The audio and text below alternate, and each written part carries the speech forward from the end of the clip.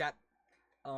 Because of quality issues, we will be re-recording the first 33 minutes, roughly, of this video. So let's go ahead and get started.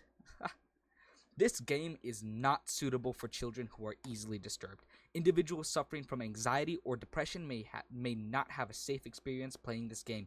For content warnings, yeah, who cares, right?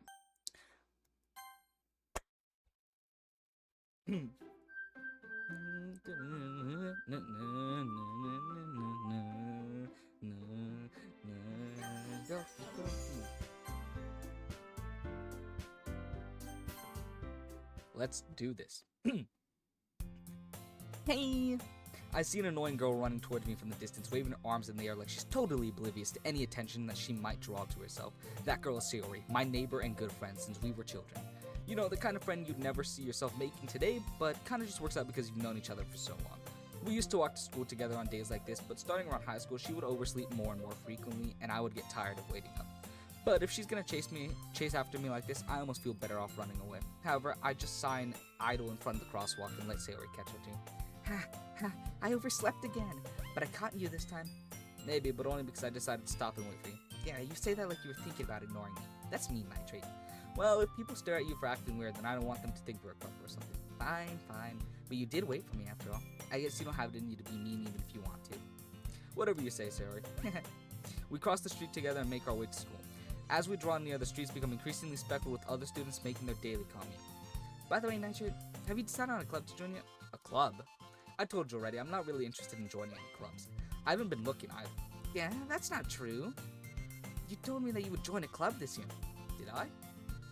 I'm sure it's possible that I did in one of our many conversations where I dismissively go along with whatever she's going on about.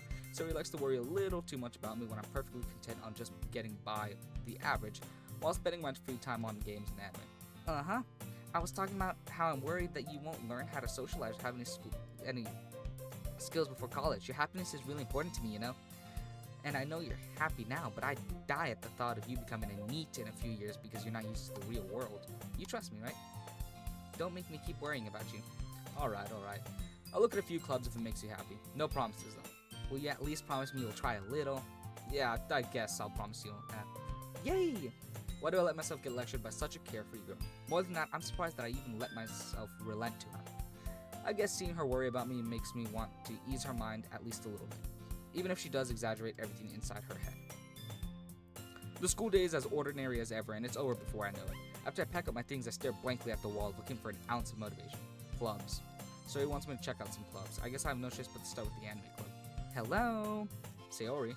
Sayori must have come into the classroom while I was spacing out. I look around and realize I'm the only one left in the classroom. I thought I'd catch you coming out of the classroom, but I saw you just sitting there and spacing out, so I came in. Honestly, you're even worse than me sometimes. I'm impressed. You don't need to wait up for me if it's gonna make you late to your own club. Well, I thought you might need some encouragement, so I thought, know what? Well, that you could come to my club. Sayori. Yeah? There is no way I'm going to your club. Nini. Sayori is vice president of the literature club. Not that I was ever aware that she had any interest in literature. In fact, I'm 99% sure she only did because she thought it would be fun to help start a new club. Since she was the first one to show interest after the one who proposed the club, she inherited the title vice president. That said, my interest in literature is guaranteed to be even less. Yeah, I'm going to the anime club. Come on, please. Why do you care so much anyway? Well, I kind of told the club yesterday that I would bring in a new member, and Natsuki made cupcakes and everything. Don't make promises you can't keep. I can't tell if Sayori is really that much of an airhead or if she's so cunning as to have planned this all out. I let out a long sigh. Fine. I'll stop by for a cupcake, okay? Yes! Let's go! And thus, today marks the day I sold my soul for a cupcake. I dejectedly follow Sayori across the school and upstairs, a section of the school I rarely visit, being generally used for third-year classes and activities. Sayori, full of energy, swings open the classroom door. Everyone, the new member is here. I told you, don't call me a new member. I glance around the room. Welcome to the literature club. It's a pleasure meeting you. Sayori always says nice things about you. Seriously? You brought a boy? Way to kill the atmosphere. Ah, Nitrate, what a nice surprise. Welcome to the club. All words escape me in this situation. This club is full of incredibly cute girls. What are you looking at? If you want to say something, say it. Sorry. Natsuki. The girl with the sour attitude, whose name is apparently Natsuki, is one I don't recognize. Her small figure makes me think she's probably a first year. She's also the one who made cupcakes, according to Sayori. You can just ignore her when she gets moody. Sayori says that quietly into my ear. Then turns back towards the other girls. Anyway, this is Natsuki, always full of energy. And this is Yuri, the smartest in the club. Don't say things like that. Yuri, who appears comparably more mature and timid, seems to have a hard time keeping up with people like Sayori and Natsuki. Well, it's nice to meet both of you. And it sounds like you already know Monica, is that right? That's right! It's great to see you again, Nitrate. Monica smiles sweetly. We do know each other. Well, we rarely talk, but we were in the same class last year. Monica was probably the most popular girl in class, smart, beautiful, athletic. Basically, completely out of my league. So having her smile at me so genuinely feels a little... You too, Monica. Come sit down, Nitrate. We made room for you at the table so you can sit next to me or Monica. I'll get the cupcakes. Hey, I made them. I'll get them. Sorry, I got a little too excited. Then how about I make some tea as well? The girls have a few desks arranged to form a table. As Sayori mentioned, it's been widened so that there's one space next to Monica and one space next to Sayori. Natsuki and Yuri walk over to the corner of the room where Natsuki grabs a wrapped tray and Yuri opens the closet. Still feeling awkward, I take a seat next to Sayori. Natsuki proudly marches back to the table, tray in hand. Okay, are you ready? Ta-da! Ooh, wow! Natsuki lifts the foil off the tray to reveal a dozen white, fluffy cupcakes decorated to look like little cats. The whiskers are drawn with icing and little pieces of chocolate were used to make the ears. So cute! I had no idea you were so good at baking, Natsuki. Well, you know. Just hurry and take one. Sayori grabs one first, then Monica, and I follow. It's delicious! Sayori talks with a mouthful and has already managed to get icing on her face. I turn the cupcake around in my fingers, looking for the best angle to take a bite. Natsuki is quiet. I can't help but notice her sneaking glances in my direction. Is she waiting for me to take a bite? I finally bite down. The icing is sweet and full of flavor. I wonder if she made it herself. This is really good. Thank you, Natsuki. But why are you thanking me? It's not like haven't I heard this somewhere before? I made them for you or anything. I thought you technically did. Sayori said, well, maybe, but not for you, you know, you dummy. Alright. I give up on Natsuki's weird logic and dismiss the conversation. Yuri returns to the table carrying a tea set. She carefully places a teacup in front of each of us before setting down the teapot next to the cupcake tray. You keep a whole tea set in this classroom? Don't worry, the teachers gave us permission. After all, doesn't a hot cup of tea help you enjoy a good book? I guess. Don't let yourself get intimidated. Yuri's just trying to impress you. That's not... Insulted, Yuri looks away. I meant that, you know... I believe you. Well, tea and reading might not be a pastime for me, but at least I enjoy tea. I'm glad. Yuri faintly smiles to herself in relief. Monica raises an eyebrow and then smiles at him. So what made you consider the literature club? I was afraid of this question. Something tells me I shouldn't tell Monica that I was practically dragged here by Sayori. Well, I haven't joined any clubs yet, and Sayori seemed really happy here, so... That's okay, don't be embarrassed. We'll make sure you feel right at home, okay? As president of the literature club, it's my duty to make the club fun and exciting for everyone. Monica, I'm surprised. How come you decided to start your club? You could probably be a board member for any of the other major clubs. Weren't you a leader of the debate club last year? Well, you know, to be honest, I can't stand all the politics around the major clubs. It feels like nothing but arguing about the budget and publicity and how to prepare events. I'd much rather take something I personally enjoy and make something special out of it. And if it encourages others to get into literature, then I'm fulfilling that dream. Monica's a really great leader. Yuri also nods in agreement. I'm surprised that there aren't more people in the club yet. It must be hard to start a new club. You could put it that way. Not many people are interested in putting out all the effort to start something brand new, especially when it's something that doesn't grab your attention, literature. You have to work hard to convince people that you're both fun and worthwhile. But it makes school events like the festival that much more important. I'm confident that we can all really grow in this club before we graduate. Right, everyone? Yeah! We'll do our best.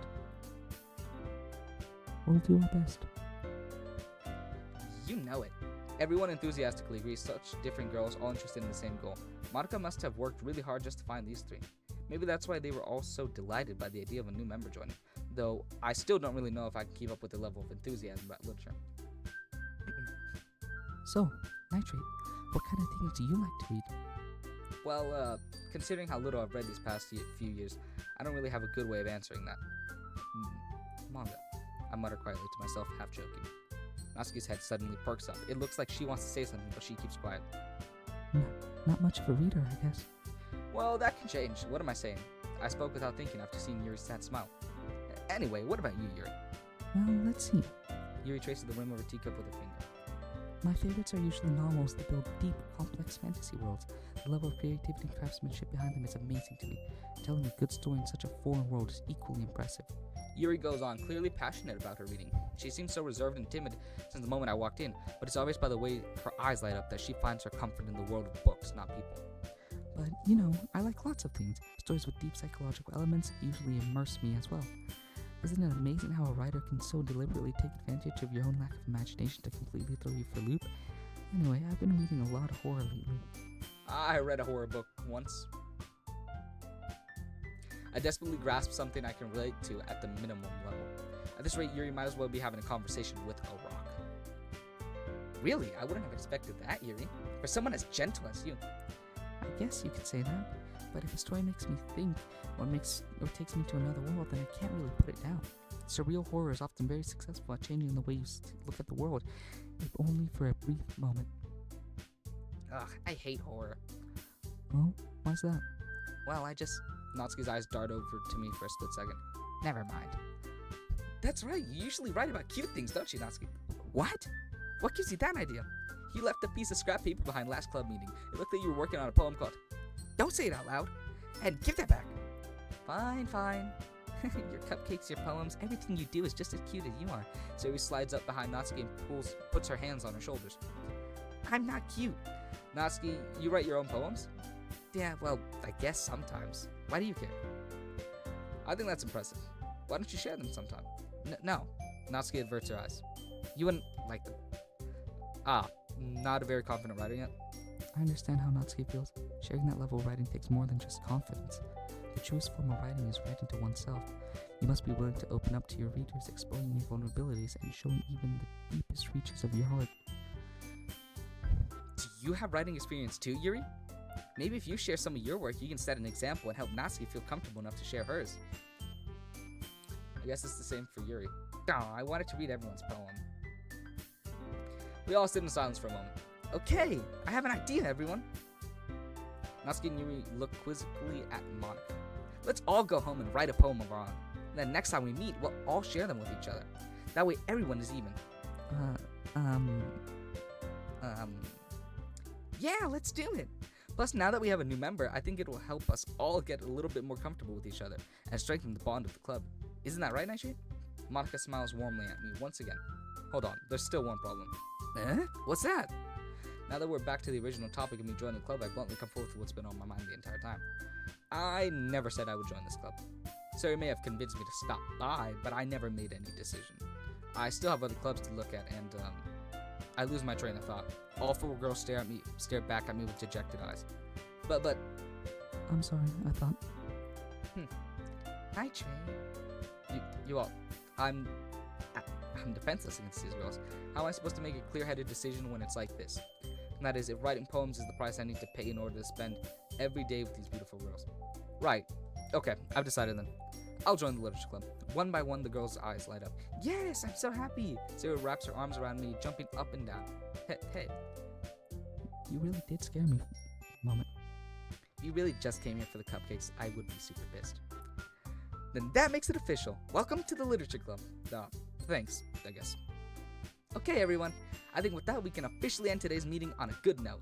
Everyone remember tonight's assignment. Write a poem to bring to the next meeting so we can all share. Monica looks over at me once more. Nitrate, I look forward to seeing how you've expressed yourself. Yeah. Can I really impress the class star Monica with my mediocre writing skills? I'm not trying to. I can already feel the anxiety welting, one of the two, up inside of me. Meanwhile, the girls continue to chit-chat as Yuri and Natsuki clean up their food. Hey, Nitrate, since we're already here, do you want to walk home together? That's right, Sayori and I never walked home together anymore because she always stayed after school for clubs. Sure, might as well.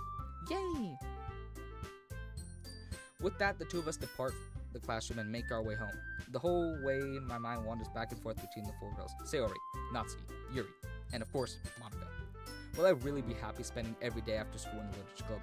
Perhaps I'll have the chance to grow closer to one of these girls. Alright. I'll just need to make the most of my circumstances, and I'm sure good fortune will find me. And I guess that starts with writing a poem tonight. It's time to write a poem. Pick words you think your favorite club member will like. Something good might happen with whoever likes your poem the most.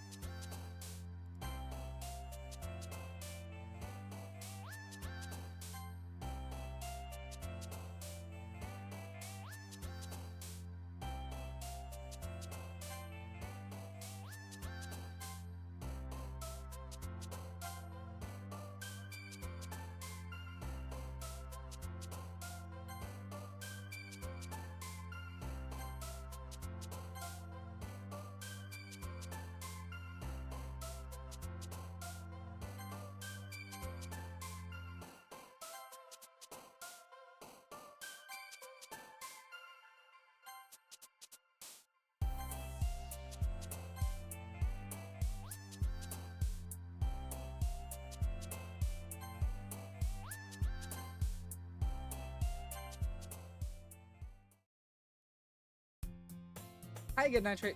Glad to see you didn't run away on us, haha. Nah, don't worry. This might be a little strange for me, but I at least keep my word. Well, I'm back at the literature club. I was the last to come in, so everyone else is already hanging out. Thanks for keeping your promise, Nitrate. Hope this isn't too overwhelming of a commitment for you, making you dive head first into literature when you're not accustomed to it. Oh, come on, like he deserves any slack. So you told me you didn't even want to join any clubs this year, and last year too. I don't know if you plan to just come here and hang out or what, but if you don't take us seriously, then you won't see the end of it. Natsuki, you certainly have a big mouth for someone who keeps her manga collection in the club room. Natsuki finds herself stuck between saying Monica and manga. Manga is literature. Swiftly defeated, Natsuki pops back into her seat. Don't worry, guys. Nitrate always gives it his best as long as he's having fun. He helps me with basic work without me even asking, like cooking, cleaning my room. How dependable. Sorry, that's because your room is so messy it's distracting, and you almost set your house on fire once. Is that so? You two are really good friends, aren't you? I might be a little jealous. How come? You and Nitrate can become good friends too. Sayori. As usual, Sayori seems oblivious to the weird situation she just put me into. Oh, Yuri. Yuri even brought you something today, you know? Well, wait, sorry. Me? Not really. Don't be shy. It's really nothing. What is it? Never mind. Sorry, you made it sound like it's a big deal when it's really not. What do I do? There? I'm sorry, Yuri, I wasn't thinking. I guess that means it's up to me to rescue the situation. Hey, don't worry about it. First of all, I wasn't expecting anything in the first place, so any nice gesture from you is a pleasant surprise. It'll make me happy no matter what. Is that so? Yeah, I won't make a big deal if you don't want it to be. Alright. Well, here. Yuri reaches into her bag and pulls out a book. I didn't want you to feel left out, so I picked out a book that I thought you might enjoy. It's a short read, so it should keep your attention even if you don't usually read. And we could, discuss it if you wanted. This is...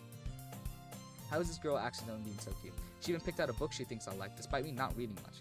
Yuri, thank you. I'll definitely read this. I enthusiastically take the book. Phew. Well, you can read it at your own pace. I look forward to hearing what you think. Now that everyone is settled in, I expect Monica to kick off some scheduled activities for the club, but that doesn't seem to be the case. Sarah and Monica are having a cheery conversation in the corner. Yuri's face is already buried in a book. I can't help but notice her intense expression like she was waiting for this chance. Meanwhile, Natsuki is rummaging around in the closet. I'm really curious to talk to Yuri a little bit more, but at the same time I would feel bad for distracting her from reading. I catch a glimpse of the cover of her book. It looks like the same book that she lent to me. More than that, she seems to be on the first few pages. Huh. Crap. I think she noticed me looking at her. She sneaks another glance at me and our eyes meet for a split second. But that only makes her hide her face even deeper in the book. Sorry. I was just spacing out. I mutter this, sensing that I made her uncomfortable. Oh, it's fine. If I was focused, then I probably wouldn't have noticed it in the first place. I'm just rereading a bit of this, so... That's the book you gave me, right? Mm-hmm. I wanted to reread some of it, not for any particular reason. Just curious, how come you have two copies of the same book? Well, when I stopped by the bookstore yesterday, that's not what I meant. I mean, I just happened to buy two of them.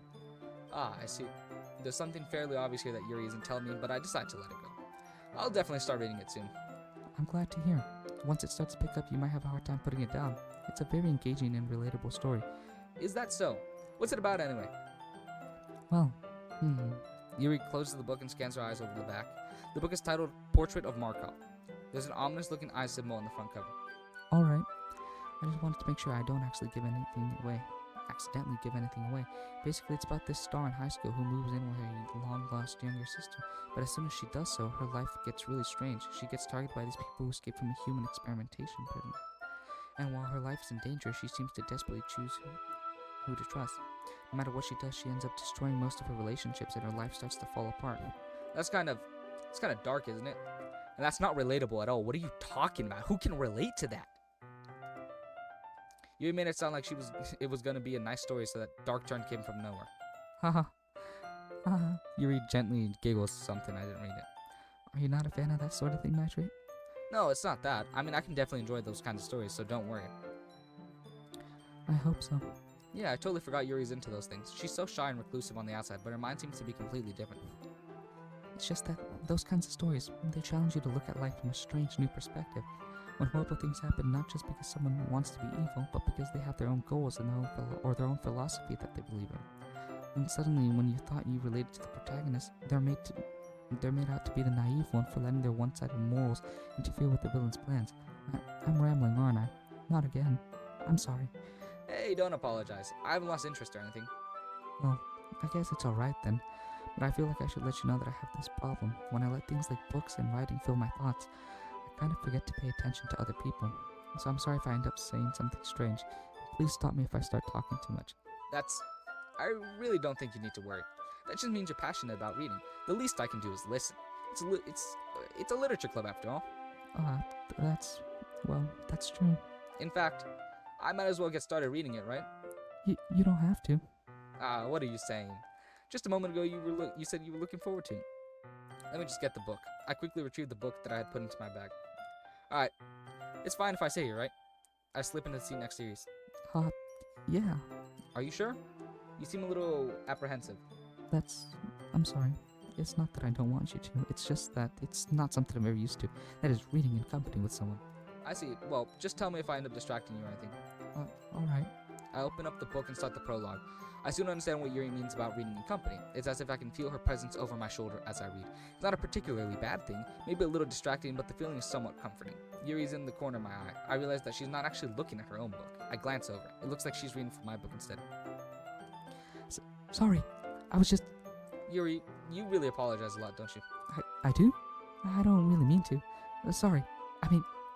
Haha. Here, this should work, right? I slide my desk until it's up against Yuri's and hold my book more between the two of them. I suppose so. Yuri timidly closes her own copy. Once we lean in a bit, our shoulders are almost touching. It feels like my left arm is in the way, so instead I use my right hand to hold the book open. I guess that makes it kind of difficult to turn the page. Here. And that's the end of the first part of this video. Let me know if you guys enjoy the rest of the video. You know, this is post-editing nitrate, so I already edited everything. This is the last part to go in. So it's gonna pick off right after this. So yeah, chat. That's about it. Thanks. Doki. Okay, where were we? All right. Yuri takes her left arm and holds the left side of the book between her thumbs and forefinger. What the fuck's a forefinger? I do the same with my right arm on the right side of my book. That way I turn the page, Yuri slides it under her thumb after it flips to her side. But in holding it like this, we'll hold it even closer than before. It's actually kind of distracting me. It's as if I can feel the warmth of Yuri's face and she's in the corner in my vision. Of my vision. Are you ready? Wait. What voice did I have for Yuri before? Was it just a whisper? Are you ready? Yeah. To turn the page. Sorry. I think I got a bit distracted for a second. My character's Gunnar. I looked at her face and got distracted or something, whatever. I don't know how I'll be able to keep up with her. That's okay. You're not used to reading, right? I don't mind being patient if it takes you a bit longer. It's probably the least I can do, since you've been so patient with me. Yeah. Thanks. We continue reading. Yuri no longer asks me if I'm ready to turn the page. Instead, I just assume she finishes the page before me, so I turn it by my own volition. So, we're not even reading the book that we're supposed to be reading. We continue the first chapter in silence. Even so, turning each page almost feels like an intimate exchange. My thumb gently letting go of the page, letting it flutter over to her side as she catches it. You're turning a book page. Does not need to be this descriptive. Hey Yuri, this might be a silly thought, but the main character kind of reminds me of you a little bit. You think so? How does she? Well, I guess she's more blunt in a lot of ways, but she also second guesses all the things she says and does. Like, she's afraid she'll do something wrong. It's not like I can see into your head or anything. Are you sure about that, my G? Seems like that's literally what you're trying to do here. But they're kind of reminiscent of your mannerisms. I see. Oh, okay. You remain silent for a moment, but nitrate. But nitrate, that's probably a terrible thing to have in common with her. That's so embarrassing of you to think that. Wait, I didn't mean it in a bad way or anything. Sorry, I really don't know. I didn't know you were self-conscious about that sort of thing. Silly. You better be here. You wanted me to play this, so you better be here. I guess I more meant that it's kind of cute. Why did I read that? Like, actually, I didn't even think about reading that, and I read it. Ah, what are you saying all of a sudden? Okay, wait, what did I have for Monica? Was it just okay? Okay, everyone. I think it's about time we Beat 9 circles. in due time. In due time. I think it's about time we share today's poems with. Oh, I forgot I made a poem. We might not have enough time if we wait too long. Yuri exhales, spared from finishing the thought. Is that alright, Yuri? You look kind of down. I'm sorry if you haven't been looking forward to this. It's not. It's fine. Yuri releases her hand from the book, causing it to close on top of my thumb. Alright, I guess I'll do some more reading tonight. Or would you prefer if I only read with you? Oh, I added words in there. I guess I don't have too much of a preference either way. In that case, I'll read a bit more tonight. It'll be more fun to read with you after it picks up a bit, you know. That's good reasoning. In that case, feel free to finish the first 2 chapters in your own time. Alright, I stand up. I make a mental note of where I left off in the book and slip it back in my bag. By the way, did you remember to write a poem last night? Yeah. My relaxation ends. I can't believe I agreed to do something so embarrassing. I couldn't really find much inspiration since I've never done this before. I have 30 demons. Oh, yeah. Remember? What was your 30th, by the way? I couldn't really find much inspiration since I've never really done this before. Well, now that everyone's ready, why don't you find someone to share with?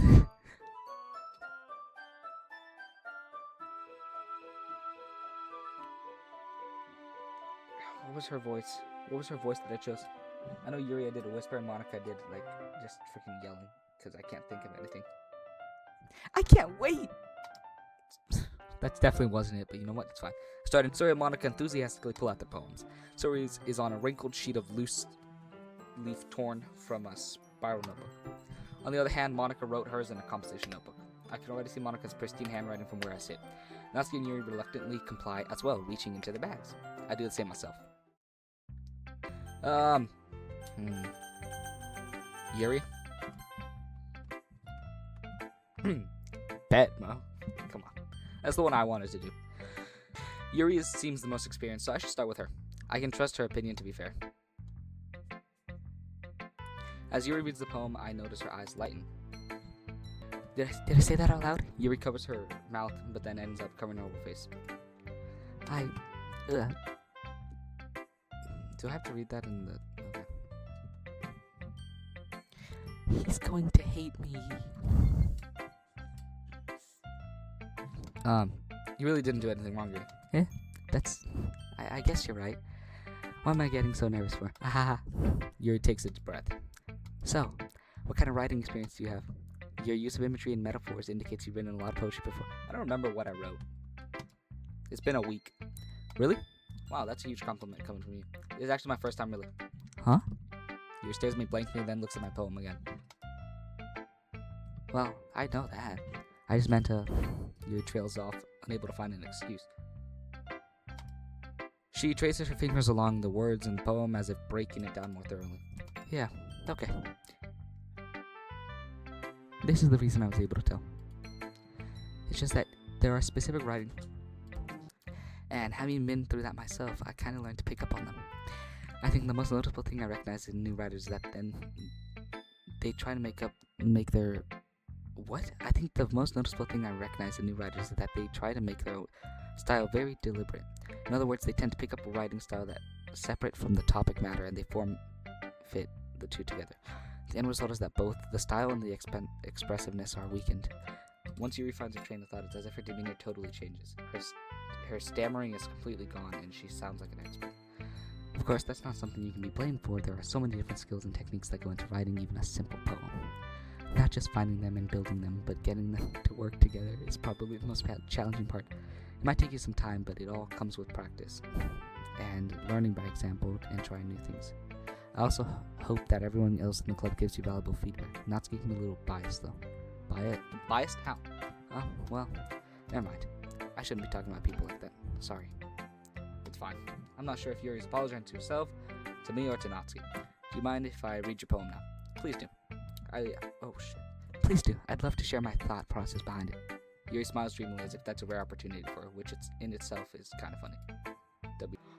No, cursive. I can't read cursive. Ghost under the light. The pencils of my hair illuminate beneath the amber glow bathing.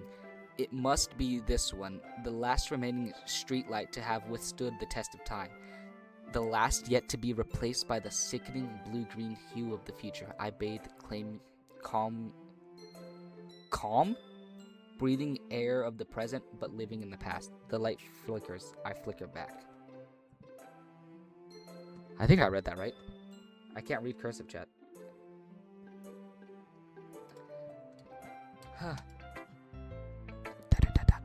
I'm sorry, I have such terrible hair. No! What? I wasn't thinking that at all. But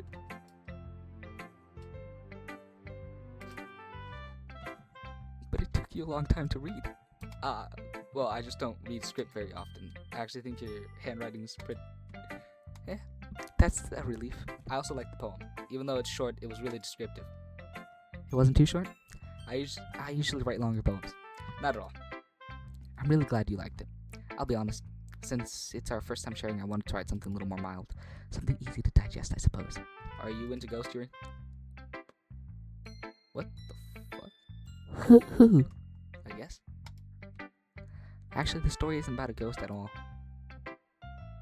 I don't know literature. Really? Must totally missed the point. Well, I suppose you did only glance over it all, after all. But remember that poets often express their own thoughts, feelings, and experiences in their work. They usually do more than tell a simple story or paint a picture. In this case, perhaps the subject of the poems only being symbolically compared to a ghost lingering in the past, lingering in the last remaining place of comfort, you unable to let go of the past, and soon to be left with nothing. That's a lot more solemn putting it that way. I haven't thought of that. It's impressive. It's nothing, really. Yours was impressive too, so. Nah. If anything, I could probably learn a thing or two. Think so? Yeah, of course. You know, I was really nervous about doing all this, but in the end I enjoyed it. I've got to keep doing my best for you. Me too. Yep, sure. Alright.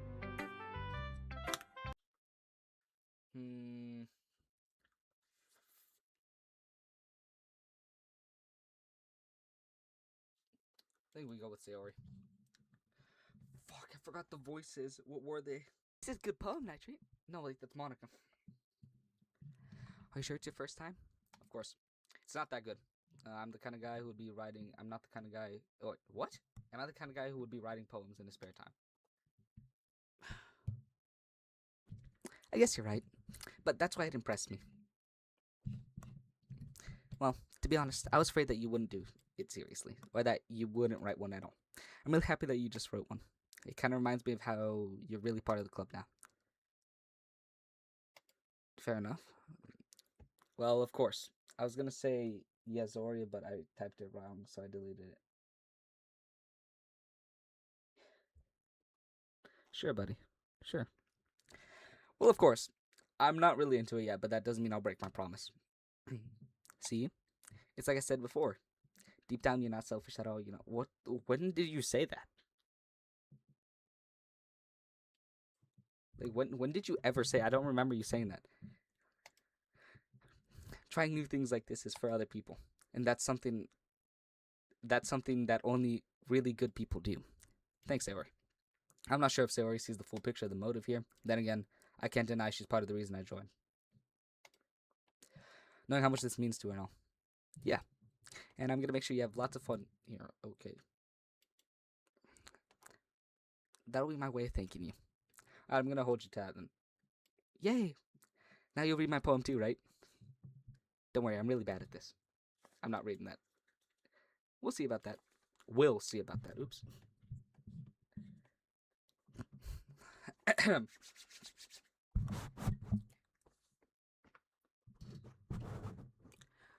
Dear sunshine, the way you glow through my blinds in the morning, it makes me feel like you missed me, kissing my forehead to help me out of bed, making me rub the sleepy from my eyes. Are you asking me to come out and play? Are you trusting me to wish away a rainy day? I look above, the sky is blue. It's a secret, but I trust you too. If it wasn't for you, I could sleep forever, but I'm not mad. I want breakfast.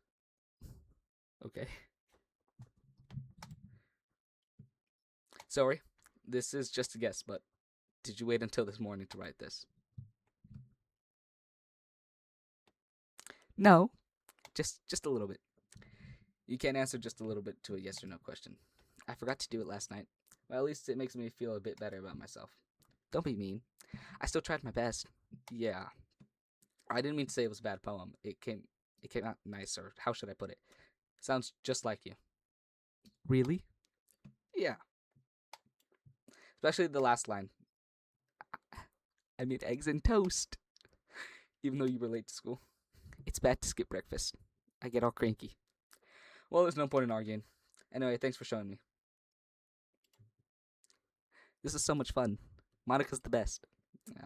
Yeah, sure. Whatever. But next time I won't forget. And I'm going to write the best poem ever. Well, I guess I look forward to it. This is going to take for... Alright, who do we do next? I'm thinking we save Monica for last. Let's go Natsuki. What voice did I have for you?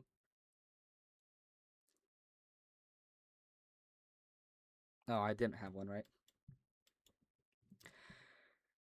If you're not going to take this club seriously, then go home. What? Harsh? Wait, no, I had a voice for her. What was it? What, do you expect me to believe that you actually put effort into this? Do you think I'm stupid? I'm not a writer. Maybe it's not very good, but yeah, I did put in effort. We all start somewhere, right? If you're still proud of the first poem you ever wrote, then I'd like to read it. Painful to think about. Fine. Well, sorry. Oh, shit, that was her. You'll get better anyway. I tell you what to improve, but you're better off just trying again. Fair enough. Well, to each their own, I guess. Anyway, I guess I gotta share mine now. Knowing you'll probably think it's stupid. The first line is eagles can fly.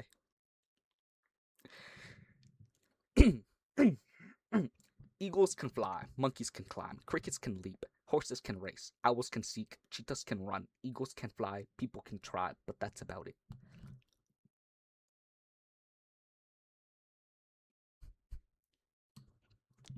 This is the person who's criticizing my poem, by the way. Yeah, I told you that you weren't gonna like it. No, I don't. Why lie? Like, I like it. What? Just be honest. I am. Why are you so convinced? Why are you so convinced that I wouldn't like it? Well, because everyone in high school thinks that writing has to be all sophisticated and stuff. My hamster died? Oh, I'm sorry about that. What was his name?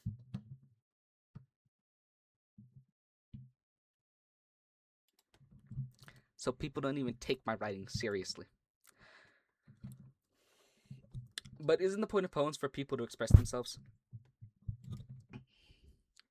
Your writing style wouldn't make your message any less valid. What voice was it? Oh, yeah. Yes, exactly. I like when it's easy to read, but it hits you hard. What hit hard about your poem?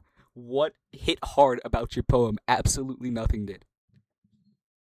Like in this poem, seeing everyone around you do great things can be really disheartening. So I decided to write about it. What? Yeah, I understand. But the other nice thing about simple writing is that it puts more weight on the wordplay. Like I set up a rhyme at the end, but then made it fall flat on purpose. It helps bring out the feeling in the last line. So you did. I guess I went into it. I guess more went into it than I realized. That's what it means to be a pro. Not at all. You just scribbled a bunch of shit down and just hoped it worked. I'm glad you learned something. Didn't expect that from the youngest one here, did you? Yeah, I guess not. It's sad to humor her with that last comment. I don't really care how old everyone is. What? What? Chat, I read that out. I didn't mean that, chat. I didn't mean that. But if Natsuki is feeling proud, then I won't take that away from her.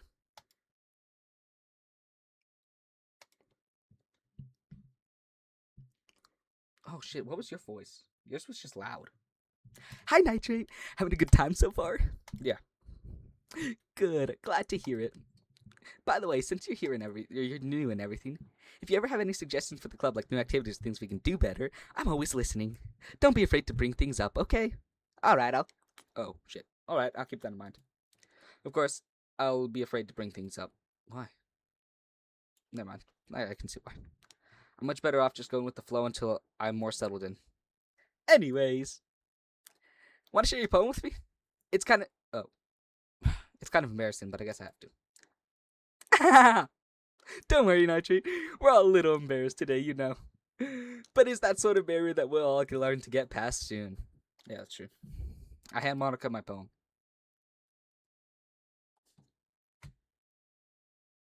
I don't even... What kind of sound even is that? Great job, Nitrate. I was going ooh in my head while reading it. It's really metaphorical. I don't even know what I wrote. I'm not sure why, but I didn't expect you to go for something so deep. I guess I underestimated you. It's easiest for me to keep everyone's expectations low. That way, it always counts when I put in some effort. That's not very fair. Well, I guess it worked anyway. You know that Yuri likes this kind of writing, right? Writing that's full of imagery and symbolism. Unlike Sayori, who uses simple and direct words to describe happiness and sadness, Yuri likes it when readers are left to derive their own meaning out of it. It's very challenging to write like that effectively, both allowing people to get something out of it just by feel, or letting them deeply analyze all the nuances. It can take years of practice, which I'm assuming Yuri has at this point. I never really asked though. I'm sure I'm nowhere near her level yet.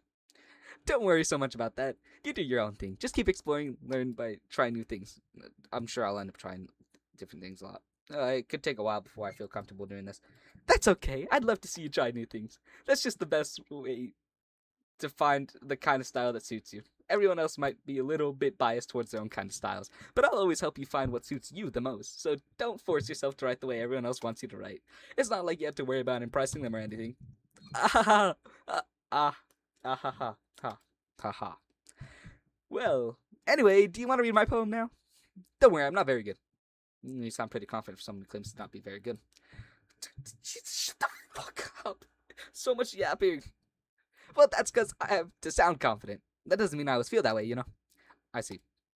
Well, let's read it then. Oh my god, you even yap in your poems. Hole in the wall. It couldn't have been me. See the direction the spackle protrudes. A noisy neighbor, an angry boyfriend. I'll never know. I wasn't home. I peer inside for a clue. No, I can't see. I reel, blind like a film left out in the sun. But it's too late. My retinas already scorched with a permanent copy of the meaningless image. Just a little hole. It wasn't too bright. It was too deep. Stretching forever into everything. A hole of infinite choices. I realize now I wasn't looking in. I was looking out. And he on the other side was looking in. So, what do you think?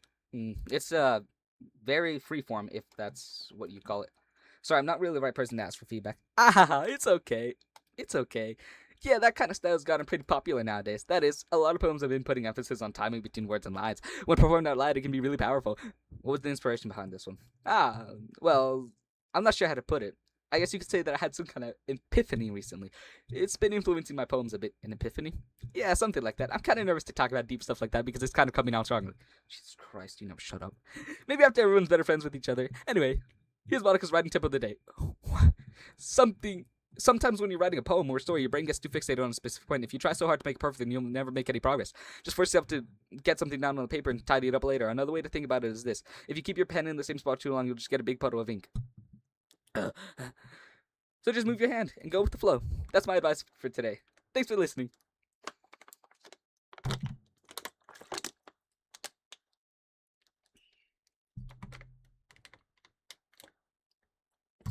Phew. I guess that's everyone. I glance around the room. That was a bit more stressful than I anticipated, but it's as if everyone's judging me for my mediocre writing abilities. No, not after what Natsuki wrote. Like, genuinely. Even if they were just being nice, there's no way my poems can stand up to theirs. Maybe to 3 of them, but it definitely can stand up to the pink-haired ones. This is a literature club, after all. I guess that's what I ended up getting myself into. Across the room, Sayori and Monica are happily chatting. My eyes land on Yuri and Natsuki. They gingerly exchange sheets of paper, sharing their respective poems. As they read in tandem, I watch each of their expressions change. Natsuki's eyebrows furrow in frustration. Meanwhile, Yuri smiles sadly. Eh? Oh, Did you say something? oh, it's nothing. Natsuki dismissively returns the poem to the desk with one hand. I guess you could say it's fancy. Ah, thanks. Yours is cute. Cute? Did you completely miss the symbolism or something? It's clearly about the feelings of giving up. How can that be cute? I know that. I just meant the language, I guess. I was trying to say something nice. Eh? You mean you had to try that hard to come up with something nice to say? Thanks, but it didn't really come out nice at all. Well, I do have a couple suggestions. If I was looking for suggestions, I would have asked someone who actually liked it. Yeah, that's a good voice for her. Which people did, by the way. Sayori liked it, and Nitrate did too. So based on that, I'd gladly give you some suggestions of my own. First of all, Excuse me. I appreciate the offer, but I spent a long time establishing my writing style. I don't expect to change it anytime soon, unless, of course, I come across something particularly inspiring, which I haven't yet. And Nitrate liked my poem too, you know. He even told me he was impressed by it. like, genuinely, why are we about to start drama over just poems? Like, it's not serious. Natsuki suddenly stands up. Oh? I didn't realize you were so invested in trying to impress our new member, Yuri. That's not what I. You're just. Yuri stands up as well. Maybe you're just jealous that Nitrate appreciates my advice more than he appreciated yours. And how do you know he didn't appreciate my advice more? Are you that full of yourself? No, if I was full of myself, I would deliberately go out of my way to make everything I do overly cutesy. Why are we firing so many shots? Like, genuinely. Is everyone okay? Well, you know what? I wasn't the one whose What? boobs magically grew a size bigger as soon as Nitrate showed up. Natsuki. Natsuki, that's a little. I can't do 2 voices at once, guys. I can't. I don't like fighting, guys. Suddenly, both girls turned towards me as if they just noticed I was standing there. Nitrate. She's just trying to make me look bad. That's not true. She started it. If she could get over herself and learn to appreciate that simple writing is more effective, then this wouldn't have happened in the first place. What's the point of making your poems all convoluted for no reason? The meaning should jump out at the reader, not force them to have to figure it out. Help me explain that to her, Nitrate. Wait. There's a reason we have so many deep, expressive words in our language. It's the only way to convey complex feelings and meaning most effectively. Avoiding them is not only unnecessary, limiting yourself is also a waste. You understand that, right, Nitrate?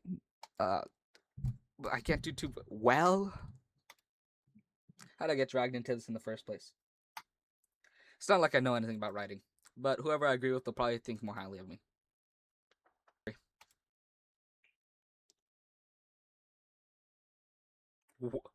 I clicked Yuri! I didn't click Natsuki! And I can't go back. Whatever. Natsuki. You're right that I liked your poem. See? Wait. Wait! That's not an excuse for you to be so mean. You shouldn't pick a fight just because someone's opinion is different. That's not what happened at all. You wouldn't even take my poem seriously. I understand. Yuri. Eh? You're a seriously talented writer. It's no secret that I was impressed. Well, that's... But here's the thing. No matter how simple or refined someone's writing style is, they're still putting feelings into it, and it becomes something really personal. That's why Natsuki felt threatened when you said her poem was cute. I see. I didn't notice that I'm sorry. Oh, shit. I almost used the wrong voice. But Natsuki, you took it way too far. Yuri means well, and if you just told her how you felt, then this wouldn't have happened in the first place. Are you kidding? That's exactly what I said. It was her that... Natsuki... Natsuki, I think that's enough. You both said some things that you didn't mean. Yuri apologized. Don't you think you should too? Natsuki clenches her fists. In the end, nobody has taken her side. She's trapped at this point, being defiant only because she can't handle the pressure. I end up feeling bad for her. Sometimes when I'm hurt, it helps to take a walk and clear my head. Sari, she doesn't need to. You know what? I'm going to do that. It'll spare me from having to look at all your faces right now. Without warning, Natsuki snatches her own poem up from the desk and storms out. On her way out, she crumples up the poem with her hands and throws it in the trash. Natsuki? She really didn't need to do that. I look across the room. Yuri has her chin buried in her books while she stares down at her desk. I gingerly approach her and sit in an adjacent chair. Everything alright? I'm so embarrassed. I can't believe I acted like that. You probably hate me now. No, Yuri. How could anyone not have gotten frustrated after being treated like that? You handled it as well as anyone could. I don't think any less of you. Well, alright, that was way too much of a whisper. Well, I believe you. Thanks, Nitrate. You're too kind. I'm thankful to have you a part of this club now. It's nothing. One more thing.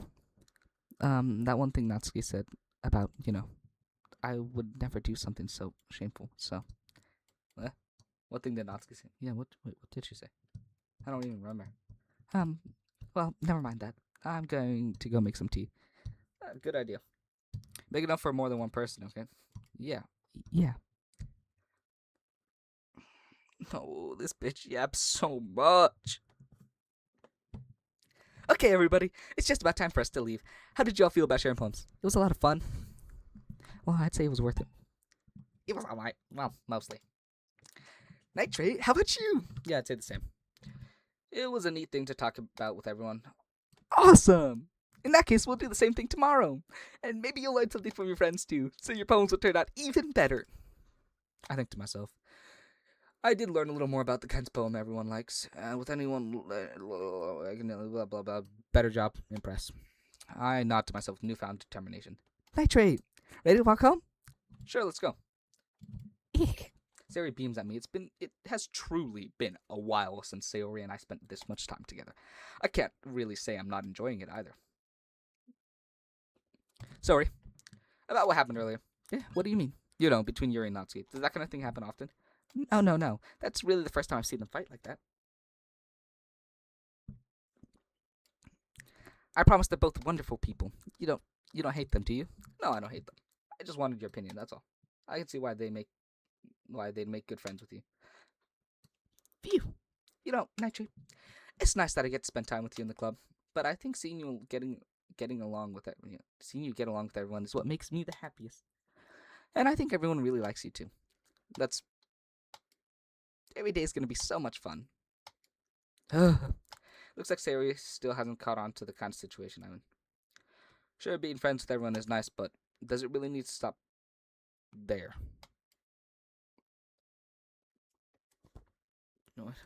What the hell's wrong with my character again? I pat Sayori on the shoulder. I said that more to myself than to her, but it's easy to use Sayori as an internal monologue sometimes. Okay. Yeah. Let's do this. Is that it? Oh, finally. You guys didn't see that whole process I had to go through? Oh man, that was stressful as hell, bro. Choosing the right words.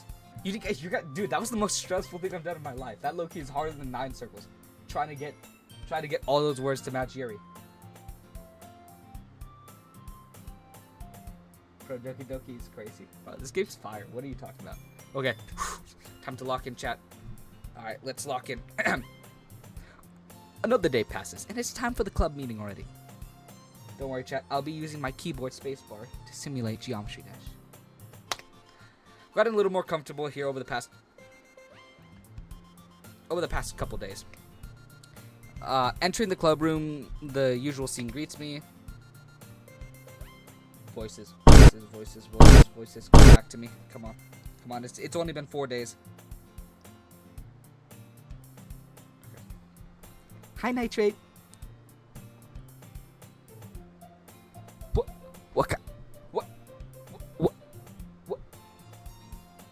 response is this? Like, who talks like this? Yo, Sayori, how's it going? No one talks like that. And get out of my face, you're annoying. Looks like you're in a good mood today. I already hate this game. Fuck, what was the voice again?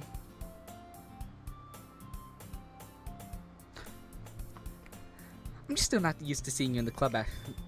That's all. I didn't read the dialogue correctly. I fucking suck at reading, bro. My reading comprehension is second grade level. I see. That's a pretty simple thing to get you in a good mood. Yeah, I forgot how stupid. But I guess it's always the simple things with you anyway. Oh shit. Speaking of which, I'm kinda hungry. Okay, that's not my problem. Will you come with me to buy a snack? No thanks. Eh? That's not like you at all. I have my reasons. Why? Why don't we take a look at your purse, Sayori? Eh? Duh? Why that all of a sudden? No reason really. I just wanted to look at it. Sayori nervously retrieves her coin purse. She fumbles with the latch and gets it open. Then she turns it upside down and lets its contents spill out onto the desk. Only 2 small coins fill up. Only 2 small coins fall up. Ah, I knew it. I didn't see right through you. That's not fair. How'd you even know? It's simple. If you had enough money in the first place, you would have bought a snack before coming to the club.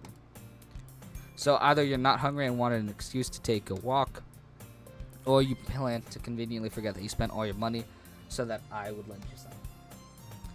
But there's one more thing, you're always hungry, and so that only leaves one option. Ooh-wah! There you go.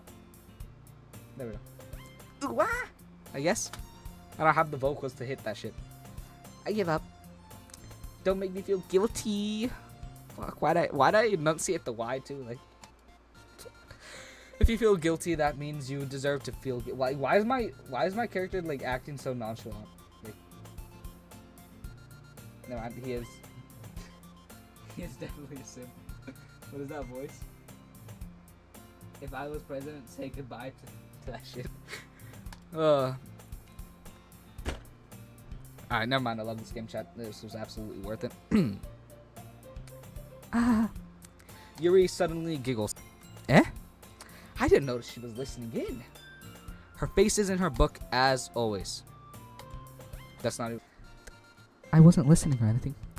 It was just something in my book. Why do you make me do this? Like, you specifically, out of everything, you specifically have to enunciate your letters. Like, what? Yuri, tell Nightshade to let me borrow some money. Don't get me involved like that, Sayori. Besides, you should only buy what you can responsibly afford. That's my go right there. That's my go. Thank you, Yuri. And frankly, after pulling a mischievous little stunt like that, your suffering is fair enough retribution. Did I didn't mean that. I got too absorbed into my book. The fuck does that have to do with anything right now?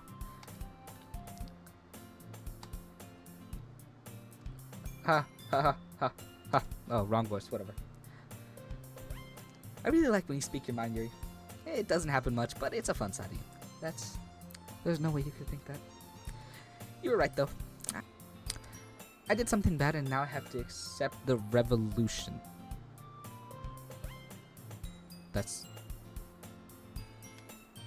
She's in the literature club, by the way. Retribution. That still coming from you, Sayori. I guess there's a little devil inside us all, isn't there? Don't let her fool you. Sayori knows exactly what she's doing. After all, she told you guys she was bringing me to the club before she even told me. But you wouldn't have come if it weren't for the cupcakes. So I had to trick Natsuki into making them. Come on, give me more credit than that.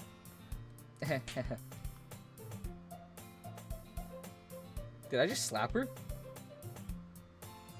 Loki, she was annoying, but I think that was a little far. How do I... Pwap? Maybe. Sure. I probably just broke the microphone sound barrier. Kia! Oh my god, that was so bad! What the fuck was that?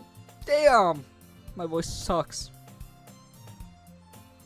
Kia! I don't know, I can't do it. I can't hit those vocals, chat. I can't hit the vocals, chat. I'm useless. Out of nowhere, something smacks Yuri in the face and tumbles onto the desk. Oh, okay. Okay, so I didn't slap her. Did I throw something at her? Ow?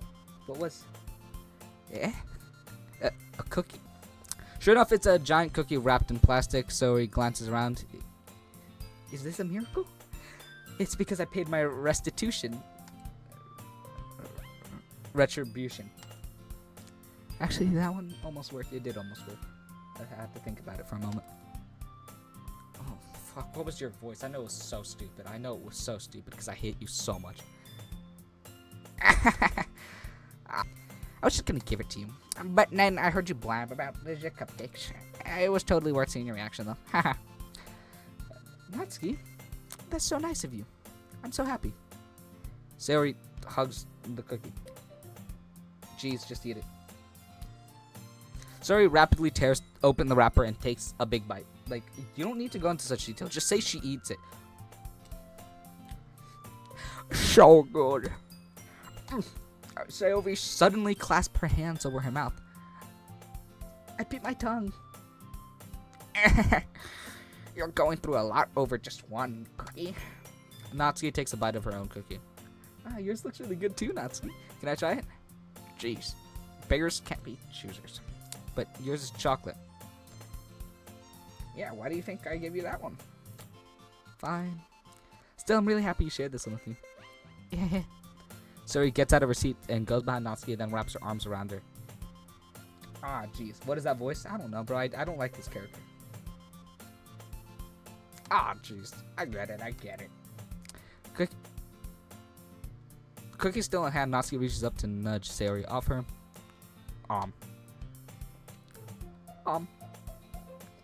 Sayori suddenly leans down and takes a bite out of Natsuki's cookie.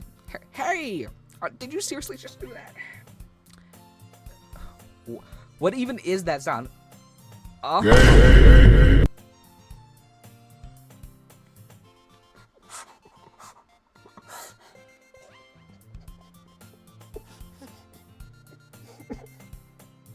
Yuri and I laugh as well. So funny. So funny. That's not even funny. Jeez, you're such a kid sometimes. Monica, can you tell Sayori? Natsuki glances around. Monica isn't in the club room. For better or for worse? Who knows? Where's Monica anyway? Good question. Have any of you heard anything about her being late today?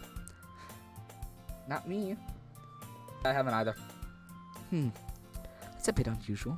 I hope she's okay. Of course she's okay. She probably just had something to do today. She's pretty popular after all. You don't think she has a... I wouldn't be surprised. She's probably more desirable than all of us combined. Yeah, she's definitely more desirable than these two combined. That's true. Wait. Excuse me? Excuse me? Suddenly, the door swings open. Sorry, I'm super sorry. There we are. I didn't mean to be late. I hope you guys weren't worried or anything. Monica chose the club over her boyfriend after all. You're so strong-willed. Boyfriend? What on earth are you talking about? Monica quizzically glances at me.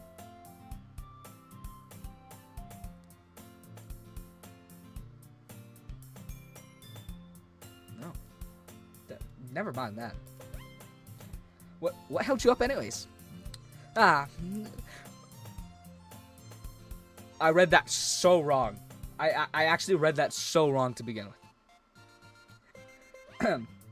Well, my last period today was study hall. To be honest, I just kind of lost track of time. That makes no sense, though. You would have heard the bell ring, at least. I must not have heard it since I was practicing piano. Piano? I wasn't aware that you played music as well, Monica. I don't really. I just kind of started recently. I've always wanted to learn piano. That's so cool. You should play something for us, Monica. That's... Monica looks at me. Stop looking at me. Like, actually. Maybe once I get a little bit better, I will. Yay! That sounds cool. I'd also look forward to it. Is that so? In that case, I won't let you down, Nitrate. Where'd they go? Why is all the focus on you? Monica smiles sweetly. Didn't mean any pressure or anything like that. Don't worry. I've been practicing a whole lot recently, and I'd really love the chance to share once I'm ready. I see. In that case, best of luck. Thanks. So I didn't miss anything, did I? Not really.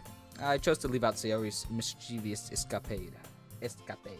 Yeah, it's nothing worth mentioning at all, actually. I'm sure Natsuki will end up complaining to her anyways. It looks like everyone has already settled down. Sayori somehow already finished her entire cookie.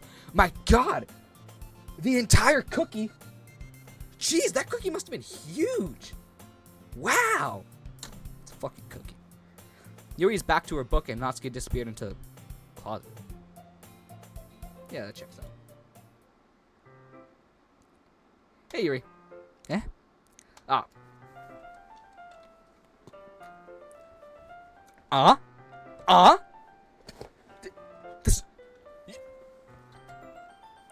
suddenly noticed Yuri's reading a different book from the one we've been reading together.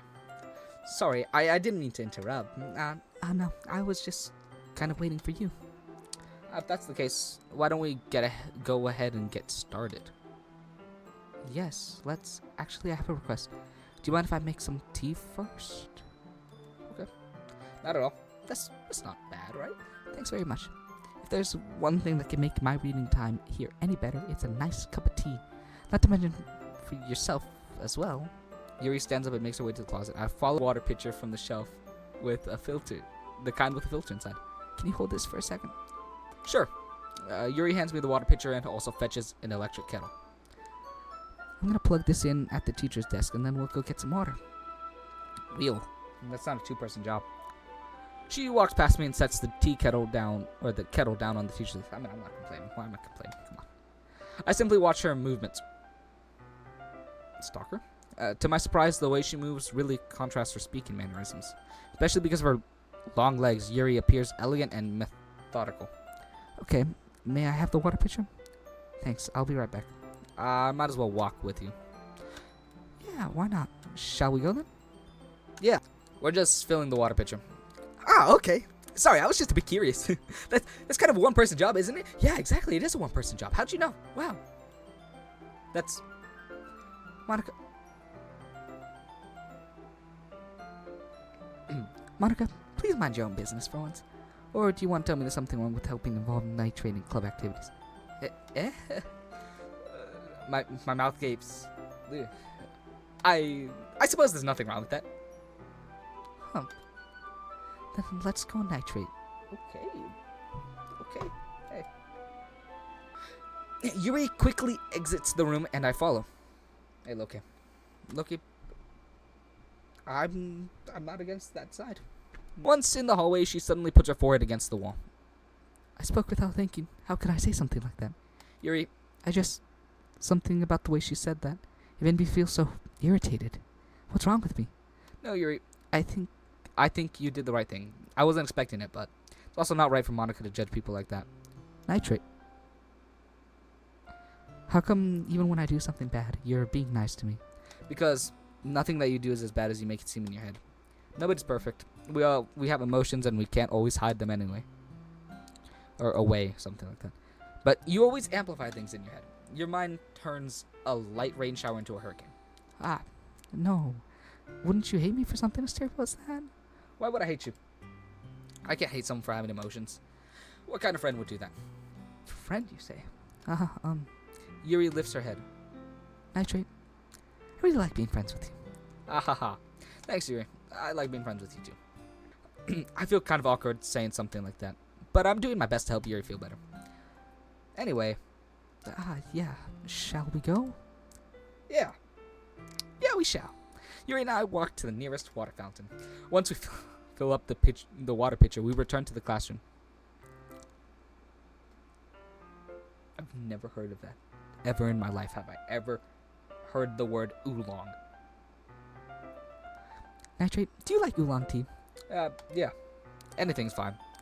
Very well. Yuri sets the temperature on the kettle to at 200. Is that necessary? I think 100 is plenty. Are we measuring in Kelvin? Yuri sets the temperature on the kettle to 200 degrees. That water's gonna be boiled by the time... No, like, it's gonna be gone by the time it reaches that temperature. It's not even gonna be boiling anymore. It's gonna just evaporate. Now it's time to get the teapot. You really do this properly. Yeah, actually, what the fuck's the difference? Oh, wait, no. You pour the water into the teapot, and then you pour out of the teapot. That's so many steps. What? That's too many steps. Look, I just poured the tea bag. I just pour hot water into my tea bags. When I very rarely drink tea. You really do this properly, don't you? Of course. I shouldn't do any less when I'm making tea for others. Even if I'm not an expert on tea or anything. Hoo-hoo. In that case, you'll only be even more impressed. Perhaps I will. Yuri fetches the teapot and begins measuring the tea levels. To my surprise, she even starts humming a little to herself. You must be in a good mood now. Is that so? I was letting it show, and you noticed. I was doing a bit of thinking, and I decided that I would try expressing myself a little bit more. Turns out that it's not very hard for me to do so, when it's you who's around anyway. Ah, that's great, Yuri. Just don't push yourself too much. You're always worrying. Oh, shit. You're always worrying about me, Nitrate. It's very endearing. Yuri wasn't kidding. I don't even know if I can keep up with this. I watch Yuri pour a cup of tea for each of us. Nitrate, I have another request. Do you mind if we sit on the floor today? That's, why? Fair enough question. Why is that? It's a little bit easier on my back. I can read with my back against the wall rather than bending over at my desk. I was interpreting that wrong for a moment. Sorry, I didn't realize. No worries. I just have back pain fairly regularly, so I do my best to Isn't she 18? How do you have back pain at that age? Is that so? I wonder why that is. It's most likely because your posture, right? Always hunched over like that while reading. Yes, I have terrible reading posture, so that's why we should sit on the floor. Fair enough. I'll go ahead and get the book. I can't help but think that there was something else implied there, and my character's just too fucking stupid to notice it. I retrieved the book from my bag. I have some chocolate as well. It's a bag of small chocolate candies that I keep hidden from Sayori's candy radar. Oh my god, so interesting. I take it since it'll go well with the tea. Yuri and I then sit against the wall, teacups at our sides. As if in sync, we assume the same reading position as last time, each one holding half the book. Except this time, our bodies are even closer to each other. Yeah. I can't see too well. Duh? What? Yuri slides closer until our shoulders are like. How am I supposed to focus or something? Yuri was always kind of cute, but when she's being less apprehensive is almost more than I can handle. Your teacup. Handy Yuri's me my teacup. Yeah, that's English. Yuri hands me my teacup. Holding it in my hand, holding with my hand that's not holding the book, I end up in a position that makes it even harder to focus because now I need to worry about making sure I don't accident. Meanwhile, Yuri hasn't noticed a single thing. She wears her intense reading expression that I can only presume is the world around, and I can only presume the world around her has faded away. I use all my willpower to focus on reading. Okay. After a few minutes, I finally managed to relax a little. Okay. I put the teacup between my legs and fumble with the chocolate wrapper. Sorry. I briefly let go of the book to finish opening the wrapper. You can have as much as you want. It's okay. I won't take any. Are you sure? Sorry. Are you sure? Well, if I touch it, then it might get smudges on the pages. You're right. You're right. Yeah. I didn't even think about that. My bad. No need to apologize. I'll hold the book, okay? Are you sure? Of course. Okay, wait. That's actually really detailed. Yuri opens the book with both hands. There's some unnecessary words there. She holds it so that I don't have any harder of a time reading from it. But as a result, her left arm is practically resting on top of my leg. Well, in that case, Yuri is already totally focused on reading. I take a chocolate candy, pop it into my mouth. Then I take another chocolate and hold it up to Yuri. She doesn't even look away from the book. She simply parts her lips as if this situation was completely natural. But that means I can't stop here. Apprehensively place the chocolate in her mouth. Just like that, Yuri closes her lips over it. Yuri's...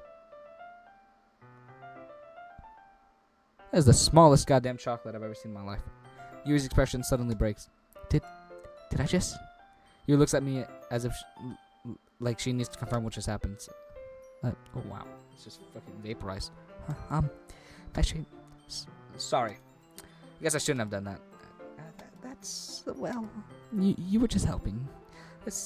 I didn't even notice that you had like that thing around it. I actually just read it like that for some reason. It's something that friends do, right? I mean, not really in this kind of context, but yeah, that's all it was. Yeah. Then you don't need to stop or anything. I see. The situation has gotten really tense. Yuri tries to return to the book, but I can tell by her expression that even she can't focus now. My heart is pounding. It's really not. I nervously take another chocolate between my fingers. You did it the first time. Are you nervous now? But this time Yuri's eyes meet mine. How did it even come to this? Yuri doesn't avert her gaze. I notice her chest rising and falling to the rhythm of her breaths. I raise my arm. Like before, Yuri parts her lips, but it's different this time. I take the chocolate and place it in her mouth. I feel her breath on my fingers. Did I do something? Anyways, what did Monica say? Right. Okay, everyone! No, shit. Wah! Yuri jolts back. It's time to share poems! Nitrate, you can help Yuri put away the tea stuff, right? Yeah, of course. Okay, thanks! The spell is abruptly broken. I'll take care of the cups. Yeah. Yuri picks up the teacups from the floor. I pick up the bag of chocolates. In the end, we hastily clean up without so much as a word between us. English. I get the feeling this is something neither of us will have the courage to bring up. Should I show my poem to first? Yuri? Okay. Oh, let's see what you've... Oh, fuck. Let's see what you've written for today. Yuri stares blankly at the poem without a surprised expression on her face. Do you like it? Nitrate. This one might even be better than yesterday's. How did you even pick up on this so quickly? Just yesterday I was telling you the kind of techniques worth practicing. Maybe that's why. You did such a good job explaining that. I really wanted to try giving it more imagery. Yuri visibly swallows. Even her hands appear sweaty. I'm not used to this. Used to what? I don't know. It's fine, take your time. Yuri breathes and collects her thoughts. I know that Yuri likes to think before she speaks, so I offer that patience to her. Yeah, just being appreciated like this, I guess. Probably sounds really stupid, but seeing someone motivated by my writing, it just makes me really happy. Are you saying you've never shared your writing before? Yuri nods. Really? I don't believe it. I really only write for myself, and besides, people would just laugh at me. Do you really think that? Again, Yuri nods. Huh. Even your close friends?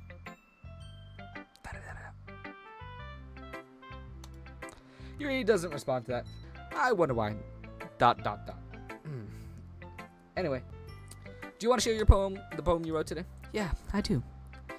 If it's with you.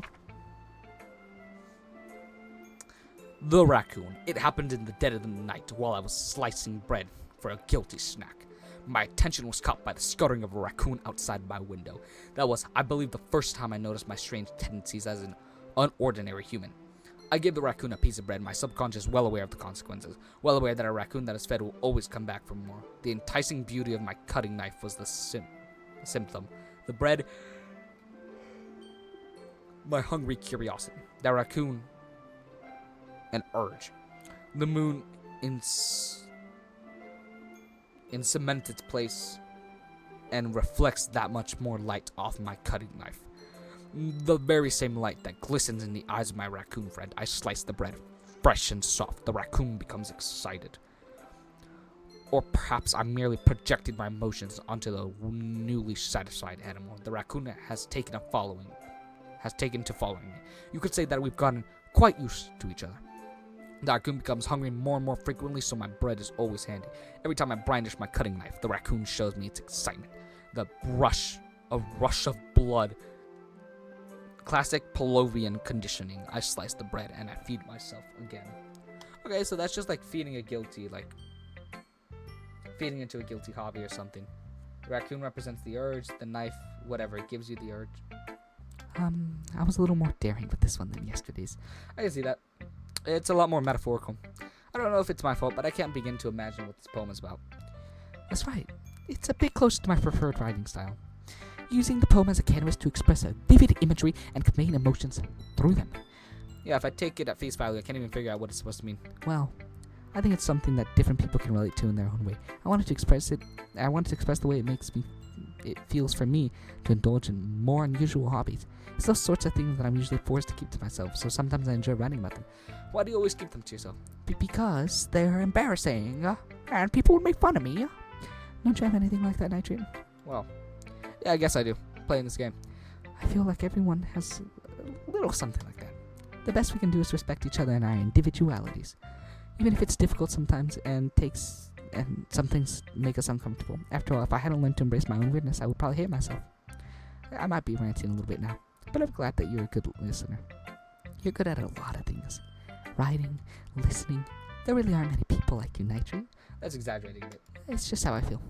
I never thought I would feel so comfortable sharing my writing, but now I almost feel like I look forward to it. It's just a really nice feeling, and you're to thank for that. It's nothing really. Yuri smiles sincerely at me. For a moment, her timidness seems to disappear. Wow, I can admit it's better than the last one. It's nice to see that you're putting in some effort. That's good.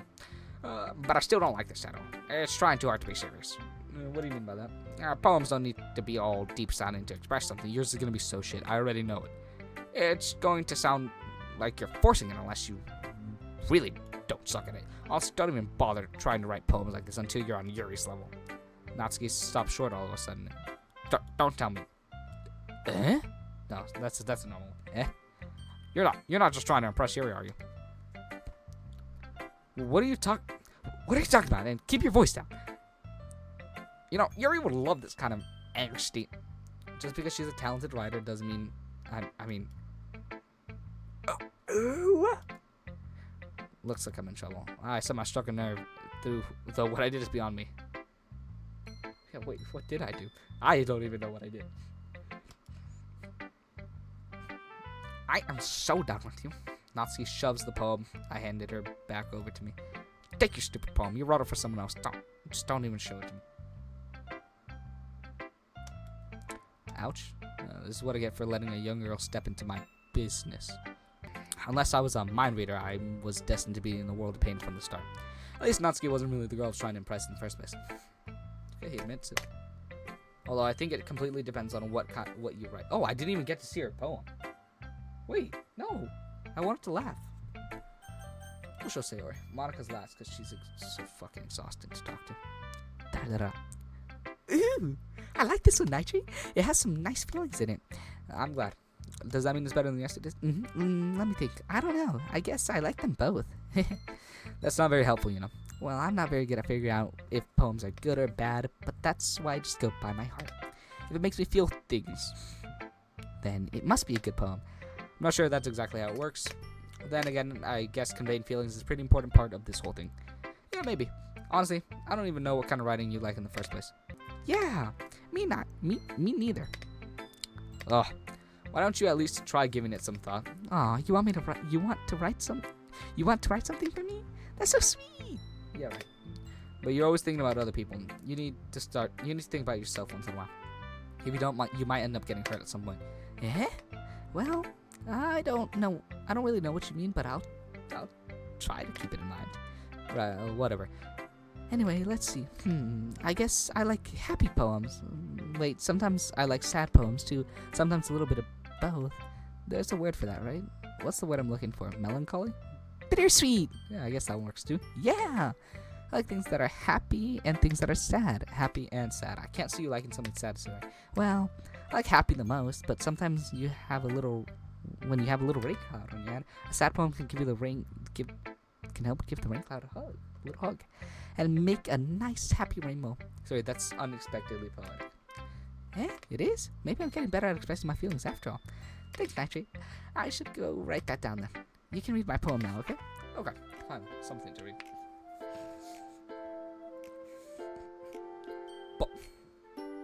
Bottles. I pop off my scalp like a lid of a cookie jar. It's a secret place where I keep all my dreams. Little balls of sunshine, all rubbing together like a bundle of kittens. I reach inside with my thumb and forefinger and... I thought that was going somewhere else. And pluck one out. It's warm and tingly, but there's no time to waste. I put it in a bottle to keep it safe, and I put the bottle on the shelf with all the other bottles. Happy thoughts, happy thoughts, happy thoughts in bottles all in a row. My collection makes me lots of friends. Each bottle a starlight to make amends. Whoa, that rhymes. Sometimes my friend feels a certain way. Down comes a bottle to save the day. Night after night, more dreams. Friend after friend, more bottles. Deeper and deeper my fingers go. Like exploring a dark cave, discovering the secrets hiding in the nooks and crannies. Digging and digging, scraping and scraping. I blow dust off of my bottle caps. It doesn't feel like time elapsed. My empty self could use some more. My friends look through my locked front door. Finally, all done, I open up and come in. And in come my friends. In they come in such a hurry. Do they want my bottles that much? I frantically pull them off the shelf, one after the other, holding them out to each and every friend, each and every bottle. But every time I let one go, it shatters against the tile between my feet. Happy thoughts, happy thoughts, happy thoughts, and shards all over the floor. They were supposed to be for my friends who aren't smiling. They're all shouting, pleading, something. But all I hear is echo, echo, echo, echo, echo inside my head. That was good, by the way. That might be better than Yuri's, I'm not gonna lie. Holy crap. Sorry, did you really write this? Of course I did.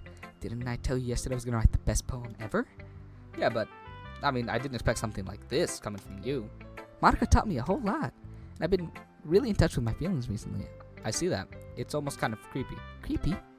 Well, not exactly. Maybe because I'm so used to you being cheerful. Well, never mind. I'm thinking too hard about it. The point is, it came out good, so you should be proud of it. Aw, thanks. I feel like it was meant to I was meant to express myself this way. It even helps me understand my own feelings a little bit better. Writing is like magic. You've gotten pretty passionate about this, huh? Hope you keep it up. Yeah, writing's the best. I'm gonna keep writing until I die. Foreshadowing. Don't get ahead of yourself. Suri's always had a habit of getting obsessed with something before dropping in no more than a week later. I wonder if this is one of those times, but seeing the passion in her eyes makes it hard for me to be pessimistic. Hi again, Nigel. How's the writing going? Alright, I guess. I'll take that. As long as it's not going bad. I'm happy that you're applying yourself. Maybe soon you'll come up with a masterpiece. No, I wouldn't count on that. Yeah. You'll never know. Want to share what you wrote for today? Sure, here you go. I give my poem to Monica. All right. This one's good. It feels like you're not only getting more comfortable with your style, but the imagery is also better than the last one I read. I just wondering, but have you been finding inspiration in Yuri's writing style? I guess so. You can't deny she's talented. Yeah, totally. I think her poems are the most romantic. That's the best way to describe it.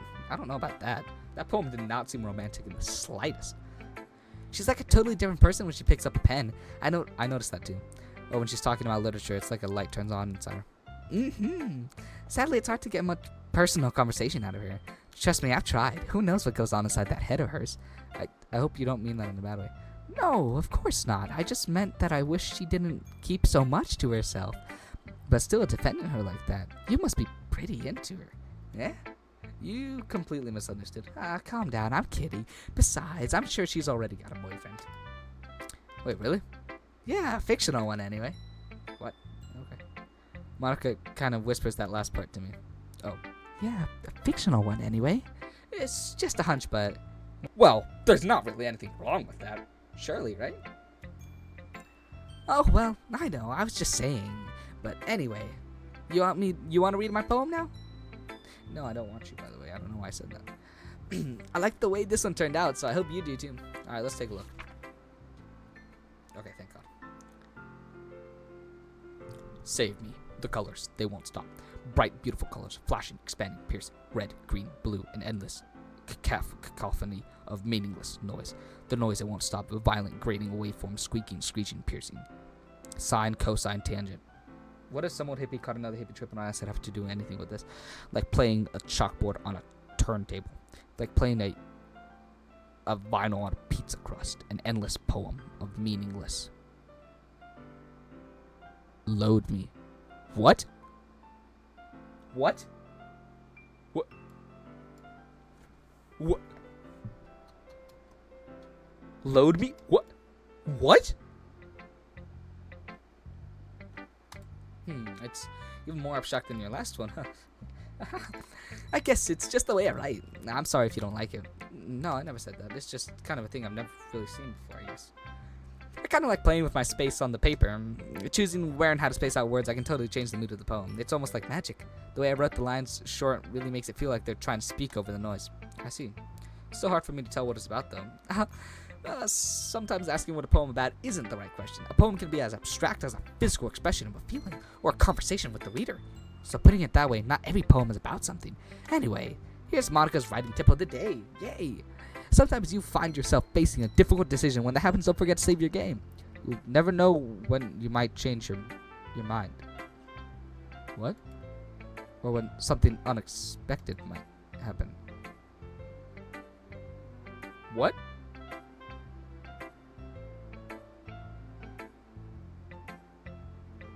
Wait, what?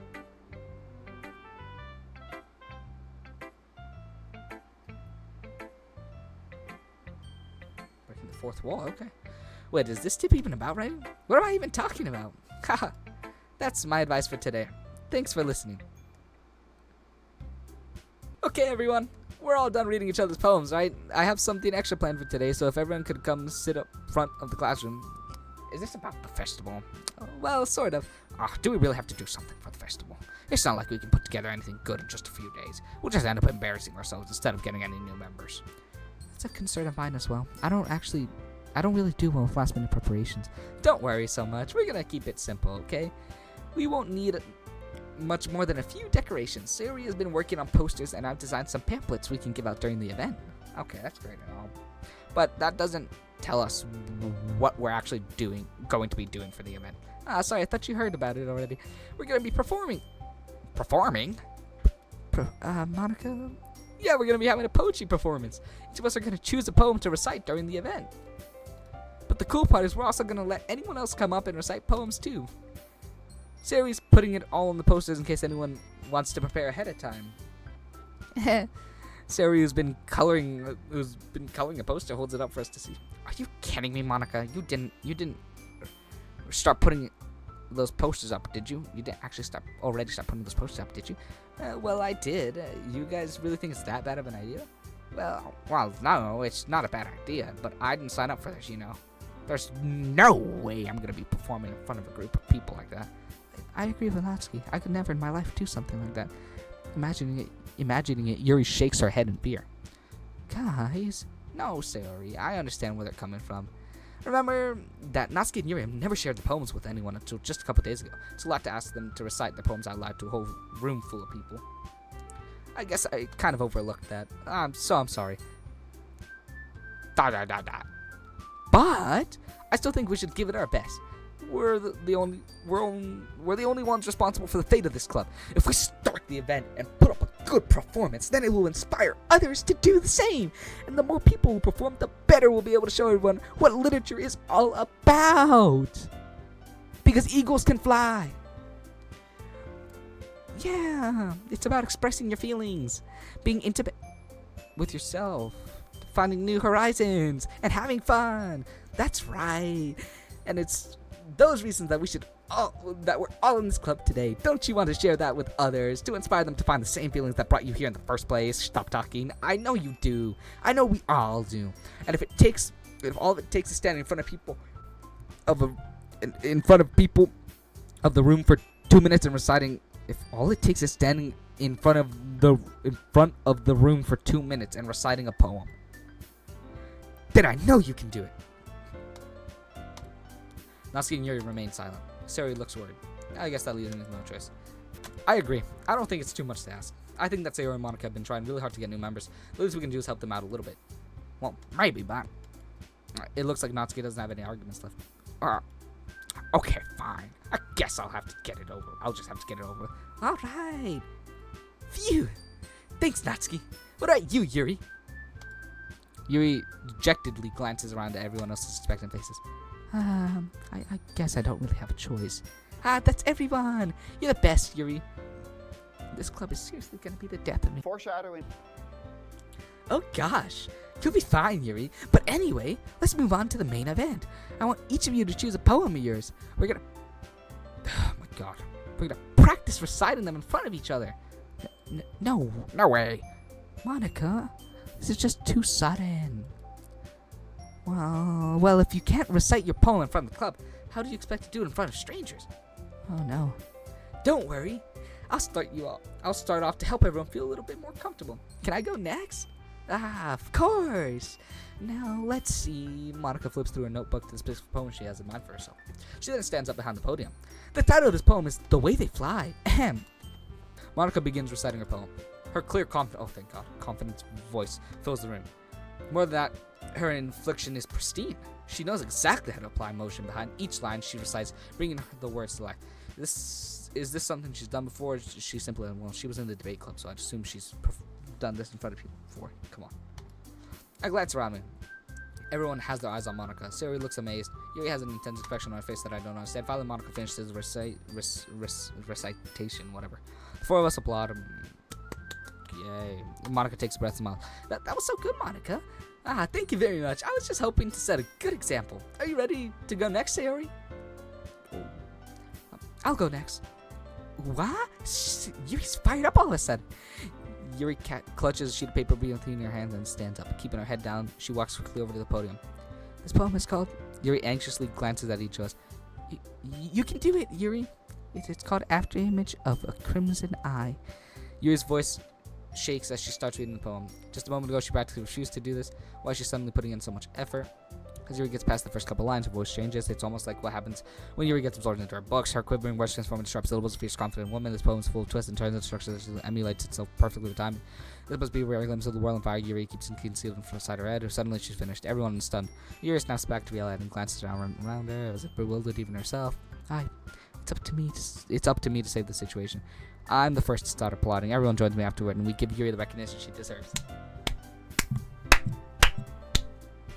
It's not that we didn't want to applaud for him, but we were caught so off guard we must have forgotten. As we applaud, Yuri holds the poem to her chest and rushes back to her seat. Yuri, that was really good. Thank you for sharing.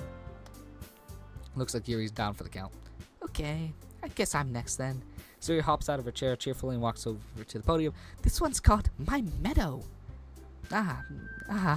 Sorry, I giggled. Sayori. It's a lot harder than I thought. How did you guys do it so easily? Try not to think of it like you're reciting to other people. Imagine you're reciting it to yourself, like in front of a mirror or in your own head. Actually, some decent advice. Even though I hate this character so much, Monica's so freaking annoying. It's your poem, so it'll come out the best that way. I see. Okay then. Sayori begins her poem. Somehow it feels like her soft voice was made as a perfect match. The poem isn't aimlessly cheery like Sayori is. It's serene and bittersweet. As if we were to read this on paper. If we were to read this on paper, I probably wouldn't think much of it. But hearing it come from Sayori's voice almost gives it a whole new meaning. Maybe this is what Sayori meant when she said she likes my poems. It's like I reach more deeply into someone I thought I knew through and through. Sayori finishes and we applaud. I did it! Good job, Sayori. Even Nitrate liked it. I guess that's a good sign. What does that even mean? I don't know.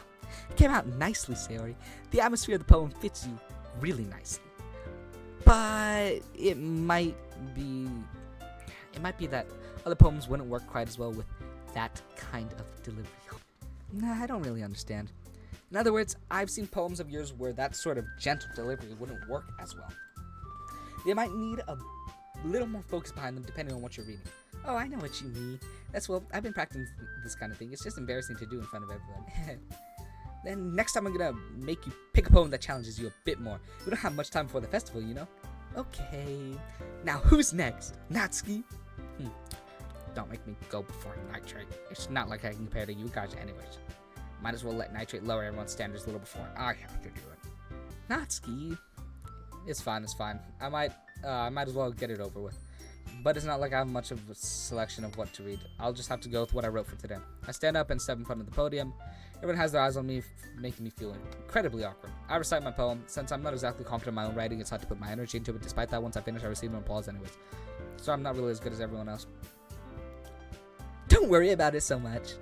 I think it's less about your abilities and more about your lack of confidence in your writing. That's something that'll improve over time, though. Yeah, maybe. All right, then. That just leaves you, Natsuki. Yeah. I'm going. Natsuki begrudgingly, big word, gets out of her seat and makes her way to the podium. The poem is called. Why are you all looking at me? Oh, maybe it's because you're presenting. Because you're presenting, dumbass. Anyway, the poem is called Jump. Natsuki takes a breath. Once she starts reciting the poem, her sour attitude disappears a little, and she's still a little unenthused by her. While she's still a little unenthused, her poem has a rhythm and a rhyme to it. It's Natsuki's trademark style. It works surprisingly well when spoken out loud. The words feel like they bounce up and down as if giving life to the poem. Natsuki finishes, everyone applauds. She goes back to her seat. That wasn't so bad, was it? Easy for you to say. You'd better not make me do that again. Well, do you at least feel prepared enough to recite a poem in front of other people? I mean, doing it in front of other people would be way easier. I can put on whatever face I want for other people. But when it's just my friends, it's just embarrassing. That's a surprise, Natsuki. I think it would be the other way around for me. Well, that's just how it is, so. I guess in that case, you won't have as much to worry about for the festival. That said, I want to thank everyone for coming, though. It might be hard, but I hope that you all have an idea of what it's like now. Make sure you pick a poem and get enough practice before the festival, okay? I'll be making pamphlets, so let me know ahead of time when you'll be reciting. Jeez. Plus, my vocals just don't go to that range. I'm sorry, my vocals just don't do high-pitched ranges. I should probably find some other poem to recite instead. That's fine, too. It doesn't have to be your own. I'm already pleasantly surprised that you're putting in all this effort for the club. It makes me really happy. Yeah, no problem. Okay, everyone. I think that's about it for today. I know the festival's coming up, but let's try to write poems for tomorrow as well. It's been working out really nicely so far, so I'd like you to continue with that. As for the festival, we'll finish planning tomorrow, and then we'll have the weekend to prepare. Monday's the big day. I can't wait. I can do this. All right. I stand up. There's no way I'll be able to find the same enthusiasm as Sayori and Monica, but I'll do my best to get through it. If it's for the sake of the club and impressing Monica. Not impressing Monica. I don't care about that. Then I'll have to do my best. Ready to go, Sayori? Yep.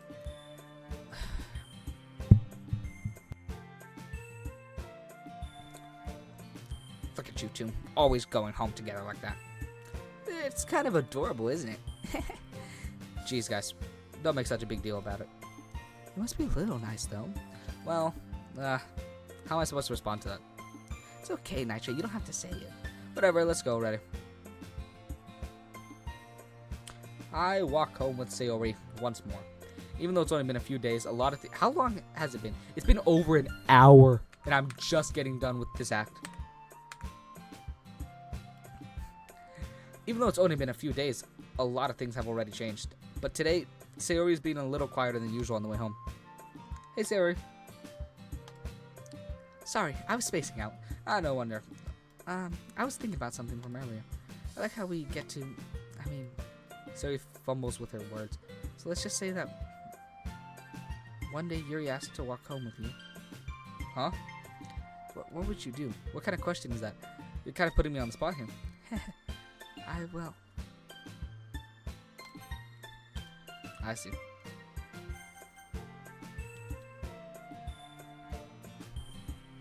Okay. Alright. We got two options here. I'm gonna say we save here. Right here. And then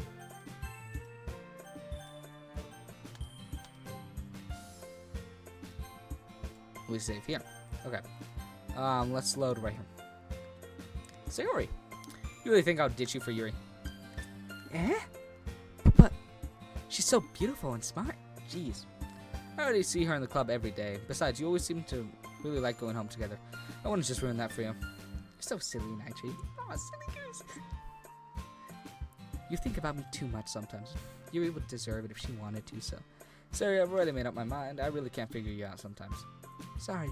So I guess this is how you just like choose between them. So since I'm currently on the route with Yuri, it makes me choose between Yuri. But if I were to have made the poems more favorable to Natsuki, I'm assuming it would have made me choose between that. So this is really where you decide if Sayori is the one you want to go with, I guess. Which I think we can load from here. It's fine. We can always load from the other one. Besides, what's the point in speculating something that's never going to happen? The conversation trails off. It's kind of a weird thing for Sayori to care about so much, but I want to respect her and keep her happy too. Then again, the festival is only a few days away. Who knows what'll happen in that time?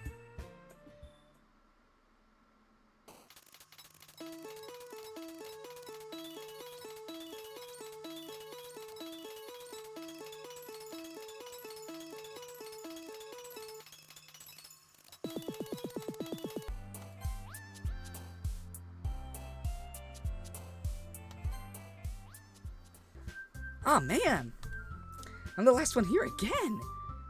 Don't worry. Oh wait.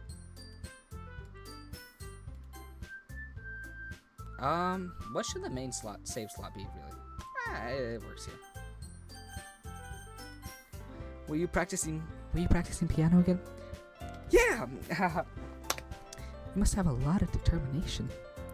Starting this club and now picking up piano. Well, maybe not determination, but I guess passion. Remember that the club wouldn't be here if it wasn't for all of you?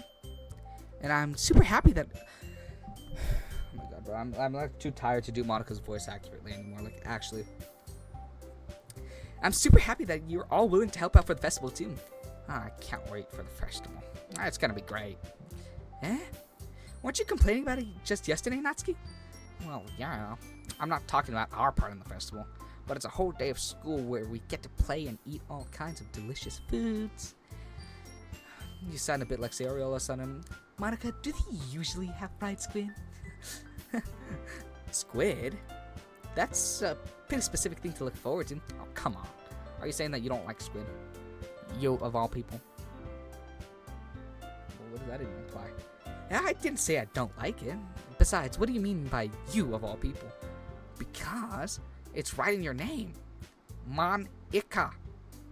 I don't know Japanese, chat. I have no idea. Eh? That's not how you say my name at all.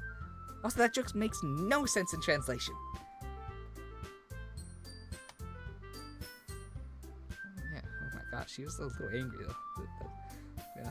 Yeah, never mind. Let's just focus on our own event for now. Huh? Fine. Your reactions aren't as fun as Yuri's or Sayori's anyway. Excuse me. Where is Sayori anyways? Oh, there you are. Sayori is sitting at a desk in the corner of the room looking down at nothing. I walk over to her. Hey, Sayori. I wave my hand in front of her face. Eh? You're spacing out again. Sorry. Don't mind me. You can just go talk to everyone else. Oh, is everything alright? Of course. Of course. Why wouldn't it be? It just feels like you're a bit off. Sorry for assuming things. Jeez, you worry too much about me. I'm fine, see? Sayori shows me a big smile. Don't let me distract you from having fun with everyone. Alright, if you say so. I worriedly glance at Sayori before turning back toward everyone else. But the conversation already disappeared with everyone back at their usual activities. Maybe I should ask Monika if she's noticed anything about Sayori recently. Since they've been preparing for the festival, they must be spending a lot of time together. I timidly approach Monika, who's shuffling through some papers at her desk. Nitrate, what's up? Hey, this must sound a little strange, but have you noticed anything with Sayori recently? Anything up with her? In what way do you mean? Maybe I'm reading into it a little too much, but she seems a bit downcast today. Oh, you think so? I can't say I've noticed anything about her. Monica peers across the room at Sayori, who's idly dragging a rubber eraser up and down on her desk. Maybe there is something on her mind. But I'm surprised I'm not the one asking you, Nitrate. You certainly know her a lot better than I do. Yeah, but she's never really like this. She's always talked to me about things that bothered her. But this time when I asked her, she was really dismissive. Sorry, I know it's not your problem. I just wanted to ask you if you knew anything, so I'll drop it now. No, it's important to me too. I mean, I'm also friends with her. And I also care about the well-being of my club members, you know? Maybe I'll try talking to her myself. Are you sure about that? She seemed like she wanted to be left alone. Are you sure? Maybe she just has a hard time bringing it up with the person of interest. My God, I'm sorry. Person of interest? What do you mean by that? I'm just saying that maybe the thing on her mind is you. Nitrate? Me? How on earth do you come to that conclusion? Well, I probably shouldn't say too much, but Sayori talks about you more than anything else, you know? Eh? She's been so much happier ever since you joined the club. It's like an extra light was turned on inside her. What? No way. Sayori is always like that. She's always been full of sunshine. It's not any different now than it always has been. You're so funny. Have you thought that maybe you've always seen her as so cheerful because that's how she is? That's just how she is when she's around you? I said too much. I'm sorry. What do I know anyway? I didn't mean to jump to conclusions. You should just forget what I said. I'll try to talk to her, so try not to think about it for now. Alright. Monica smiles at me meaningfully. I know she said to forget about it, but I already know that I won't be able to get her words out of my head. Monica stands up from her desk and walks across the room to where Sayori is sitting. I watch her kneel down next to Sayori and gently talk to her, but she's keeping her voice so quiet that I can't hear her from here. I sigh and sit myself down. I know Sayori told me not to worry about her and to have fun with everyone else, but that's impossible to do when she's behaving like this. Exactly how much do I care about her that I'm letting this weigh down on me so much? Now it feels like I'm the one misbehaving out of the ordinary. But there's nothing I can do besides wait for Monica. Why does it feel like I'm being watched? I glance around at the room. Suddenly I notice Yuri peering at me from over her book. But she looks away just as quickly with a flustered look on her face. I realize that she won't get anywhere like this. I've never really seen Yuri approach anyone or start a conversation from my own accord, so I have no choice but to approach her myself. Oh, what a gentleman my character is. By now, it's a little easier for me to do that. I stand up from my desk and sit in one next to her own. I didn't mean to bother you or anything, Relax, you didn't even do anything. but I could tell that you wanted to be alone with your thoughts. Well, with my thoughts, how were you even able to tell that I was thinking that? Well, it's something that I do a lot, so it wasn't hard for me to spot based on your posture and expression. Not that I was staring you or anything. I didn't do anything creepy like that. In any case, I guess you were right. I'm sorry if I caused you any concern. Don't apologize. Your troubles are only the concern of those who willingly share that concern. Of course, there are certainly those who find the most comfort in keeping it to themselves, but if you would prefer to share what's on your mind, then I would be glad to listen. It's really not that big a deal. I was just feeling a bit uneasy about Sayori. Sayori? Yeah, she seems a little off today, but when I asked her about it, she didn't want to admit it to me. So I can't help but wonder if something's happened to her. Oh, that's quite romantic. Yeah? Sorry. I didn't mean to say something stupid. Sayori and I have just been friends for a long time, that's all. Ah, I see. Then perhaps it is unusual for her to be dismissive to you about her feelings. Maybe I'm just reading into it a little too much. Nitrate, the world is full of meaning, often hidden deep beneath plain sight. And there are too many untold mysteries behind them. And every person, no matter how well you may know them.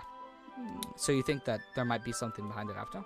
I think that Sayori is a very complex person. Her mannerisms on the outside don't always match what may be going inside her head.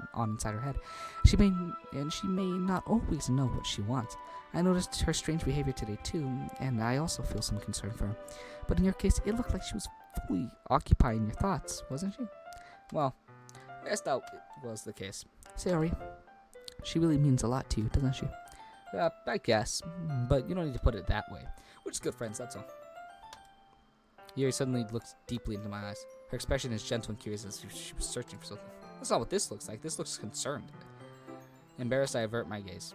Sometimes, a person's mysteries are untold even to themselves, and you, as someone honest and caring, may uncover feelings that you weren't even aware were in you. That is, I think that she would be a very fortunate person to have you feel that way about her. Yuri, you're giving me too much credit. I'm a pretty simple guy.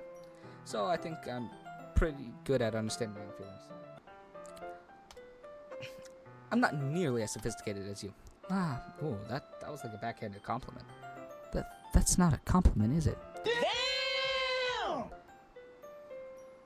Whoa, why am I firing shots at Yuri? What does she do? It is what it is. Anyways, as long as we're here, why don't we do some reading? Is this just what happens when you choose one of them? You just start being an asshole to everyone else? Damn. Backhanded compliments, bro. And then he doubled down on them. Well, as long as you're okay with it. Yeah. I should be taking my mind off this whole thing anyway. Bingo. Saving spot. Okay, everyone. After some time passes, Monica calls out to the club room. Why don't we share our poems now? Before I know it, everything is back to normal. Everyone goes to retrieve their poems and I do the same. I make eye contact with Monica and she smiles at me. I wonder what she was talking about with Sayori. Who should I show my poem to first? Who do we think? Who are we thinking? Sayori, Natsuki, Yuri, or Monica? Monica? Okay. At least we get the yapping out of the way.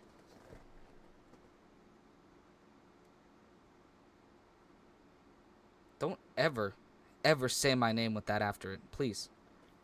Because then I have to do something stupid with my voice. Hi, Nitrate! Have you thought about what you want to submit to perform at the festival? Well, being in this club is one thing, but performing in front of a bunch of people, I'll have to give it some more thought. Okay, no pressure. But whatever you do, I'm sure it'll turn out great. It would also make me happy to see you. Anyway, let's take a look at today's poem. Sure. I let Monica take the poem I'm holding in my hands. Your style's gotten so refined, Nitrate. Yuri's been teaching you a lot of things, hasn't she? Well, I guess so. Yeah, I've been noticing how much time you spend with her. I think I've heard her say more words these past couple of days than she's talked in the whole year. Not sure how you did it, but that's pretty impressive. Well, she just needs some patience and a way to talk about all the things in her head, I guess. I'm still getting the hang of it myself. You're certainly putting in a lot of effort. You must really like her. Yeah, that's, it's awfully suspicious, you know, spending time with her in the club room every day, reading that edgy novel with her. I just feel bad that she's had a hard time socializing. It makes me want to make sure she doesn't spend all her time alone. Besides, the novel isn't too bad either, you know. Alright. I get you. Just be careful, alright? I know that Yuri isn't used to opening herself up. Phrasing? So if something bad happens while she's vulnerable, Phrasing. then it could be really hard for her. Her books aren't a total escape from reality. They're just a bandage. You say, like, I'm gonna hurt her. Sorry, I didn't really mean that. If anything, she might accidentally hurt herself. Anyway, I'll share my poem with you now, alright? There. Alright. The Lady Who Knows Everything. An old tale tells of a lady who wanders Earth. The lady who knows everything. A beautiful lady who has found every answer, all meaning, all purpose, and all that was ever sought. And here I am, a feather, lost adrift the sky. Oh my god. Victim of the currents of the wind. Day after day I search. I search with little hope, knowing legends don't exist. But when all else has failed me, when all others have turned away, the legend is all that remains. The last dim star glimmering in the twilight sky, until one day the wind ceases to blow. I fall, and I fall and fall and fall even more, gentle as a feather, a dry quill, expressionless. But a hand catches me between my thumb and forefinger, a hand of a beautiful lady. I look at her eyes and find no end to her gaze. The lady who knows everything, knows what I am thinking. Before I can speak, she responds with a hollow voice. I have found every answer, all of which amount to nothing. There is no meaning, there is no purpose, and we seek only the impossible. I am not your legend does not exist. And with a breath she blows me back afloat, and I pick up a gust of wind. I gotta go. See you, Handy. Bye.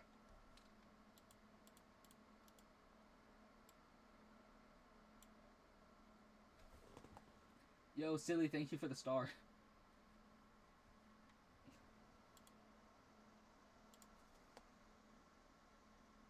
Bye-bye. See you guys.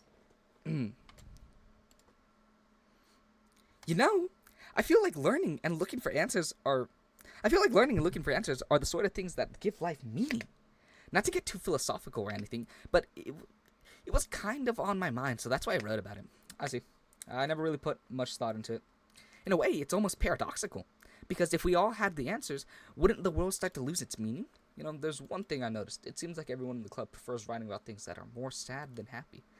Are you surprised? I mean, if everything was okay, we wouldn't really have anything to write about, would we? Humans aren't two-dimensional creatures.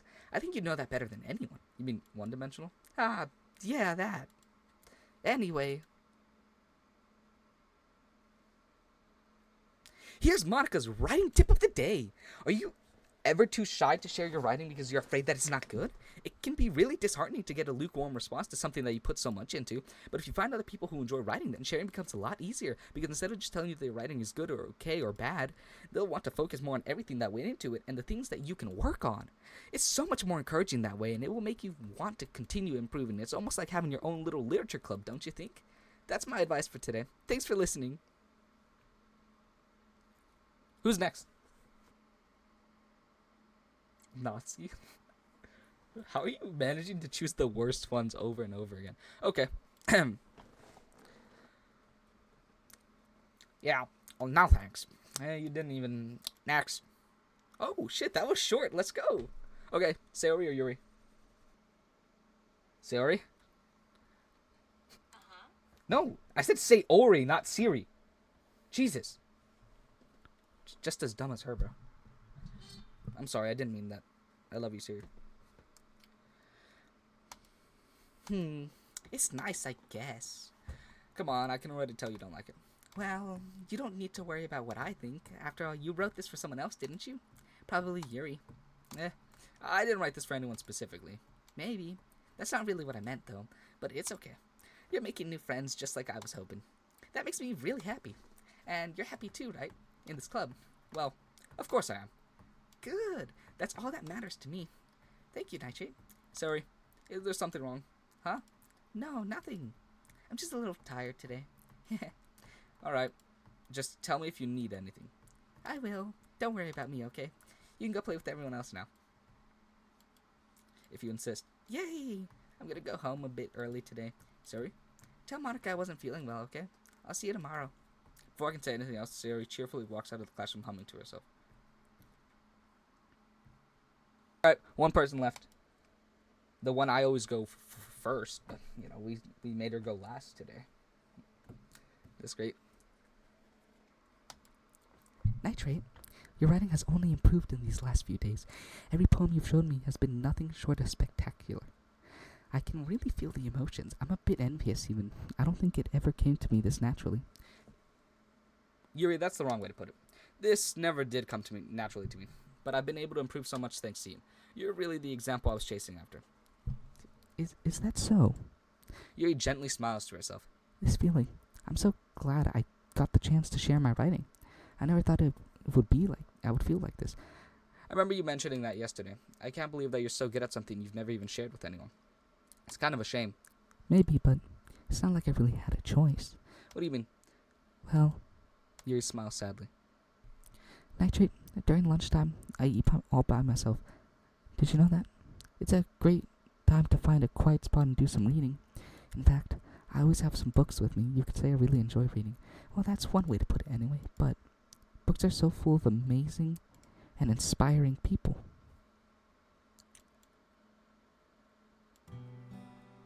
Oh my god, I had desktop audio off the whole time. That's really upsetting. Also, let me know if you can hear me whispering over the desktop audio. I need to know this. Books are so full of amazing and inspiring people. People you want to fall in love with, or people you just know would make a really good friend. Cheerful people who always put a smile on your face, or deep thinkers and problem solvers who discover the mysteries of life. So when you look at it that way, I'm surrounded by friends every day, you know? And those friends don't laugh at me. They don't tease me for spacing out all the time. They don't make fun of my body type.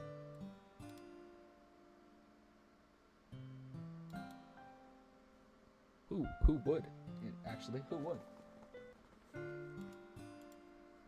And they don't hate me for acting like a know-it-all. People say that about you? I'm not a know-it-all, Nitrate. It's the opposite. I don't know anything. I don't know how to talk to people. I don't know how to make people see me as normal. I don't even know how to make myself.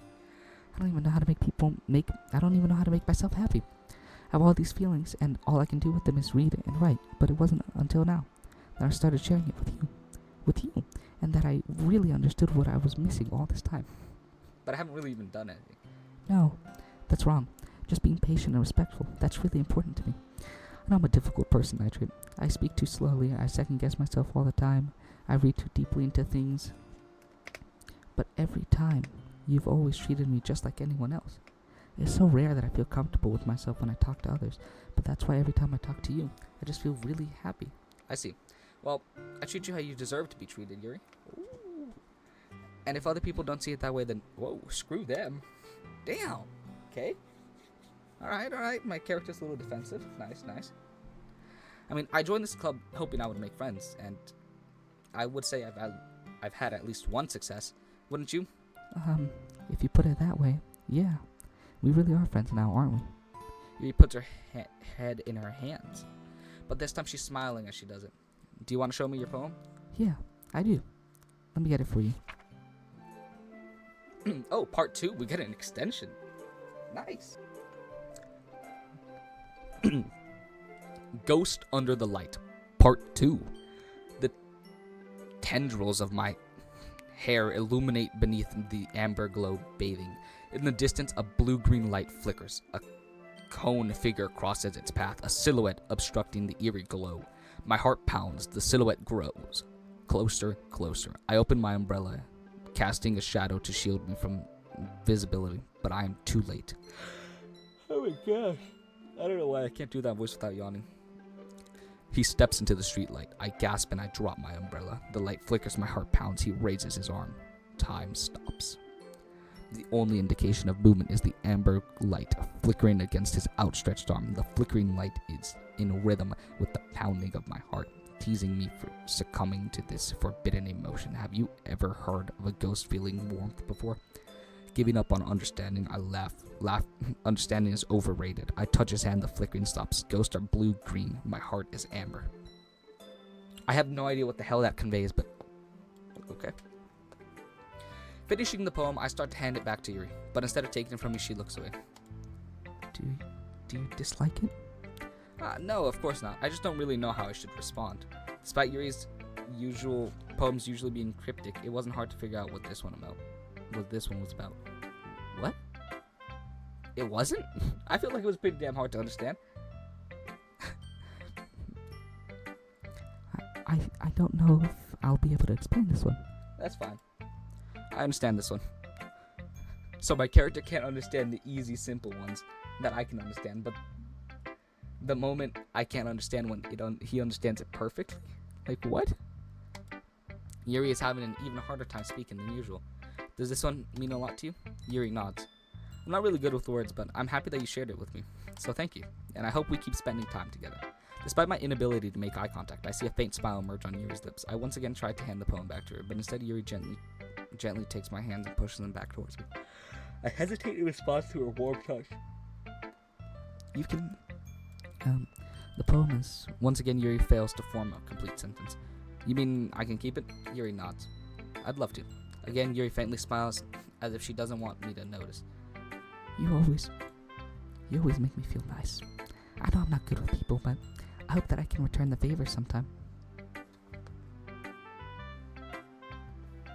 Yeah, don't worry. I think you do a good job. Yuri finally turns back towards me. I guess we should move on before Monica says something. But I'm sure we can talk again later. Yeah, I'm sure we will. With that, Yuri timidly smiles at me and I return to my seat so I can put her poem away. If I see Monica on my screen saying, "Okay, everybody." Oh. Okay, you three. We're all done sharing poems, right? Why don't we all start figuring out... Hold on a second. Is it just me or did you say something strange just now? Eh? Something did sound a bit unusual. That's right. You deviated from your usual catchphrase when addressing the club. Catchphrase? I don't have a catchphrase. Jeez. Why is the mood so weird today? Look, even Yuri is immune to it. Stagnating air is common foreshadowing that something terrible is about to happen. Your books, maybe. Damn! Look, the only thing different is that Sayori isn't here. Ah, it seems you're right. Sayori always helps lighten the mood a bit, doesn't she? It's almost like everyone's balance is thrown off when she's not around. Foreshadowing. Where the heck does she run off to anyway? I thought she just went to pee. Natsuki, please show some decency. Oh, come on. She actually wasn't feeling too well and went home early. Is that so? I hope she's alright. Seriously? All the times to not go home with her, you pick the time she's not feeling well. So much for you two being all lovey-dovey. No. First of all, stop misunderstanding my friendship for Sayori. And second, she's kind of been avoiding me today, so I didn't want to force it. Oh, I didn't see that dialogue. Huh? That curious expression coming from Yuri of all people. Calm down, guys. I talked to her earlier and everything's fine. What did she say? No, not anyway. Answer my question. Anyway, we need to figure out the rest of the festival preparations, so let's decide what everyone will be doing this weekend. I already know what I'm doing. That's right. Natsuki will be making cupcakes, but we might need a lot of them in different flavors. Can you handle that all by yourself, Natsuki? Challenge accepted. And as for myself, I'm gonna be printing and assembling all the poetry pamphlets, so it will be helping me design them. And as for Yuri, you can, the fuck is wrong with this bitch, bro? What the fuck? Guys, can you help me come up with something for Yuri? I'm useless. No, that's not it at all. You're the most talented person here, you know. Now Natsuki's pouting too? Jeez, even I can tell now. I guess I never gave Sayori enough credit, but I can tell things are even harder on you when she's not around. That may be the case. But if I can't also be the leader on my own, then I won't grow as a person. So Yuri, you have beautiful handwriting, you know? You should just make some banners and decorations to help set the atmosphere. Atmosphere? About that, I love atmosphere. Yuri's expression suddenly changes as she stares at her desk and focuses and starts nodding to herself. Your mind is already racing, I see.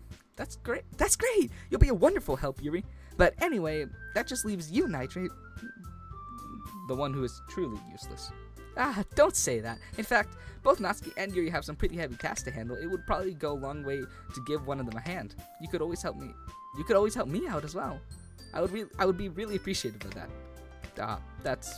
Is Monica suggesting I spend the weekend with one of my club members? How on earth are they gonna respond to a suggestion like that? I suppose I wouldn't mind a bit of help. Even if you don't know how to bake, there's always some dirty work I could give you. It's not like Monica's gonna give you a choice and you shouldn't be sitting on your butt anyway. Natsuki tries to mumble a bunch of excuses like that. If I recall, Natsuki, you mentioned that you would like to handle the baking on your own. Nightshade may not like to be around if you make him out to be a nuisance, so therefore, he may be more suited to assisting with the decorations. Hold on, I never said that. How hard could it be to make a few decorations anyway? Sounds more like you're just making an excuse for Nitrate too. What are you saying? It will be extremely meticulous work. And baking isn't? Just what do you think? Guys, let's settle down for a moment. In the end, I think it's up to Nitrate to decide how he'd like to contribute. Besides, he hasn't really gotten the chance to spend any time with me yet, you know. So I'm sure he's interested in... You literally just said... I'm surprised as well. Sorry. I was just saying, though. Jeez, can we just settle this already? Yeah, Nitrate, you're okay with this, right? In the end, it's up to you. Of course. Very well. In that case, everyone look straight at me. And this is a good spot to save. Well, I mean, come on, the choice is obvious. What? Like, who's choosing anyone but Yuri? Let's be honest here. This is really loud, by the way. Alright, made sure to save here just in case. I'll set up the World Cup right here. I'll be able to see whatever plays you guys are doing. Okay, well, I'll probably be most useful helping out Yuri. Me? Are you serious? Why would you... Natsuki, I can already tell you're about to say something. I can already tell you're about to say something mean. No, I was just saying. So you'll be helping Yuri then, Nitrate? Yeah, that's what I'm gonna do. I'm glad. I have a bad habit of overthinking these sorts of things. So I think your assistance will be very useful. That's great to hear. Natsuki, will you be able to handle the baking yourself? I mean, yeah. I already said it will be fine. Okay. Everyone can tell that Natsuki's feeling a little sour. I hate this one so much, bro. I hate Natsuki so much. It's actually with a passion. The only one worse is Monica. So, is that everything? Oh, what happened? So is that everything we need to go over? Yeah, that should be about it. Are you guys excited? Well, excited may not be the right word, but I suppose I'm looking forward to it a little bit. Do you feel the same way, Nitrate? Me? I guess you could say I'm interested to see how it'll turn out. That's good enough for me. What about you, Natsuki? Yeah, please don't make Natsuki talk anymore. I hate the voice I do for her. Because I could never make it sound the same and it sounds so stupid. Natsuki? What? Why is everyone yelling at me? I didn't even do anything. No, that's not what I meant at all. Ha. Yuri anxiously glances between everyone in the room. I'm sorry for this. I don't really know why Nitrate picked me. And also, your cupcakes are the best cupcakes I've ever had. They go really well with my tea. And nothing that I do for the event will compare to that, so. I get it. Kind of surprised, though. Why? Well, I'm the one acting immature. I already know that. Yeah. But you're trying to cheer me up all of a sudden. I know. I'm not very good at it. I'm sorry if I said something bad. Natsuki isn't the only one surprised. Monica and I are also taken aback by Yuri's words. Halftime? When she already has trouble with words, trying to cheer someone must be far out of her own comfort zone. But I begin to understand. Yuri was trying to sound like Sayori, even if it didn't work perfectly until she tried to say something Sayori would say at a time like this. Because Sayori always helps everyone smile and feel good about themselves. No, I kind of appreciated it. Okay, good. Making sure I started recording. I'm sorry for making a big deal out of nothing, but I'm going to go ahead and say this. You better bet that my cupcakes are going to be the best part of the whole event. I believe you. Yeah, I have to see everybody do their best. I hate this character. But with that, there's nothing more for today. So I guess it's time for us to head on out. Alright, let's get out of here then. Everyone packs up their things. I start to follow Monica and Natsuki out the door as they chat between each other. Not this word again. I turn around.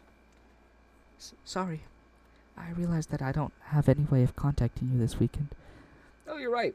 I can't believe that slipped my mind. Should I give you my phone number? I think that would be the best way, yes. Alright then. You and I exchange phone numbers. Okay. Then I'll be stopping by your house on Sunday. My house? Is that a problem? No, not at all. I just thought that I would be the one going to your house since I'm the one helping you. I suppose that makes sense, but if you don't mind, I think I would prefer going to your house. Alright. In that case, it won't be a problem. I decided not to press Yuri for a reason. It's not like it should matter much either way, so I'll just need to make sure my room is clean.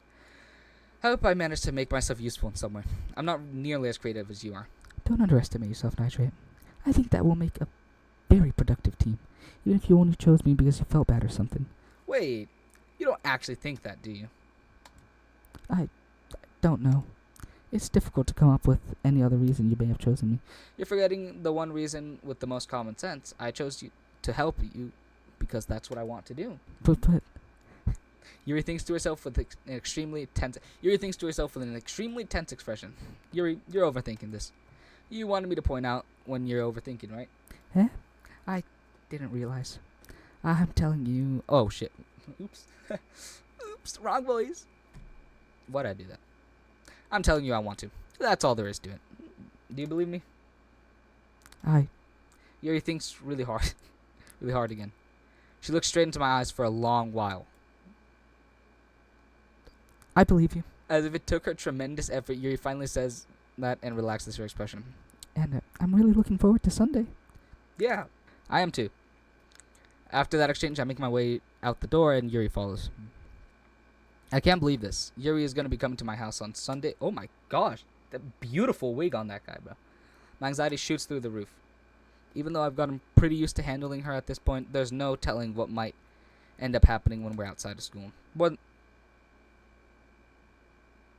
More than that, she told me that she was looking forward to it.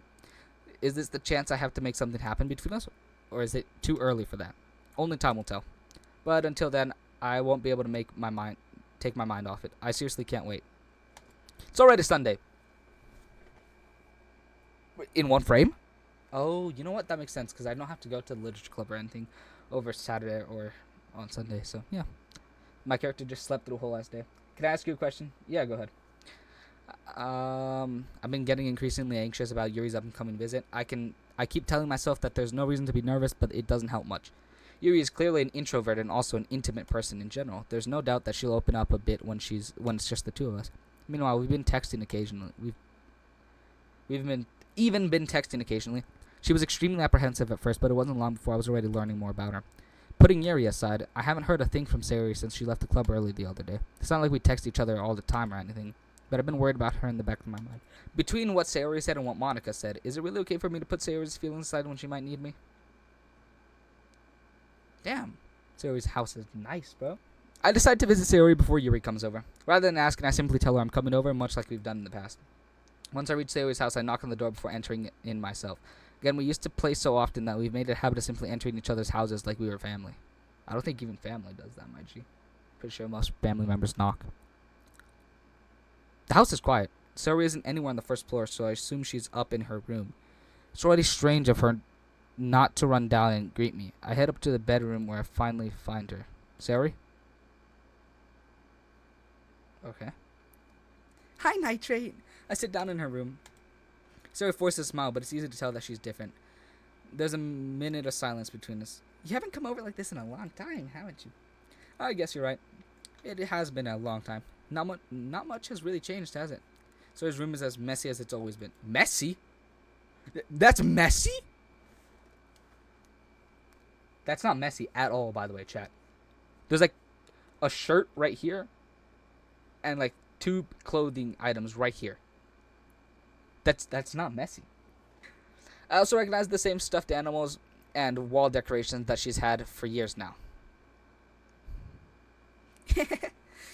If you came over more often, it wouldn't be such a mess. That's because I end up cleaning it for you. How come you suddenly wanted to come over today? Aren't you supposed to see Yuri today? Yeah, but wait, how'd you know that? Sayori had already left by the time we decided that last meeting. Monica told me. It's only natural for her to keep me informed about the festival preparations, right? That's true. But what about you? Aren't you going to be helping Monica today? Of course. But I'm just helping her online. We didn't plan to meet up or anything. So it's just me and Yuri then. Yep. There's more silence between us. Sayori stares in a random direction. Everything about her behavior is really uncharacteristic. I finally get to the point.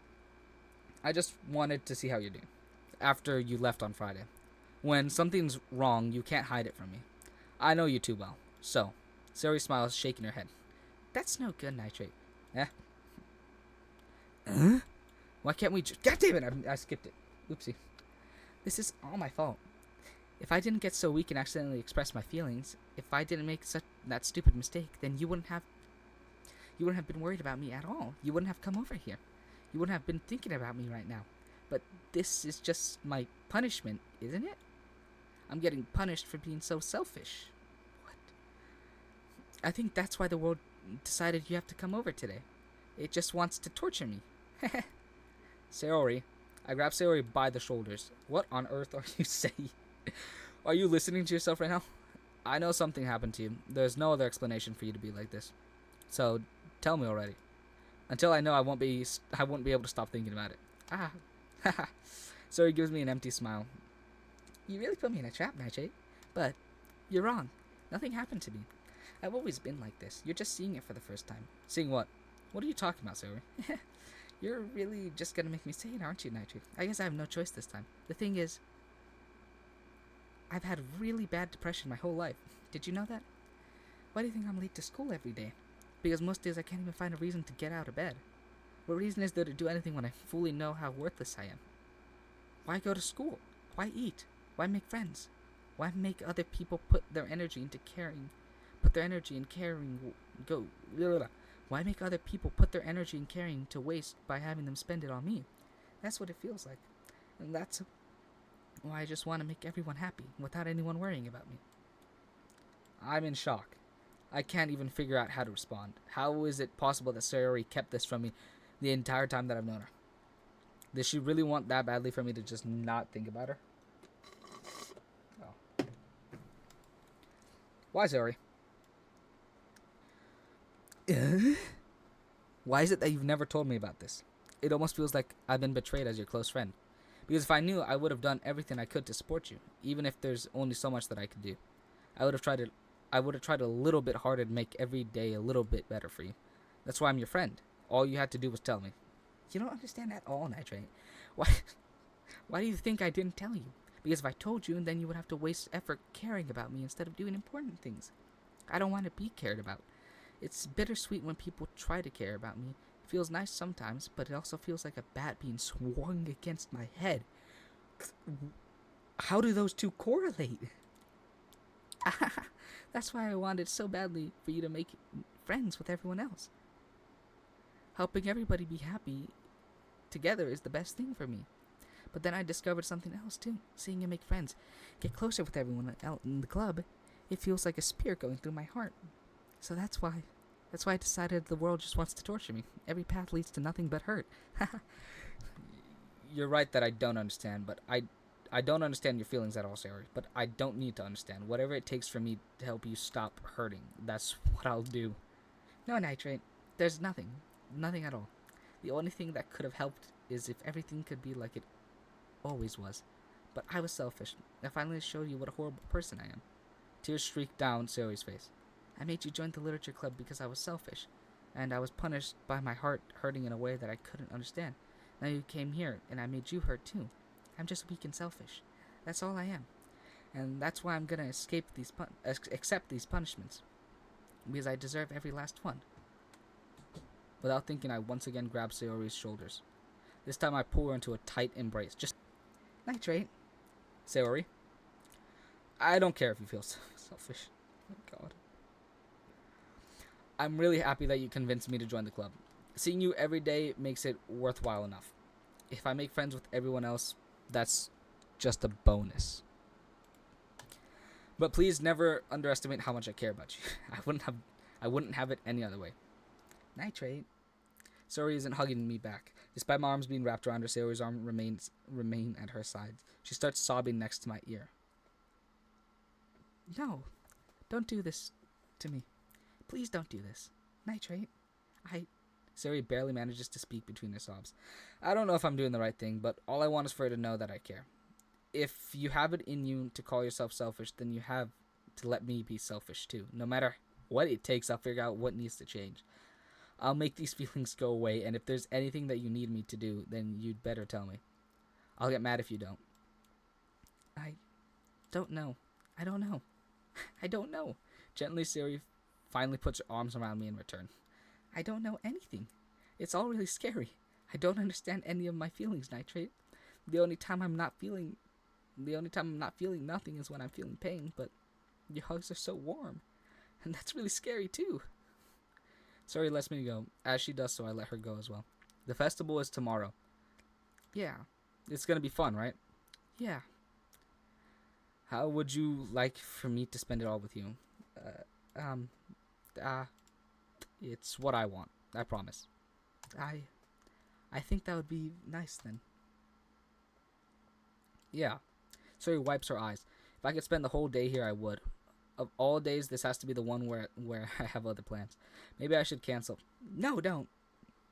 Please don't. If you did that, then I really wouldn't forgive you.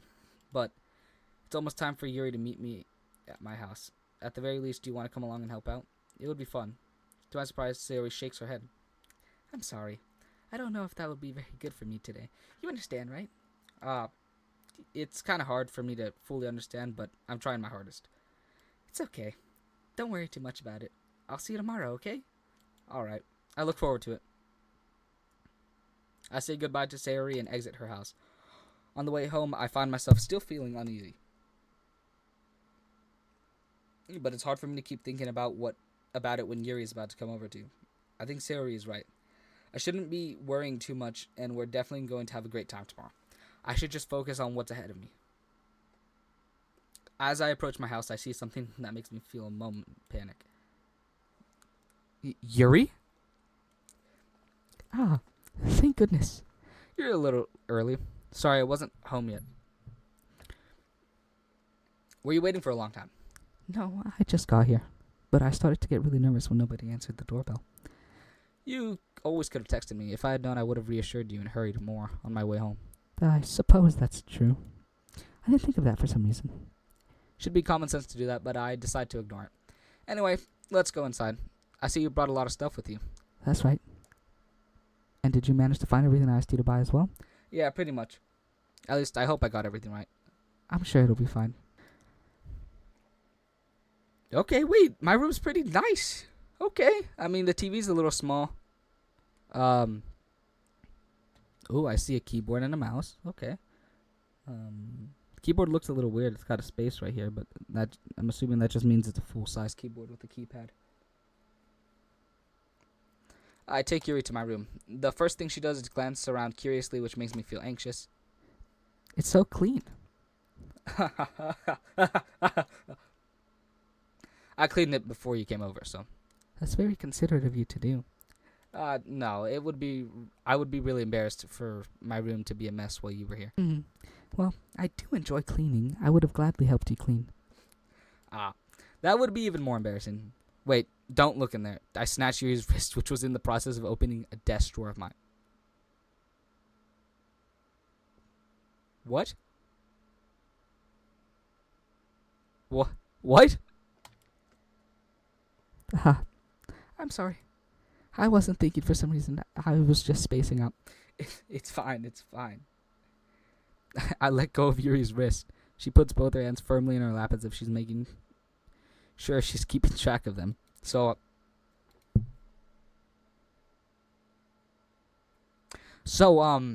should we get started? Yes. I have a few things planned that you can help with. Decorations and other atmospheric enchantments. Atmospheric enchantments? You know, mood lighting, aromatherapy candles. Oh wow, I didn't know you had planned on taking it that far. Of course, I want to help take our guests to a faraway place. Although many will stop by just out of curiosity, and for cupcakes, I guess. I'm determined to provide an experience that will leave them wanting more. That's great. It's easy to forget that you're a pretty intense person. Intense? I guess that's the best way to put it. Is that a bad thing? No, not at all. It's something that I like about you, actually. Is that so? That makes me feel relieved and kind of happy. Yeah, no need to be so anxious. You can relax a little. Relax. I brought some things for relaxation. I was going to use them during the poetry event. Oh yeah? Like what? Let's see. Yuri rummages through her bag. She pulls out a few candles and a wooden cylinder-shaped object. I did some shopping on the way here, so I happen to have these in my bag. I plan to cover the windows in black paper and use candles to light the room. I think that would be amazing, don't you? Yeah, that would be really neat. What's that wooden thing, though? That's what I'm wondering. Oh, it's a diffuser for essential oils. How familiar are you with aromatherapy? Not familiar at all. Is that so? It's one of my favorite contributors to a positive atmosphere. Depending on the oils or herbs you choose, you can change the mood of the air itself. You can even feel it permeate through your body. Relaxation, positive energy, romance, reflection. It's almost like magic. Yuri takes the cylinder and pushes a switch on the bottom. In just a moment, a thin ray of vapor begins to spout through the small hole on the top. I gotta stop doing that. Wow, that smells wonderful. What kind of mood is that one for? This is a jasmine essential oil. It smells a little sweet and flowery, right? Yeah, that's a good way to describe it. I chose jasmine for the event because it provides more than relaxation. Jasmine enhances your emotions. It helps you feel them flow through your body. You feel warmer and your heart pounds more heavily. Don't you think it'll be perfect for sharing our poems?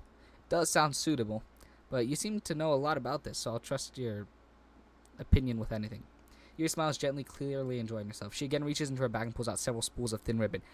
Oh my goodness, can we get to a stopping point? If not, I'm getting off in like a minute. What are those for? Well, did you purchase the origami paper I asked you to get? Yeah, I have it over here. We won't be using the paper for folding origami. What I'd like to do is write a different word on each paper. We'll need about 100 of them. Oh yeah? What will those be used for? Well, I'm going to cut pieces of ribbon to hang from the doorway of the classroom. Then we fasten the paper onto the ribbons to create a doorway curtain. Wouldn't that be beautiful? It would also catch the eye of those passing by the room. It may attract some to peek inside. That's really creative. But I had no idea you'd be so good at this, Yuri. Is that so? Well, I suppose I do get a little intense, as you'd put it. This is the exact same thing I messed up last time. Ooh-hoo-hoo. Yuri giggles with red cheeks. Is it just me, or is she more relaxed when it's just the two of us?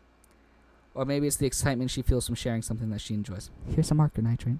You can write any characters you want. I'll help you once I finish cutting the ribbons. Alright. Sitting on the floor together, the two of us get to work. I carefully draw a different character on each paper, doing my best to manage my bad handwriting. Yuri unravels a long strand of red ribbon to her desired length. Then she reaches into her bag once more and pulls out a pocket knife. That's... just use scissors. Eh? The knife is strangely beautiful. The silver handle has an intricate pattern of waves etched into it. The blade itself is gently tinted blue. That's no ordinary pocket knife. It looks really fancy. Well, Embarrassed, Yuri looks away. What is it? you're gonna think it's weird. Yuri, whatever it is, I have no reason to judge. Each their own, you know. If you promise you won't be weirded out. Yeah, I promise. Alright.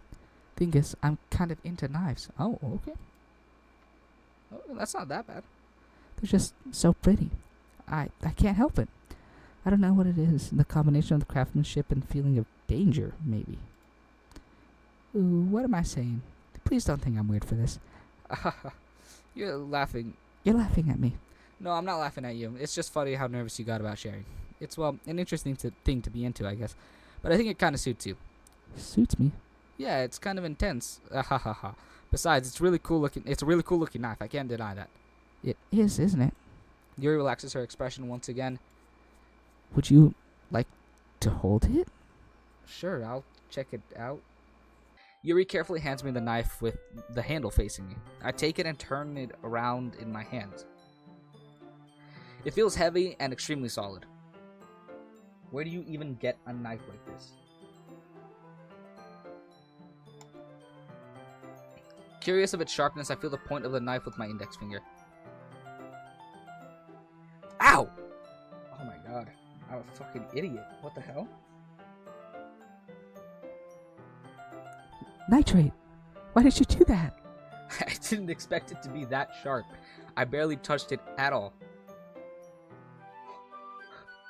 What kind of knife is this? I don't think even fucking obsidian knives cut you just from touching them. It's my fault. I should have warned you. This knife is extremely sharp. It can cut through skin like it's paper.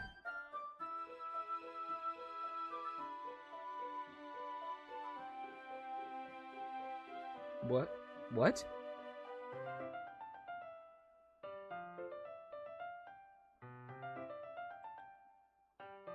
Oh no. A small drop of blood trickles down the side of my finger. Why do you know that? Yuri takes my hand and gives the wound a closer look. She stares at it and noticeably fidgets.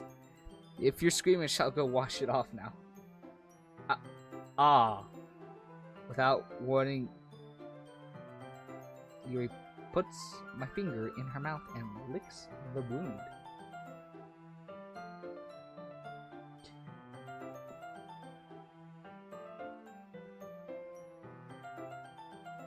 First of all, that's actually disgusting. And second of all, that's like not a good idea at all. Like, your mouth isn't clean.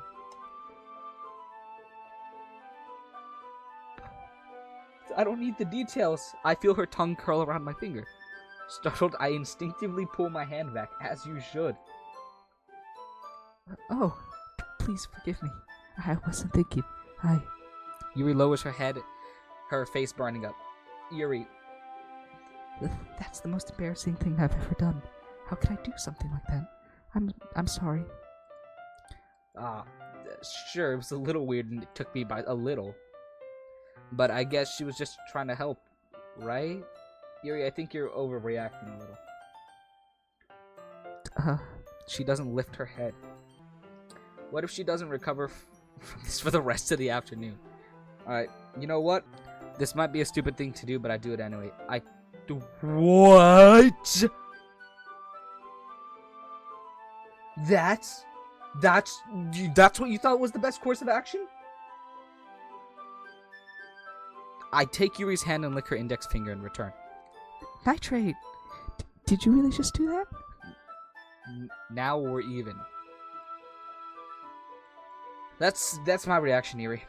Yuri looks at me like I did something. Just looks at me like I did something. Yeah, you did. That's fucking weird.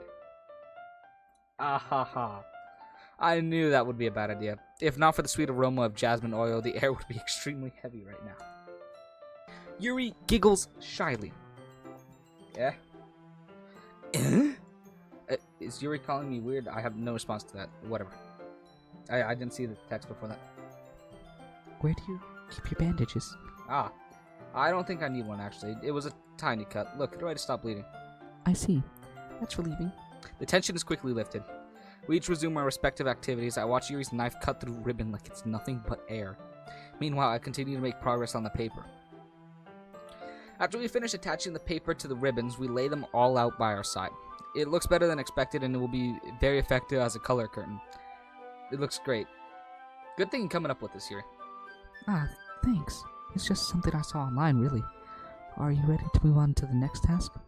Yeah, let's do it. What do you have in mind? I'd like to create a banner. So I asked you to buy the paint tablets. That's right. One of the items Yuri asked me to buy was a kit of watercolor paint tablets. We'll need about 6 cups of water to put each of the tablets in. Do you mind fetching those for us? Of course not. 6 cups of water. I'll be right back in a minute. Thank you very much. Oh, and just a little bit of water is okay. If you fill the cups too much, it'll be too diluted. Taking Yuri's advice, I decide to use small plastic bathroom cups rather than full-size glasses. I put them on a plate to catch any paint that drips and then bring it back into the room. Yuri? Yes? I come in to see Yuri quickly unrolling her sleeve, pulling it back over her arm. Does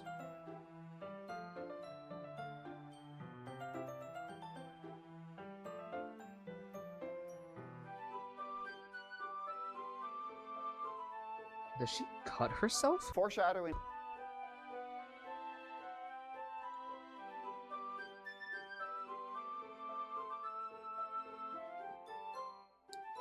Nothing. Your face is a little red. Is it too hot in here or anything? No, not at all. There's nothing wrong, so let's mix the paint. Yuri hurriedly dismisses me and takes it upon herself to unwrap the tablets, dropping them into the cups. So, I thought we would do something simple that would look very nice. I'd like to paint a gradient across the banner, starting with the colors for sunrise, then daytime, then sunset, and nighttime. Once it dries, I'll write an inspirational quote across the banner. We can hang it on the wall behind the podium at the front of the classroom. Neat. What are you gonna write? Well, it will be more fun to surprise you. Yuri smiles at me. If you say so. After rolling out the banner, Yuri and I kneel on opposite sides so we don't get in the way of each other. Yuri uses a brush and adds a few dots of different colors across the banner to serve as a color guide when we paint. This kind of reminds me of elementary school. Painting on a banner with watercolor feels a lot like the art class projects we had back then. It's relaxing. I'm sorry if this feels too childish. No, I didn't mean that at all. It's kind of fun, you know? Yeah, it is fun. I'm glad you feel that way too. Yuri stops painting for a moment, thinking to herself. For me, I don't need I don't need to go out and do crazy things to have fun. In fact, I usually don't even want to. I just like when I can spend time with one other person. Even if it's something simple like reading, it doesn't even matter if we don't talk much. Just having a friend next to me makes things feel a little bit nicer. I think that's all it takes for me to be happy. Is that so? Even if Yuri and I are quite different, I can understand where she's coming from. I feel that way about things like anime and games, where simply sharing the experience with someone can make me happy. I think I feel the same way. Yuri smiles gently. I knew you'd understand.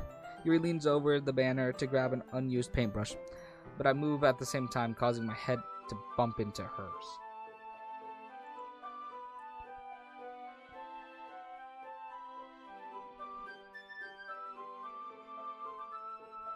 How many times do I have to try and make this awful noise that my vocal cords simply can't make?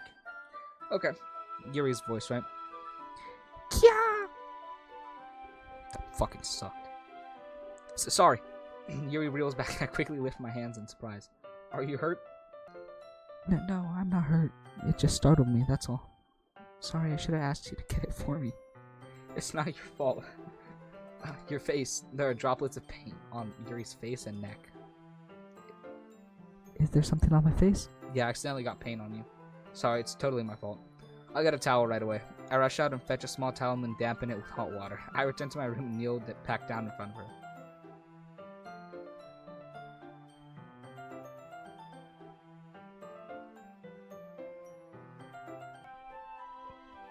Here.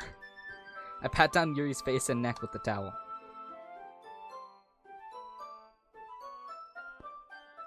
Why are her eyes glowing?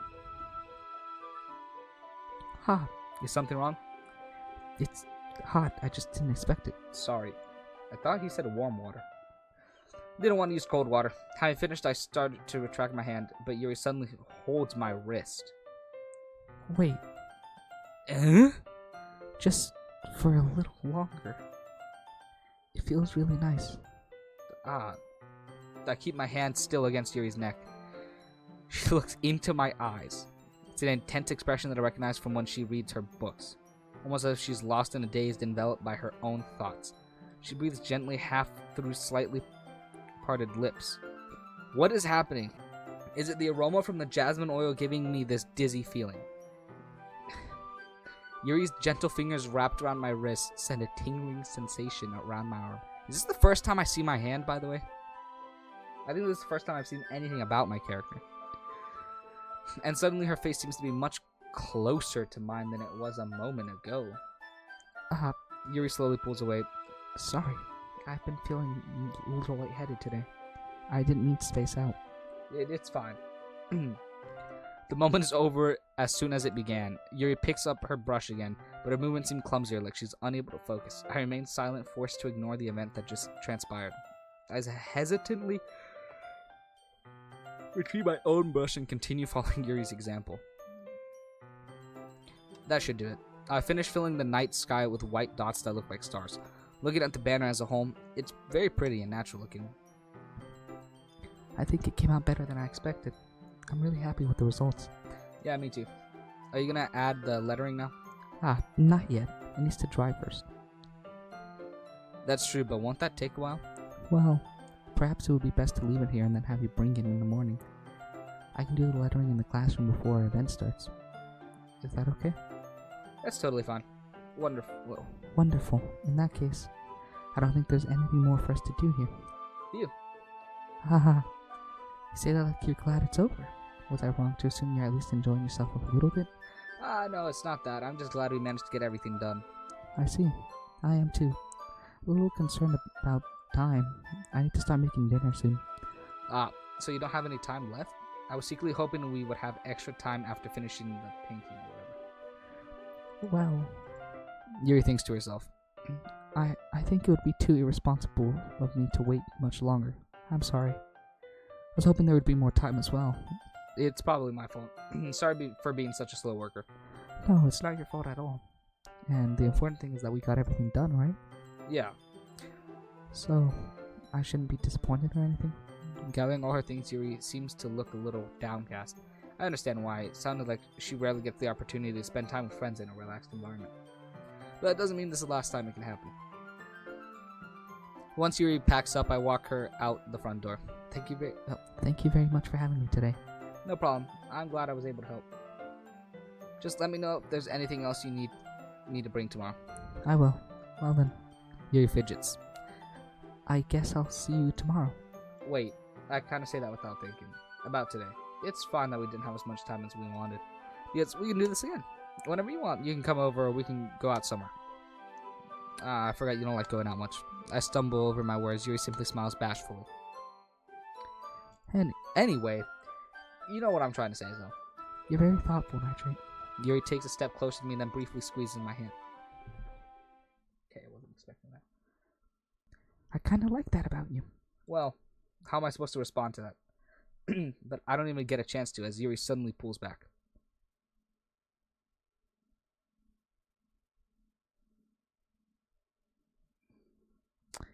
Sayori?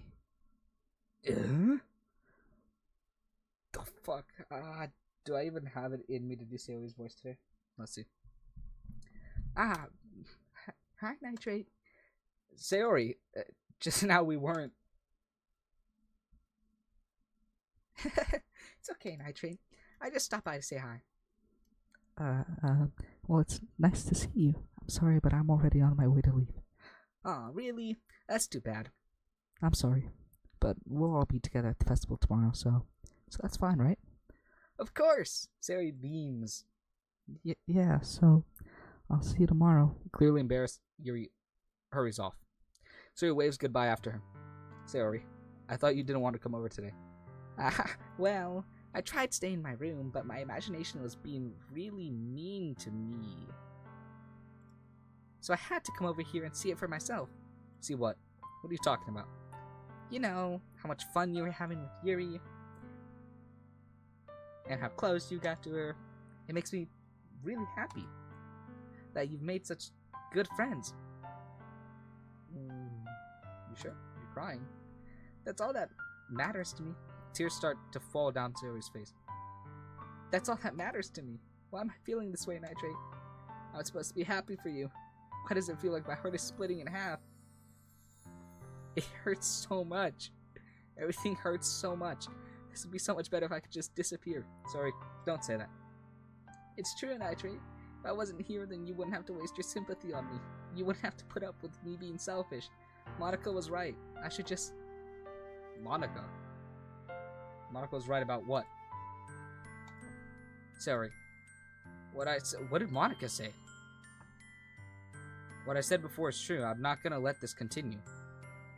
Caring about you isn't the burden your mind is making it out to be. It's something that makes me happy. It's something that I wouldn't trade for anything else. So even if it takes an entire lifetime, I'm gonna be by your side until you don't feel any more pain. But, Sayori looks away. I put a hand on her shoulder to reassure her. I'm scared, Nitrate. I'm really scared. What are you scared of, Sayori? I'm scared that I might like you more than you like me, Sayori. It's true, isn't it? I was weak and started to like you too much, and I did this to myself, Nitrate. I like you so much that I want to die. Foreshadowing. That's how I feel. And that's enough, Sayori. I don't want you to hurt anymore. Slide my hand down Sayori's arm and squeeze her hand in my own. Do you remember how I said I always know what's best for you? Do you still believe me? Wordlessly, Sayori nods. Even if you don't understand all your own feelings, I know what you need the most right now. And that's what I'm going to give you. I missed the last part of this dialogue. What? Sayori. Although I was in the pursuit of Yuri,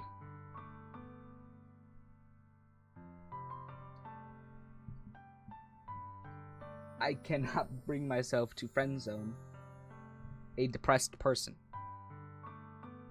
So for that reason, we're choosing the top option. Sorry. I love you. Eh? Those are my true feelings. So, there's no way you could like me more than I like you.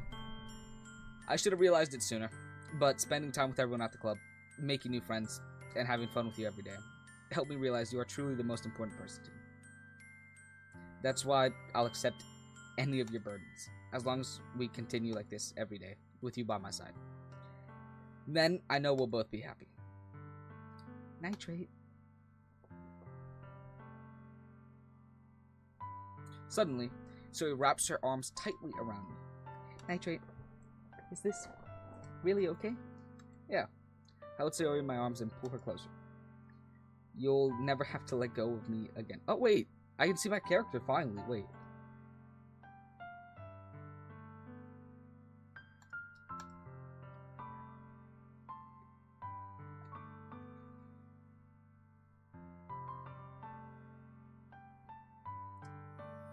I love you, Nitrate. I want to be with you forever. Me too. I feel Sayori's grip around me weaken a little bit. What is this? Sayori? I'm supposed to feel happy right now. I always thought this would be the happiest moment for me. But why? Even now? Why won't the rain clouds go away? They're not going away at all, Nitrate. It's okay, Sayori. It might take some time for things to get better again. But no matter how long it takes, I'll be there every step of the way. That's all that matters right now. Oh, okay. I trust you. Sayori and I slowly release each other. So, I guess that makes the festival tomorrow our first date, huh? What are you saying? I don't want to think about those things, you know? I want everything to be the same as it always has been. Even if we really are a couple. I don't know if I could handle anything more right now. It's really new and scary to me. I understand. We'll go whatever pace suits you best. Hey, Nitrate. So he gazes at me once again, smiling something. I didn't read that last word. If I get really, really sad, this is the best thing for me, right? I don't really understand what Sayori means by that. Are you saying that this is making you feel sad, Sayori? I don't know. I don't understand what I'm feeling. It felt like a bunch of thorns when you told me you loved me. But that's why I want to trust you. You know what's best for me. Yeah, I do. That's my promise. I say that, but in reality, I've never felt more uncertain when it comes to Sayori. I know that I love her and that she loves me. But I'm having as much trouble understanding Sayori's feelings as she is. Even though I can comfort her, I keep wondering if I should be doing something more or something different. I know that these thoughts will continue to plague me until things are back to the way they were. Is that what Sayori meant by not wanting anything to change? I don't know. But I do know that I'll give it everything I've got. Sayori's the most important person to me, and I'll do whatever it takes to have a happy future with her. It's the day of the festival. Of all days, I expected this to be the one where I'd be walking to school with Sayori, but Sayori isn't answering her phone. I considered going to her house to wake her up, but I decided that's a little too much. Not really, but okay. Meanwhile, the preparations for the event should be nearly complete. The banner Yuri and I painted is dry. I gently rolled it up to take with me. She sent me a pleasant text reminding me not to forget anything, and I reassured her. Funnily enough, I probably felt the same way as Natsuki did about the event. Oh my gosh. I'm more excited for it to be over so I can spend time with Sayori and Yuri at the festival. But knowing Monica, I'm sure the event will be great too. Nitrate! You're the first one here! Thanks for being early. That's funny, I thought at least Yuri would be here by now. Monica is placing little booklets on each of the desks in the classroom. Oh my gosh. They must be the ones she's prepared that will have all the poems we're performing. In the end, I found a random poem online that I thought Monica would like and submitted it. Oh. Okay. So that's the one I'll be performing. I'm surprised you didn't bring Sayori with you. Yeah, she overslept again. That dummy. You would think that on days this important she'd try a little harder. I say that, but I suddenly remember what Sayori told me yesterday. And I suddenly feel awful, knowing it's not nearly that simple for her. I only said it because this is the way I'm used to thinking, but maybe I should have gone to wake her up after all. You should take a little responsibility for her, Nitrate. I mean, especially after your exchange with her yesterday. You kind of left her hanging. Foreshadowing. This morning, you know? Exchange? Monica, you know about that? Of course I do. I'm the club president, after all. But what? I stammered, embarrassed. Did Sayori really tell her about it that quickly? That we're a couple now? I didn't really plan on bringing it up with anyone yet. Jeez, you don't know the full story at all, so... Don't worry. I probably know a lot more than you think. What? Monica's being as friendly as usual, but for some reason I felt a chill down my spine after hearing that. Hey, do you want to check out the pamphlets? They came out really nice. Yeah, sure. I grabbed one of the pamphlets, laid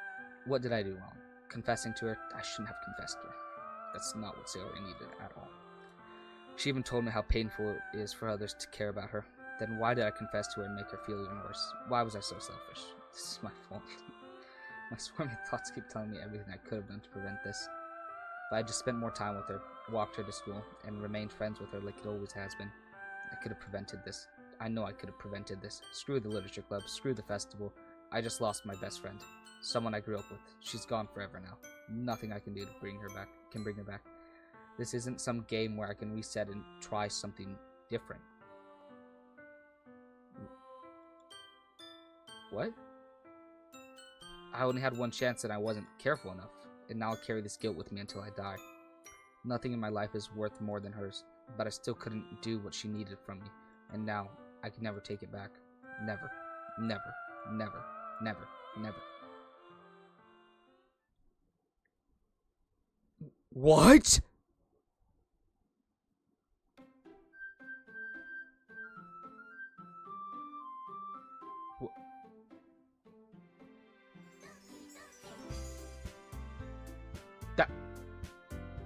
That can't be the end.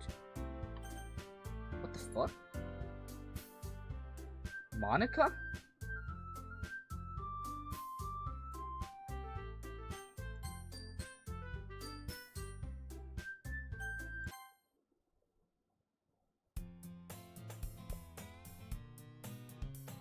So it's not the end. What's wrong with the music? The music sounds different.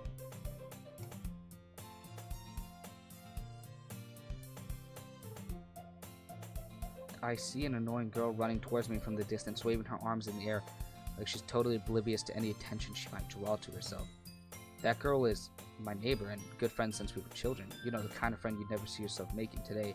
But it kind of just works out because you've known each other for so long. We used to walk to school together on days like this, but starting around high school, she would oversleep more and more frequently, and I would get tired of waiting up.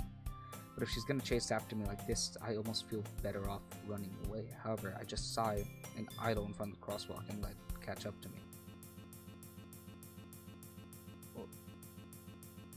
What? What? It's an ordinary school day like any other. Mornings are usually the worst, being surrounded by couples and friend groups walking to school together.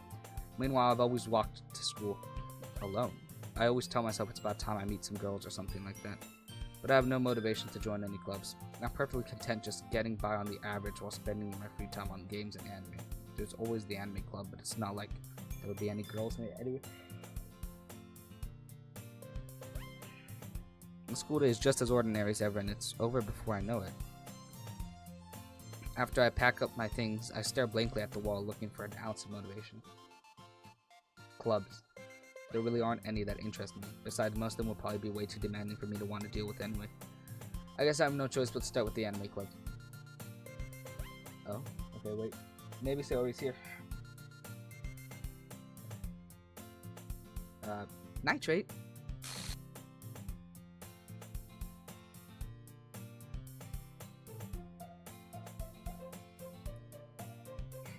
Monica?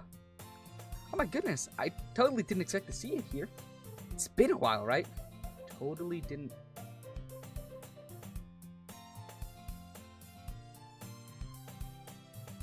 Ah, yeah, it has. Monica smiles sweetly. We do know each other. Well, we rarely talk, but we were in the same class last year. Monica was probably the most popular girl in the class, smart, beautiful, athletic, blah blah blah. Basically, completely out of my league. So having her smile at me so genuinely feels a little. What did you come here for anyway? Oh, I've just been looking for some supplies to use for my club. Do you know if there's any construction paper in here? Or markers? I guess you could check the closet. You're in the debate club, right? Ah, about that. I actually quit the debate club. Really, you quit? Yeah, to be honest, I can't stand all the politics around the major clubs. It feels like nothing but arguing about the budget and publicity and how to prepare for events. I'd much rather take something I personally enjoy and make something special out of it. In that case, what club did you decide to join? Actually, I'm starting a new one. A literature club. Literature? That sounds kind of dull. How many members do you have so far? It's kind of embarrassing, but there are only 3 of us so far. It's really hard to find new members for something that sounds so boring. Well, I can see that. But it's really not boring at all, you know? Literature can be anything, reading, writing, poetry. I mean, one of my members even keeps her manga collection in the club room. Wait, really? Yeah, it's funny, right? She always insists that manga is literature too. I mean, she's not wrong, I guess. And besides, a member's a member, right? Did Monica say she?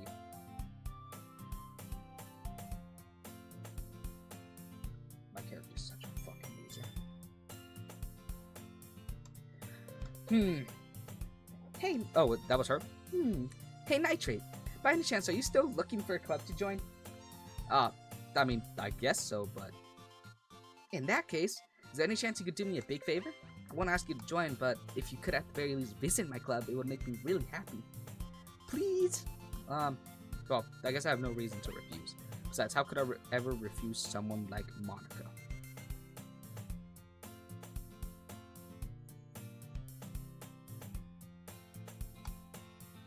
Sure, I guess I could check it out. Ah, awesome! You're really sweet, Nitro. You know that? It's nothing really. Shall we go then? I'll look for the materials another time. You're more important. And thus, today marks the day I sold my soul to Monica and her irresistible smile.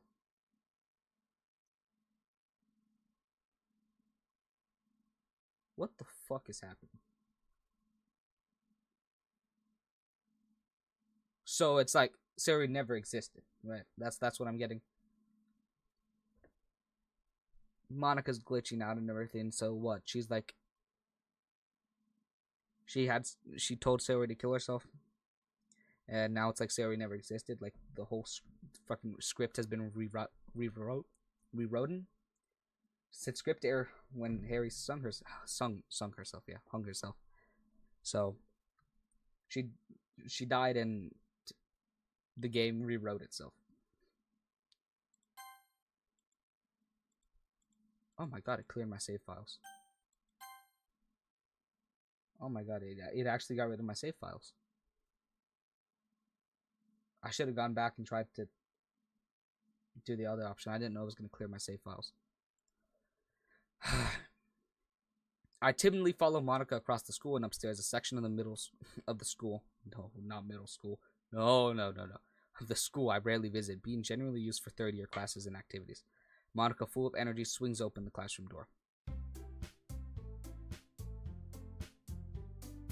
This little shit again. This little mark that makes it so much harder to read.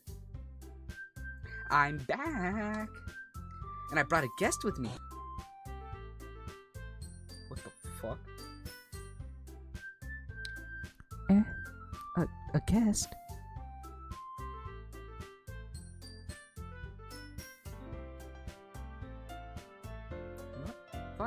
Fine. I'll do a normal voice for it. Since I have a voice freed up from Sayori's death, I can use it, right?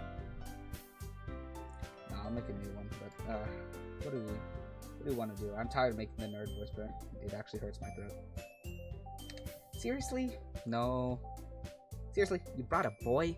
Way to kill the atmosphere. That's fine. That's okay. Don't be mean, Natsuki. But anyway, welcome to the club, Nitrate. Oh my god, not this shit again. All words escape me in this situation. This club is full of incredibly cute girls. So let me guess, you're Monica's boyfriend, right? What? No, I'm not. Natsuki. The girl with the sour attitude, whose name is apparently Natsuki, is one I don't recognize. Her small figure makes me think she's probably first year. Anyway, this is Natsuki, energetic as usual, and this is Yuri, the vice president. Was Yuri the vice president before? No, Sayori was the vice president, wasn't she?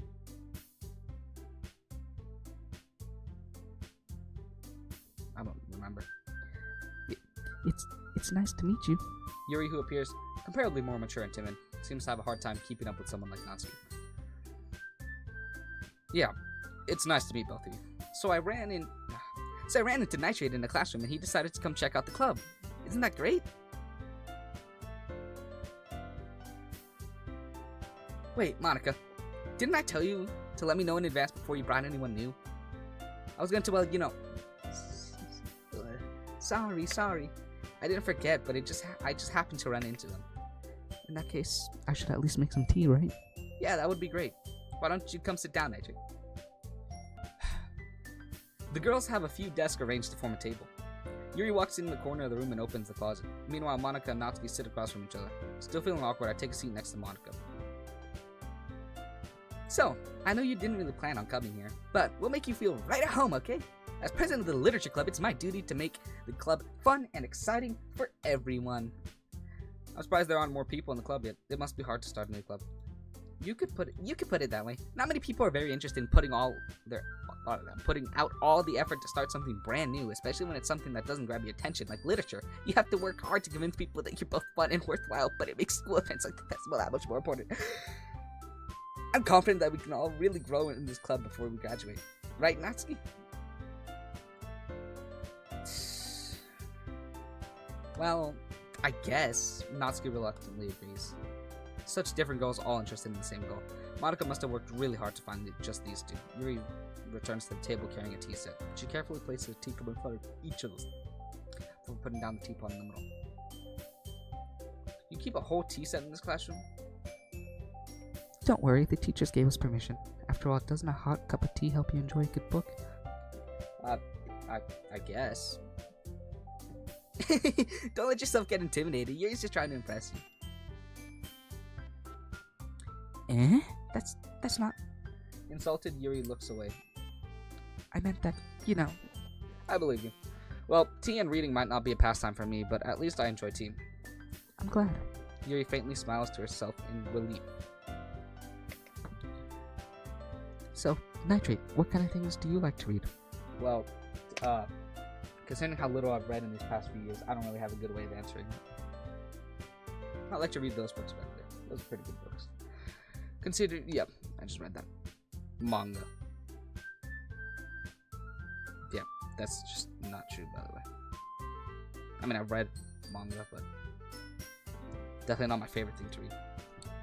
I mutter quietly to myself, half joking. Wait, I remember this? Natsuki looks up in surprise, right? Yep, Natsuki's head suddenly perks up. Looks like she wants to say something, but she keeps quiet. Not much of a reader, I guess. Well, that can change. What am I saying? I spoke without thinking after seeing Yuri's sad smile. Anyway, what about you, Yuri? Well, let's see. Yuri traces the rim of her teacup with her finger. My favorites are usually novels that build deep in... Okay, I'm not reading all this shit again. I'll read any new dialogue.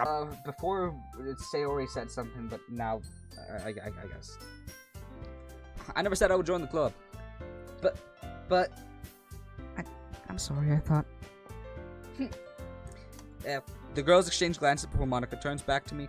I guess I need to tell you the truth, Nightshade. The thing is, we don't have enough members yet to form an official club. We need 4.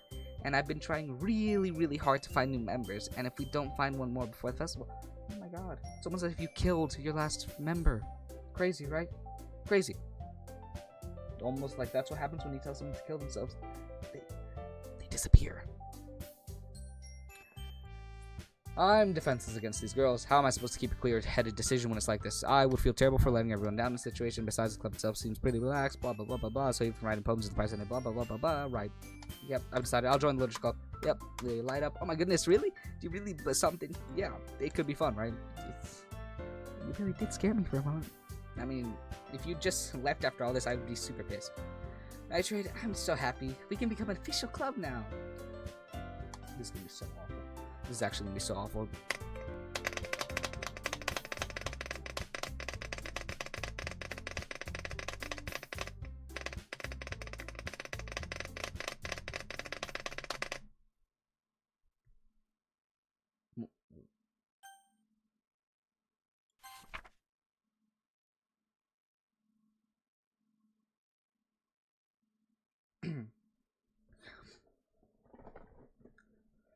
A dream. I was wandering in an abandoned warehouse at night. I was lost, looking for an exit. I just wanted to go home. I came upon a huge empty room, its ceiling and walls beyond the deep blackness. My steps were quick in order to hurry to the other side. or to a wall, anything. Suddenly, the ground was no longer beneath my feet. I stepped into a hole of indeterminate width. I fell for a good 5 seconds before crashing into warm water. Figuring out which way was up, I surfaced myself. The air was humid, and the sounds of my splashing reverberated endlessly. My vision was completely swallowed by the dark. With one hand, I could feel the damp metal wall of the container. My lungs were already getting tired.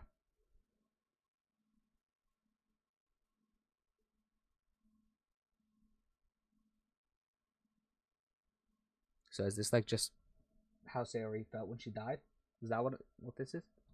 Fell for a good 5 seconds. So she was alive for a good 5 seconds before the warm embrace of death got over her, I guess?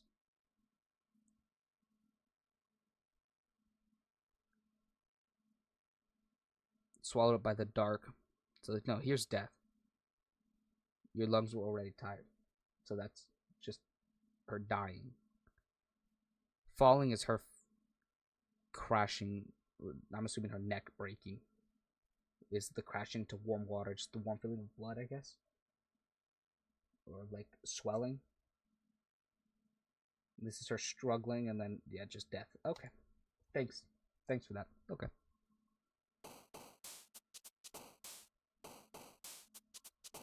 Wait. What happens if I click the one Sayori likes? Oh, it goes to you.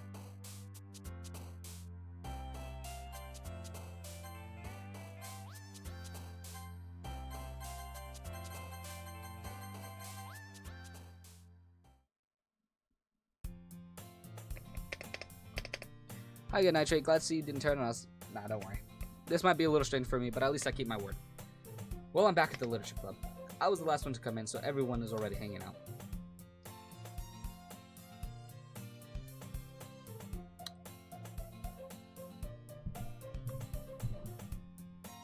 A little too close. Thanks for keeping your promise, Nitrate. I hope this isn't too overwhelming of a commitment for you, making you dive headfirst into literature when you're not accustomed to it. Yeah, this is gonna be bad. Without Sayori here, they're gonna fight so much. Foreshadowing. I didn't even think about that. Oh, come on, like, he deserves any slack. You already had to be dragged here by Monica. I don't know if you plan to just come here and hang out or what, but if you don't take us seriously, then you won't see the end of it. Hey, Monica, you're in front of the, you're in the way. Move.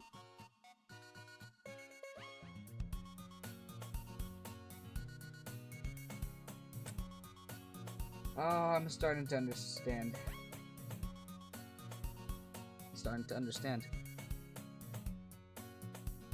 You're the whole focus. That's what you're trying to do. You're trying to be the whole focus. And why is the room slanted? And why is the song different?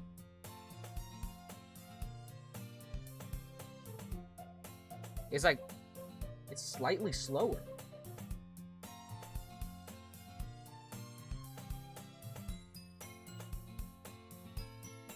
Natsuki, I can't. Certainly has a big mouth for someone who keeps her manga collection in the club room. Manga, Natsuki, yeah, fuck off, jeez. Natsuki finds herself stuck between. Why is it slanted? Between saying Monica and manga.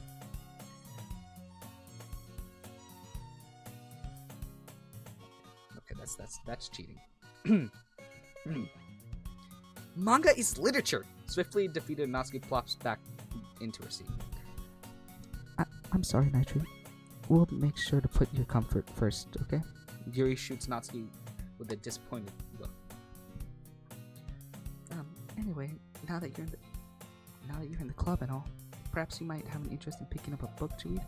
Well, I can't really say no either way. Like you said, I'm in this club now. So it only feels right for me to do something like that if you ask. Wait, I didn't mean it like that. If you don't want to, then forget. If you don't really want to, then forget I said anything, I guess. No, it's not that, Yuri. I just want to try and be part of this club. So even if I don't read often, I'd be happy to pick up a book if you wanted me to. Are you sure? I just felt like, well, as vice president and all, that I should help get you started on something that you might like. Yuri reaches into her bag and pulls out a book. I didn't want you to feel left out, so I picked out a book that I thought you might enjoy. It's a short read, so it should keep your attention, even if you don't usually read, and we could, discuss it if you wanted to. This is... How's this girl accidentally being so cute? She even picked out a book she thinks I'd like, despite me not reading much. Yuri, thank you. I'll definitely read this. I enthusiastically take the book. Phew. Well, you can read it at your own pace. I look forward to hearing what you think. Like, I'm reading and I actually feel like oh, it's fixed now. I actually felt like I was gonna fall over because how slanted that room was. Now that everyone's settled in, I expected Monica to kick off some scheduled activities for the club. But that doesn't seem to be the case. Yuri's face is already buried in the book. I can't help but notice her intense expression like she was waiting for this chance. Meanwhile, Natsuki is rummaging around the closet. Ugh. I hear Natsuki utter an exasperated sigh from within the closet. She seems to be annoyed by something. I approach her. In this case, she needs a hand. You looking for something in here?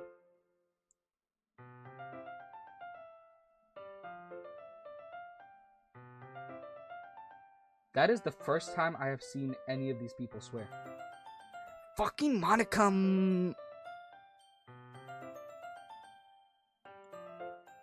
She never puts my stuff back in the right spot. What's the point of keeping your collection organized if someone else is just gonna mess it up? Natsuki slides a bunch of stacked books and boxes across the shelf. Manga. You read manga, right? Sometimes. Manga's one of those things where you can't admit you're really into it until you figure out where the other person stands. How did you know, anyways? I heard you bring it up at some point. Besides, it's kind of written on your face. What is that supposed to mean? He keeps going to Yuri. I see. There's a lone volume of manga amidst the stack of various books. There's a lone volume of manga amidst the stacks of various books on the side of one of the shelves. Curious, I pull it out of the stack. There it is. Natsuki snatches it out of my hand. She then turns to a box of manga and slips the volume right into the middle of the rest. Ah, much better. Seeing a box set with one book missing is probably the most irritating sight in the world. I know that feel. I get closer at the box that she's mine. I don't want to say that. What if that means something bad? Parafight girls? Parafight. Well, actually, that was confused. Parafight girls? It's a series I've never heard of in my life. That probably means it's either way out of my demographic or it's simply terrible. If you're gonna judge, you can do it through the glass on that door. She points to the classroom door. Hey, I wasn't judging or anything. I didn't even say anything. It was the tone of your voice. But I'll tell you one thing, Najee. Consider this a lesson straight from the Literature Club. Don't judge a book. In fact, Natsuki pulls out the first volume of Parafight Girls from the box. I'm going to show you exactly why. She shoves the book right into my hand. Stop. I stare at the cover. It features 4 girls in colorful attire striking animated feminine poses. It's exceedingly whatever that means. I don't know much about manga, chat. Don't just stand there. Ooh, Natsuki grabs my arm and pulls me out of the closet. She then takes a seat against the wall beneath the windowsill. She pats on the ground next to her, signaling me to sit there. Wouldn't chairs be more comfortable? I take my seat. Chairs wouldn't work. Chairs wouldn't work. We can't read at the same time like that. Why's that? That's not 9 circles? Yeah, you missed a little bit of 9 circles. We're going to switch back to 9 circles in a bit, but... You know, I wasn't planning on playing for long, but then the game got really interesting, so... Yeah. You know, after Sayori killed herself, I couldn't help but, see where else it went. And now we get new dialogue, so that's also interesting. Because now we're hanging out with one of the characters I really don't like. That's great.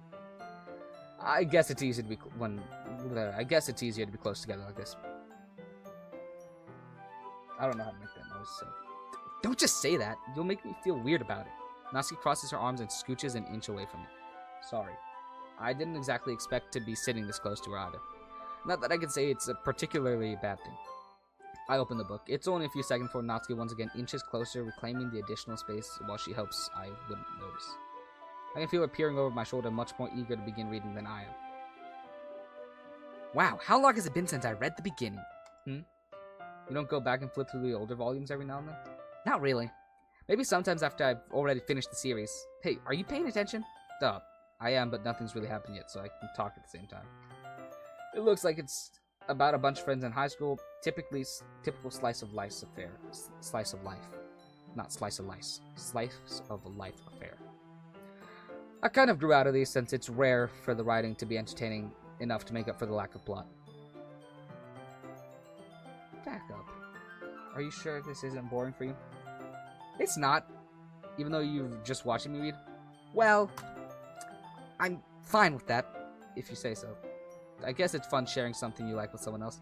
I always get excited when I convince any of my friends to pick up a series I enjoy. You know what I mean? I don't think she does. You don't? That's not... Well, I wouldn't really know. What do you mean? Don't you share your manga with your friends? Could you not rub it in? Jeez. Sorry. Like I could ever get... my friends to read this. They just think manga is for kids. I can't even bring it up without them being all like... Yeah? You still haven't grown out of that yet? Makes you want to punch them in the face. Ugh. I know those kinds of people. Honestly, it takes a lot of effort to find friends who don't judge, much less friends who are also into it. I'm already kind of a loser, so I guess I gravitated towards the other losers over time. No, my character is such a fucking loser, in all seriousness. But it's probably harder for someone like you. Yeah, that's pretty accurate. Wait, which part? I mean, I can't read. I mean, I feel like I can't even keep it in my own room.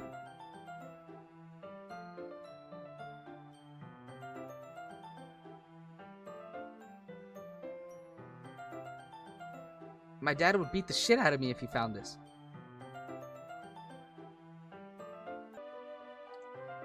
At least it's safer here in the club room. Except Monica's kind of a jerk about it. I just can't win, can I? Well, it paid off in the end, didn't it? I mean, here I am reading it. Well, it's not like that solves any of my problems. What do you want, YouTube? What do you want to show me? Oh. Well, it's not like that solves any of my problems. Maybe, but at least you're enjoying yourself, right? So? Jeez, that's not enough. You to keep me waiting or what? Yeah, I flipped the page. I get it! It's been a long time. Jesus. Time passes. Natsuki's strangely quiet now. I glance over her. It looks like she started to fall asleep. Hey, Natsuki. Yeah? Suddenly, Natsuki collapses straight into...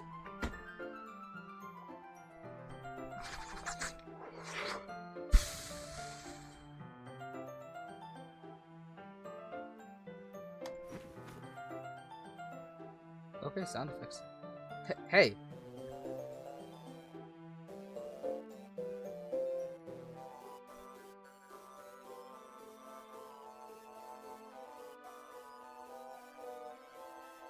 What the fuck is happening, Chad? I don't understand.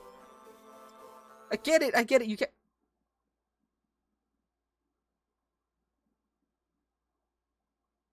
Where the fuck did you come from? Oh, jeez. Natsuki, are you okay? Here. Monica reaches into her bag and pulls out some kind of protein bar. She throws it in Natsuki's direction. Natsuki's eyes suddenly light up again. She snatches the bar from the floor and immediately tears off the wrapper. I told you not to give... She doesn't even finish her sentence before stuffing it into her mouth. Don't worry, Nitrate. She's fine. It just happens every now and then. That's why I always keep a snack in my bag for her. Anyway... Why don't we all share poems now?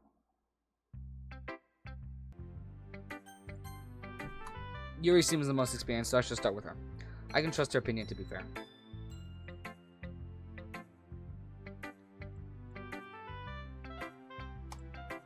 Yuri stares at the poem. A minute passes, more than enough time for her to finish reading. Oh, that's... Sorry. I forgot to start speaking. It's fine, don't force yourself. I'm not... I just need to put my thoughts into words. Hold on. Okay. This is your first time writing a poem, right? Yeah. Why do you ask? I'm just making sure. I guess that it might be after reading through it. So it's that bad. No! Did I just raise my voice? I'm so sorry. She buries her face in her hands. I couldn't help but know. Oh shit. I couldn't help but notice that it's been several minutes and we really haven't gotten anywhere. It might take Yuri a while to get used to new people. It's fine. I really didn't notice. What were you saying? Right. Just that there are specific writing habits that are usually typical of new writers, and having been through that myself, I kind of learned to pick up on them. I think the most noticeable thing that I recognize in new writers is that they try to make their style very deliberate. In other words, they tend to pick a writing style separate from the topic matter, and they form fit the two together. The end result is that both the style and expressiveness are weakened. Once Yuri finds her train of thoughts, it's as if her demeanor Yep, she's just... Natsuki can be a little biased. Biased how? Well, never mind. I shouldn't really be talking about people like that. Sorry. It's fine. I'm not sure if Yuri is apologizing to herself, to me, or to Natsuki. Do you mind if I read your poem now? Please do. I'd love to share my thought process behind it. Yuri smiles dreamily as if that's a rare opportunity for herself, which itself is kind of funny. After all, isn't this supposed to be a literature club? Oh, okay, I read this poem before. It's the same one. I'm sorry, I have such terrible handwriting. What? I wasn't thinking that at all. But it took you a long time to read. Well, I just don't read script very often. I actually think your handwriting is pretty. Yeah, that's a relief. Also, I like the poem. Even though it's short, it was really descriptive. It wasn't too short? I usually write longer poems. Not at all. I'm really glad you liked it. I'll be honest, since it's our first time sharing, I wanted to write something that's a little more mild. Something easy to digest, I suppose. Are you into ghost Yuri? Ooh. Actually, the story isn't about a ghost at all. Yep. We've done this all before. Okay. Oh, she actually said something. Usually she doesn't say anything. Natsuki rereads my poem. Never mind, I don't feel like giving you my opinion. Then what's the point of sharing it in the first place? I wrote this when I could have been doing other things. In fact, remember how I said I wanted to read your poems? That's what I had in mind with writing this. I wanted to help you feel comfortable enough to share yours. Like Monica said, well, I would be more comfortable sharing my poem if yours was really bad. You were supposed to show me some dumb poem and make me go, well, that's not great, but let me show you what real literature looks like. And you went and ruined it. I hope you're happy. So, in other words, you're saying you liked it? Natsuki's retort gets caught in her throat. You don't understand anything, do you? I already told you that you don't have to go announcing it to the world like you're all self-important. Pretty sure you never actually said that. I say that mostly to myself. Natsuki must really hate me or something. I can't figure out if it's a win or a loss that she liked my poem. In any case, you still need to show me yours, right? Dear, fine, I guess. Only because Monica will make me if I don't. Yeah, I told you weren't gonna like it. I like it. Yep. We've done this part all before. Okay. And last but not least, Monica. And I'm not even gonna read this because it's the same shit we've gone over many. Holy shit, why do you yap so much?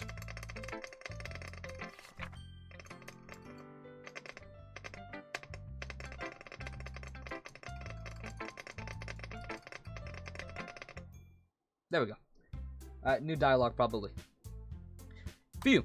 I guess that's everyone. I glanced around the room. It was more stressful than anticipated, as if everyone was judging me for media. Yeah, we've read this part too. I don't care about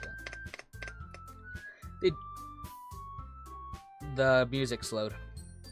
This is about to get wild. They gingerly exchange sheets of paper, sharing their respective poems. As they read in tandem, I watch each of their expressions change. Natsuki's eyebrows furrow in frustration. Meanwhile, Yuri smiles sadly. What is with this language? Eh? Did you say something? Oh, it's nothing. Natsuki dismissively returns the poem to the desk with one hand. I guess you could say it's fancy. Thanks. Yours is cute. Cute? Did you just completely miss the symbolism or something? How can that be cute? I know that. No, I know that. I just meant the language, I guess. I was trying to say something nice. Fuck, you're so stupid. Okay. Hey, buddy. What's up, man? How's it going? This slowed music is really unsettling, bro. Just like, actually. Yeah? You mean you have to try that hard to come up with something nice to say? Thanks, but it didn't really come out nice at all. Well, I do have a couple suggestions. If I was looking for suggestions, I would ask someone who actually liked it, which people did, by the way. Monica liked it, and Nitrate did too, so based on that, I'll gladly give you some suggestions of my own. First of all, Excuse me, I appreciate the offer, but I've spent a lot of time establishing my writing style. I don't expect it to change anytime soon, unless of course I come across something particularly inspiring, which I haven't yet. And Nitrate liked my poem too, you know?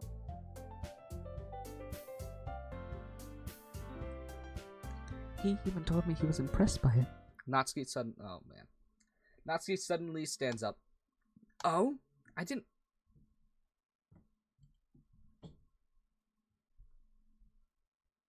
What the hell is going on outside my room? I didn't realize you were so invested in trying to impress our new member, Yuri. Eh? That's not what I... You're just... Yuri stands up as well. Oh my gosh.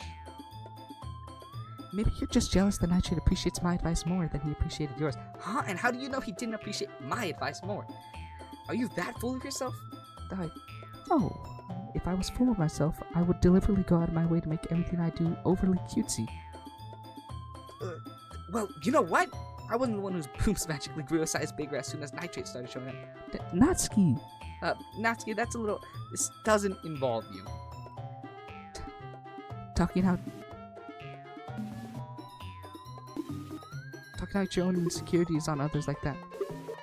You really act as young as you look, Natsuki. Me? Look who's talking. You wanna be edgy bitch. Edgy? Sorry that my lifestyle is too much for someone of your own mental age to comprehend. See? Just saying that proves my point. Most people learn to get over themselves after they graduate middle school, you know? If you want to prove anything, then stop harassing others with your sickening attitude. You think you can counterbalance your toxic personality just by dressing and acting cute?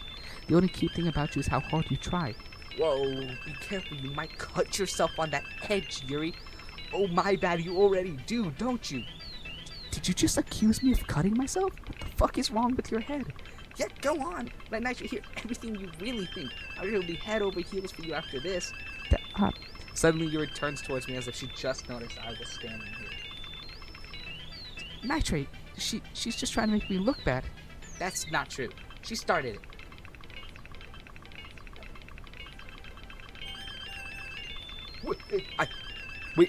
I can't say. I can't say.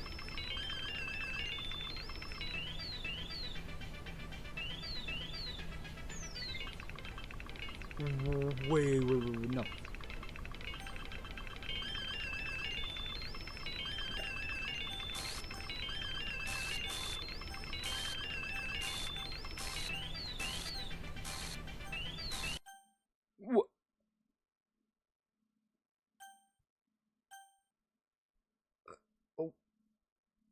What?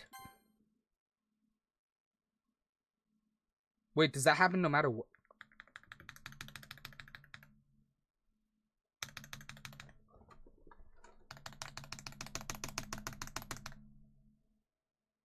Wait. No.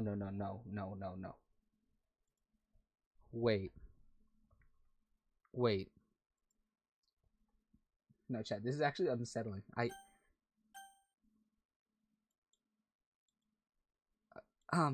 Hey, Nitrate, why don't we step outside for a little bit, okay?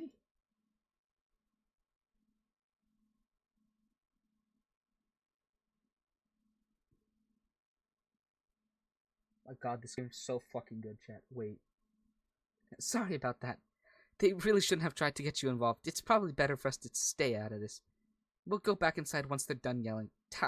Some president I am, right? I can't even confront my own club members properly. I just wish I was able to be a little more assertive sometimes. But a little more assertive sometimes? You made Sayori kill herself. What do you mean you're not assertive enough?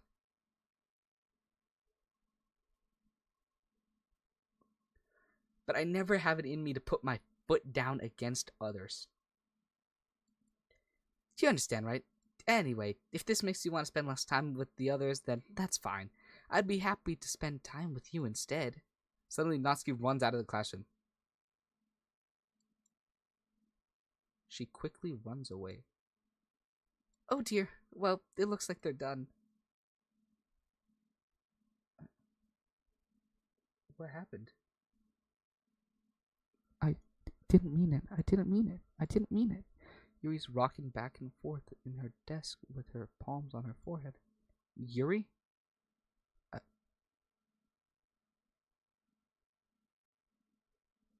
I didn't mean it. I believe you. I have no idea what Yuri might have said to Natsuki. Or did. Nitrate, please don't hate me. Please. I'm not like this. There's something wrong with me today. It's fine, Yuri. We know you didn't mean it. Besides, I'm sure Natsuki will forget all about it tomorrow. Completely. How can you be so sure of that? Anyway, the meeting's over, so you can go home now if you want. Yuri looks at me as if she wants to say something, but she keeps glancing at Monica. You can go first, Monica. I'd like to stay here a little bit longer. So passive-aggressive, both of these people. I'm the president, so I should be the last one out. I'll wait for you to be done. Well, I'm vice president, so please let me take that responsibility today. Kinda sounds like you don't want me around for something, Yuri. It's not that. It's not that. I didn't get much of a chance to discuss my book with Nitrate. It would just be embarrassing with you listening. I guess I don't really have a choice, do I? I'm sorry for causing trouble. What the fuck?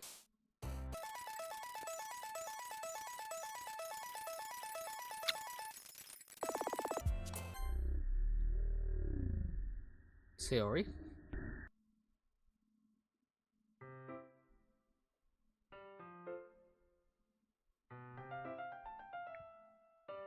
Chat, I might have to try and beat this game today. Look, I might have to throw 9 circles out the window today. Wait, this is getting so good. What the hell is happening?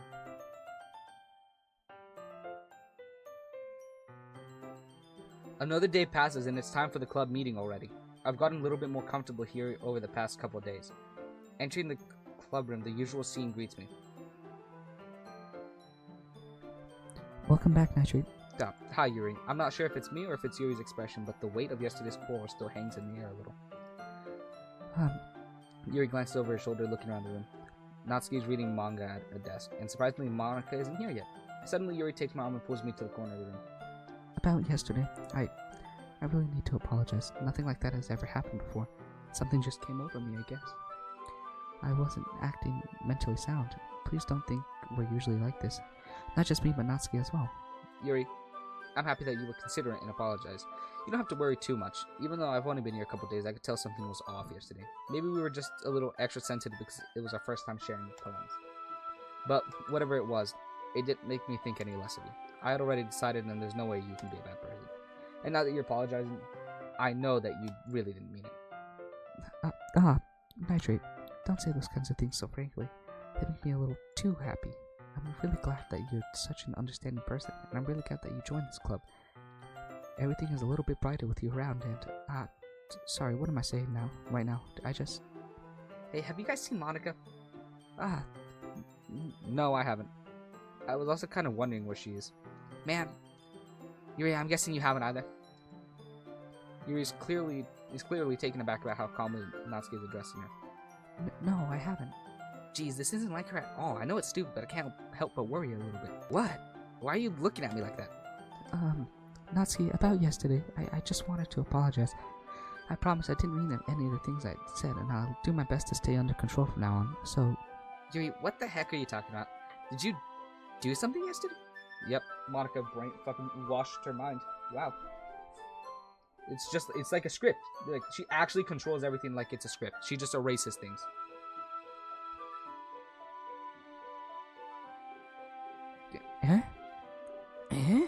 Jeez, whatever's going on in your mind, I'm sure it was nothing. I don't even remember anything bad happening. You're the kind of person who worries too much about the little things, aren't you? But I'll accept your apology anyway, and if it helps you feel any better about it. Besides, it's kind of nice to hear it since I was always afraid you secretly hated me or something like that. No, not at all. I don't hate you. Well, you're kind of weird, but I don't hate you either. Natsuki turns to me. You're still on trial, though. Hey. Suddenly the door swings open. Sorry, I'm super sorry. There you are. I didn't mean to be late. I hope you guys weren't worried or anything. Nah. Well, Natsuki was. I was not. Ha. What took you so long anyway?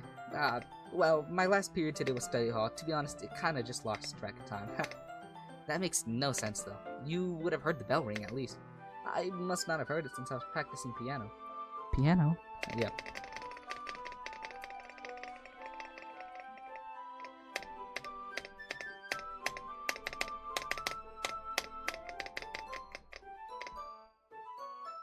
Okay, new dialogue again. Nitrate, since your compliment put me in such a good mood, I was wondering if you wanted to spend some time together today. I mean, in the club. I suppose so. I don't think I could say no to you after you gave that book to me. Well, I guess I need to make sure Natsuki isn't waiting for me. After we finished reading yesterday, she... Whoa. Okay, I'm sorry. She's fine. She's reading over there. So it's okay, right? In that case, I don't see a problem. Okay. Can we start now? Let's find a place to sit. I'm being a little forceful, and I'm sorry. My heart just won't stop pounding for some reason. Don't worry about it. If anything, it's nice... Energy. Yeah, but I need to try and calm down. I won't be able to focus on reading like this. Take your time. Yuri takes a deep breath and pulls out a copy of the book. Or whatever. What's the story about, anyway? Well, I look at the cover of the book. The book is titled Portrait of Marco. There's an ominous-looking eye symbol on the front cover. basically it's about this religious camp that was... Whoa, wait, this is different. Basically, it's about this religious camp that was turned into a human experimentation prison. The people trapped there has this trait that makes them into killing machines that lust for blood. But the facility gets worse. And it gets even worse, and they start selectively breeding people by cutting off their limbs and affixing them to... Oh, that might be a little bit of a spoiler, but anyway, I'm really into it. The book, I mean, not the thing about the limbs. It's kind of dark, isn't it? Yuri made it sound like it was gonna be a nice story. That dark turn came from nowhere. Are you not a fan of that sort of thing, Nitrate? No, it's not that. I mean, I can definitely enjoy these kinds of stories, so don't worry. I hope so. Yeah, I totally forgot that Yuri's into these things. She's so shy and reclusive on the outside, but her mind seems to be completely different. It's just that this kind of story is the kind that challenges you to look at life from a strange, new perspective. When horrible things happen not just because someone wants to be evil, but because the world is full of horrible people and we're all worthless anyway. Then suddenly, Suddenly what? No, don't stop now. What the fuck are you... What? Oh my god, bro. I'm rambling, aren't I? Not again. I'm sorry. Hey, don't apologize. I haven't lost interest or anything. Well, I guess it's alright then, but I feel like I should let you know that I have this problem. When I let things like books and writing fill my thoughts, my whole body gets incredibly... I kind of forget to pay attention to other people, so I'm sorry if I end up saying something strange. And please stop me if I start talking too much. I really don't think you need to worry. That just means you're passionate about reading. The least I can do is listen. It's a literature club after all. That's true. In fact, I might as well get started reading it, right? Yes, I mean, you don't have to, but... What are you saying? Let me just get the book. I quickly retrieved the book that I had put into my bag. Alright, it's fine if I sit here, right? I slip in the seat next to Yuri. Yeah, and now this is just gonna be the same thing, right?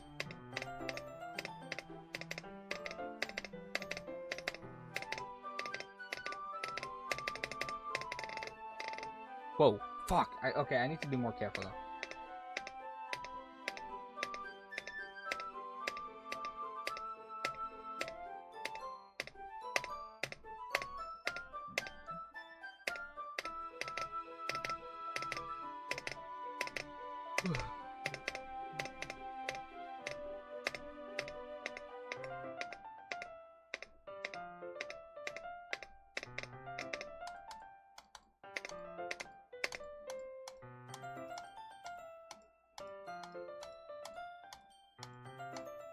This is not GD. Yeah, we got done with GD a little bit ago.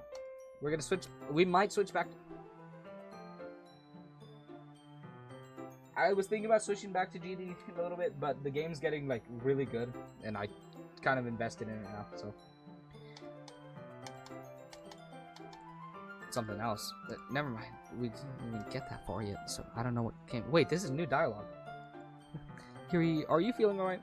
Yeah. Yuri's been a little fidgety ever since we started reading. You can rest if you're feeling sick or something. Your breathing's a little... My breathing? Yuri puts her hands on her chest as if to feel her heart rate. I didn't even notice. Anyway, I'm fine. I just need some water. Alright, don't push yourself. Yuri stands up and practically rushes out of the classroom. What on earth was that about? Nitrate, did something happen just now? I have no idea. Yuri was acting a little strange, I guess. So, you don't know anything? Sorry, I can't say I do. Are you worried about her? Oh, no, not really. I was making sure that you didn't do anything to her. No, what? No, nothing. Ha, don't worry, I believe you. Silly. Silly? What the fuck is wrong with you? Yuri just does this sometimes. It's nothing alarming. Alright, if you say so. Anyway, why don't we start sharing our poems with each other? Shouldn't we wait for Yuri? Well, she might be a while, so I figured we should get started without her. Is that okay? Yeah, I was just asking. I stand up. Make a mental note of where I left off in the book and slip it back in my bag. Okay, let's get the rambler out of the way.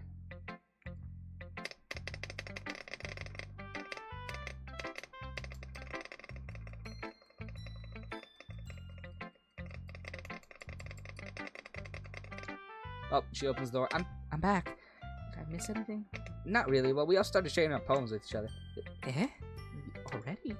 I'm sorry for being late. No need to apologize. We still have plenty of time, so I'm more than glad that you took all the time you needed. Alright. Thanks, Monica. I suppose I should get my poem now. But anyway, you want to read my poem now? I like the way it's turned out, so I hope you do too. Wait, this is different. Save me. The colors they want. Bright, beautiful colors. Flashing, expanding, piercing, red, green, blue. An endless cacophony of meaningless noise. The noise, it won't stop. Violent, grating, or something. King, screeching, piercing, sine, cosine, tangent, like playing a chalkboard on a turntable, like playing a knife on a breathing rib cage. Endless poem of meaningless. Delete her.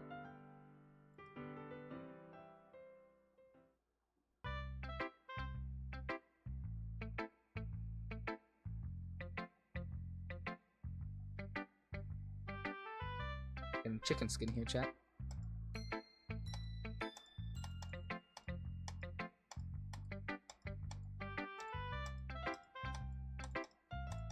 Can you hear me? What?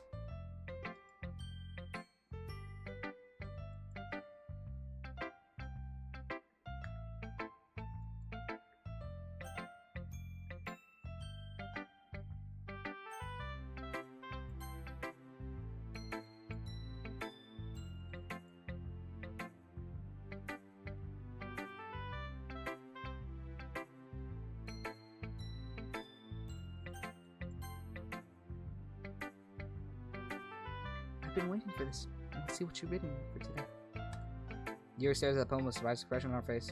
Do you like it? Nitrate, how did you pick up on this so quickly?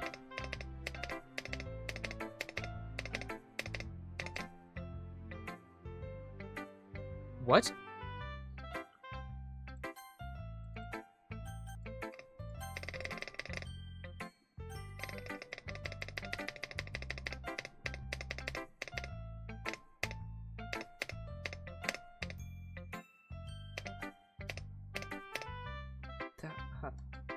That makes me so happy. It's so amazing to feel like I'm valued, Nitrate. Everything that you write is a treasure to me. My heart pounds just holding it. I want to write a poem about this feeling. Is that bad, Nitrate? I'm not being weird, right?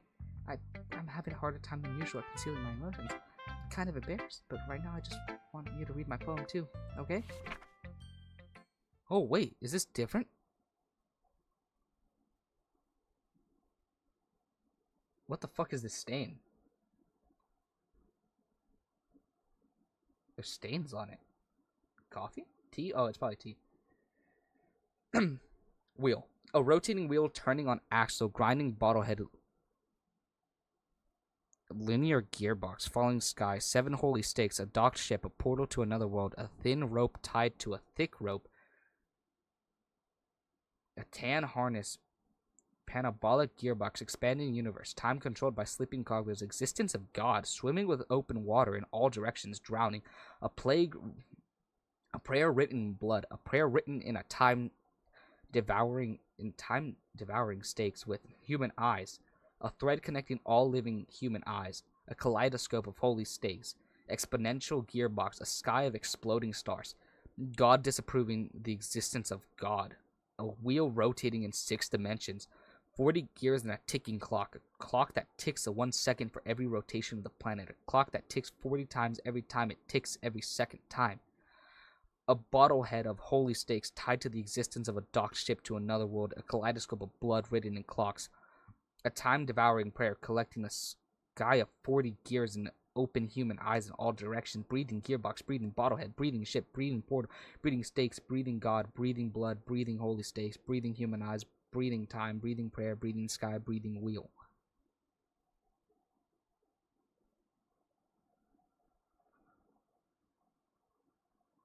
What?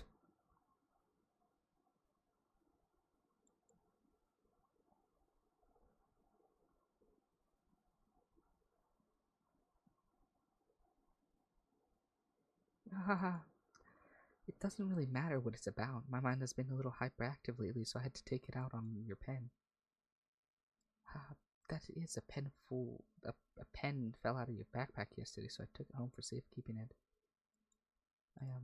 I just really like the way that it writes, so I wrote this poem with it, and now you're touching it. Haha. But I'm okay. What did I just? Can we pretend this conversation never happened? You can keep the poem though.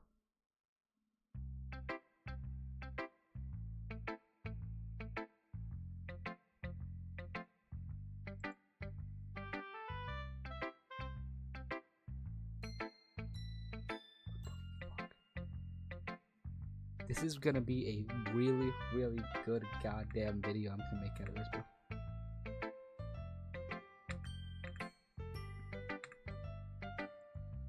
This game is so good. What?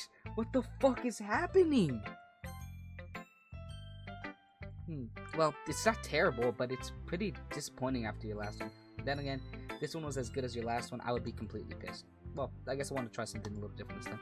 Fair enough, you're still new to this, so I wouldn't expect you to find your style right away. I mean, everyone in the club writes really differently from each other. Maybe you'll find a little influence from all of us. For instance, I noticed that you're spending some time with Yuri today. Not that I care who you spend your time with, after I was taught to never expect anything from anybody. So it's not like I was waiting for you or anything. Still, you should at least look over my poem. You'll probably be able to learn something from it. Oh, I didn't get to see her poem before. Oh, wow. Okay. Amy likes spiders. You know what I heard about Amy. Amy likes spiders. Icky, wiggly, hairy, ugly spiders. That's why I'm not friends with her. Amy has a cute singing voice. I heard her singing my favorite love song. Every time she sang the chorus, my heart would pound to the rhythm of the words. But she likes spiders. That's why I'm not friends with her. One time, I hurt my leg really bad. Amy helped me up and took me to the nurse. I tried not to let her touch me. She likes spiders, so her hands are probably gross. That's why I'm not friends with her. Amy has a lot of friends. I always see her talking to people. She probably talks about spiders. What if her friends start to like spiders too? That's why I'm not friends with her. It doesn't matter if she has other hobbies. It doesn't matter if she keeps it private. It doesn't matter if it doesn't hurt anyone. It's gross. She's gross. The world is better off without spider lovers. And I'm gonna tell everybody.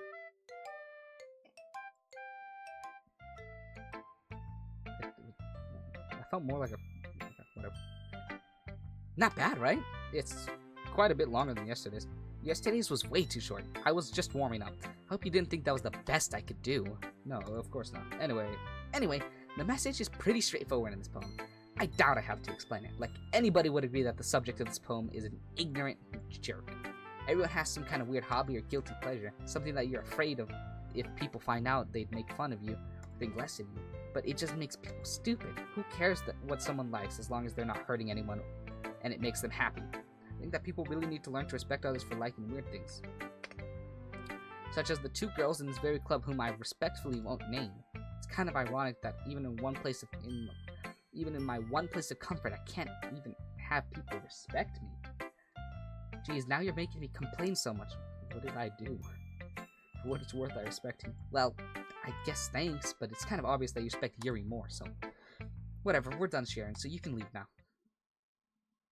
Oh, yeah. It's the same thing. A dream. I was staying over at my friend's place. There were 4 of us. I drifted off to sleep while everyone was talking and watching TV. In my dream, I was still at my friend's house. The only difference is that there were nails sticking out of the walls everywhere.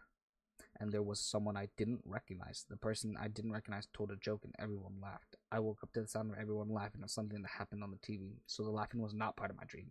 It was the noise that woke me up. I wonder who that person was and how they knew to tell a joke at that moment. I don't know what that one means.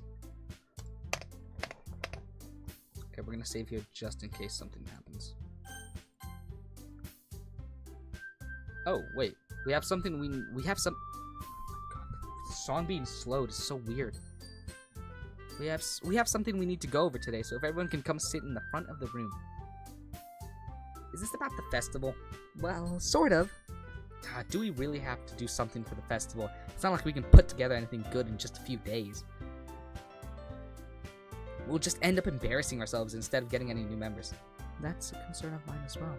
I don't really do well with last-minute preparations. Don't worry so much. We're gonna keep it simple, okay? Look, I know everyone's been a little more lively ever since Nitrate joined, and we've started with some club activities, but this isn't the time for us to become complacent. We still only have 4 members, and the festival's our only real chance to find more, you know? What's so great about getting new members anyways? We already have enough to be considered an official club. More members just mean everything gets noisier and more difficult to manage. Natsuki, I don't think you're looking at it the right way at all. Don't you want to share your passion with as many people as you can? To inspire them to find the same feeling that you brought here in the first place? The Literature Club should be a place where people can express themselves like they can't do anywhere else. It should be a place so intimate that you never want to leave. I know you feel that way too. I know we all do. So that's why we should work hard and put something together for the festival, even if it's something small. Right, Nitrate? Stop. Oh, come on. You can't just take advantage of Nitrate to agree with you just because he doesn't know how to say no to anything. Look, Monica. Do you really think any of us here joined the club with other people in mind? Yuri never even talked until Nitrate joined. As for me, I just like it better here than I do at home. And Nitrate isn't even passionate about literature in the first place. That's everyone. Sorry, but you're really the only one here who's so interested in finding new members. The rest of us are fine just like this. I know you're president and all, but you should really consider our opinions for once. Okay, Natsuki. Wait. Okay. Monica is clearly taken aback by Natsuki's words. That's not true at all. I'm sure Yuri and Nitrate want to get more members too, right? I don't know about Yuri, but I'm kind of indifferent. If I showed as much enthusiasm as Monica wanted, then I would probably be lying. Still, if it's up to me to rescue this situation... No, Natsuki's right, isn't she? Why is my cord so tangled up here? Freaking like Sayori. Natsuki's right, isn't she? This club, this is nothing more than a place for a few people to hang out. Why do I think that everyone here saw it the same way as I did? That doesn't mean we're against getting new members or anything. Nitrate, why did you even join this club? What were you hoping to get out of it? Yay, my character gets to tell his loser tale as to why he joined the club. Well, it's not really something I can be honest about, is it? In fact, if I remember, you weren't even given a choice not to join. Monica sits down and stares at her desk. What's the point of all this anyways? What if starting a club was a mistake? Now you've done it, Natsuki. What, me? I just spoke my mind. Is it a crime to be honest? It's not about being honest, it's about word choice. Besides, you have no right to speak for everyone else in the club like that. You don't understand at all. I just want to find a place that feels nice to hang out with a few friends. Is there a problem with that club being that for me? There aren't many other places like that for me. And now Monica wants to take it away from me. She's not taking anything away. No, Nitrate, it's not the same. It won't be the same with the direction she wants to take it. If I wanted that, I could have just joined any other stupid club. But this one, I mean, at least for a little bit of time, things were nice. Natsuki starts packing up her things. I'm going home. I feel like I don't belong here right now. Natsuki ignores Yuri and walks right out of the classroom. This is bad. I don't know what to do. Well, do you have an opinion on the festival? I don't know. I'm kind of indifferent, I guess.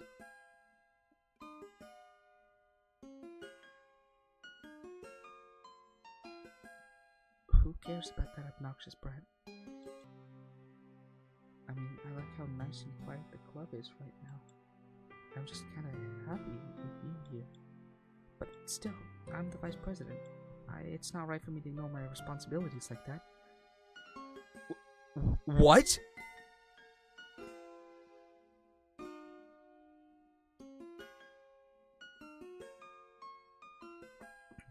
Nobody would cry if she killed herself.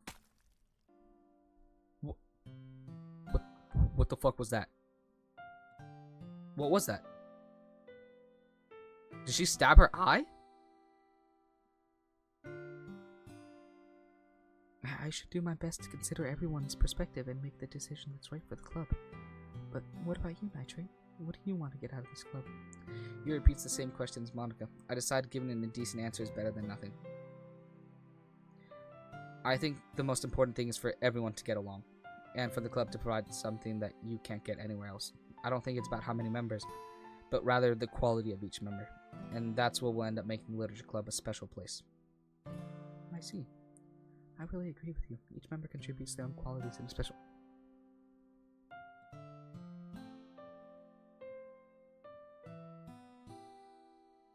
Why is she bleeding faster? What the hell is happening? In a special way.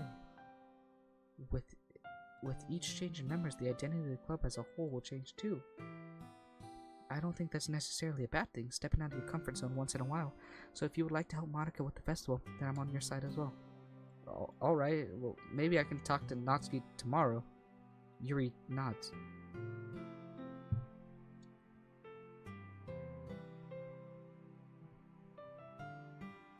What the fuck is happening? Genuinely, what the fuck is happening? What is happening, bro? Oh my god. Hey, Yuri. Yeah? I know things were a little awkward yesterday, but I feel like you deserve to know that I still think you're a wonderful vice president. And also a wonderful friend. So before or after you change the entire script to send us all into the very next day without me getting to hear what Yuri wanted to say. But Monica, I still want to do everything I can to make this the best club ever, okay? me too. Yeah, let's all go home for today. We'll talk about the festival tomorrow. Okay. I look forward to it. Shall we go, Nitrate? Please don't take this the wrong way, but I'm gonna chat a little with Nitrate before we leave, just to see what he thinks of his time here and all that. It's important to me as president. Yuri looks a little troubled, but she doesn't protest. Okay. I trust your judgment, Monica. In that case, I'll see the two of you tomorrow. See you tomorrow. Monica waves as Yuri exits the classroom. Phew, things have been a little hectic lately, haven't they? Nitrate, I just wanted to make sure you're enjoying your time in this club. I would really hate to see you unhappy. I feel like I'm responsible for that as president.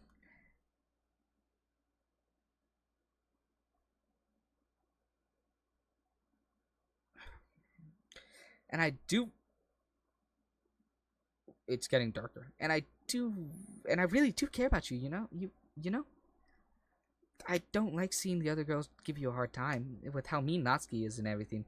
And Yuri being a little bit, you know, sometimes it feels like you and I are the only real people here, you know what I mean? But it's weird because in all the time you've been here, we've hardly gotten to spend any time together. I mean, I guess it's technically only been a couple days. I'm sorry, I didn't mean to say something weird. There are just some things that I've been hoping to talk about with you. Things that I know only you could understand. So that's why... Wait, not yet. No. Stop it. What?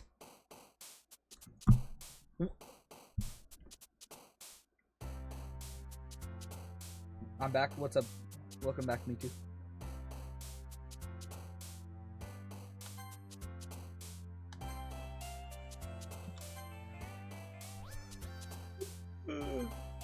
Breathe.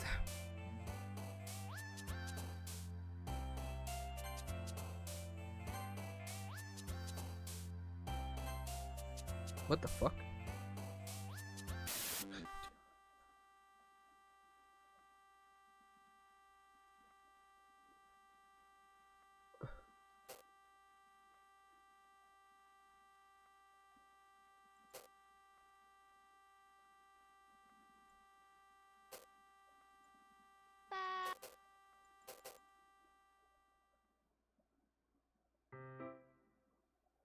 Oh my god. You know, as much as I wanted Yuri to be more expressive and like happy, and like easy to talk to, it's really unsettling when she is actually like that. Because it's so out of character.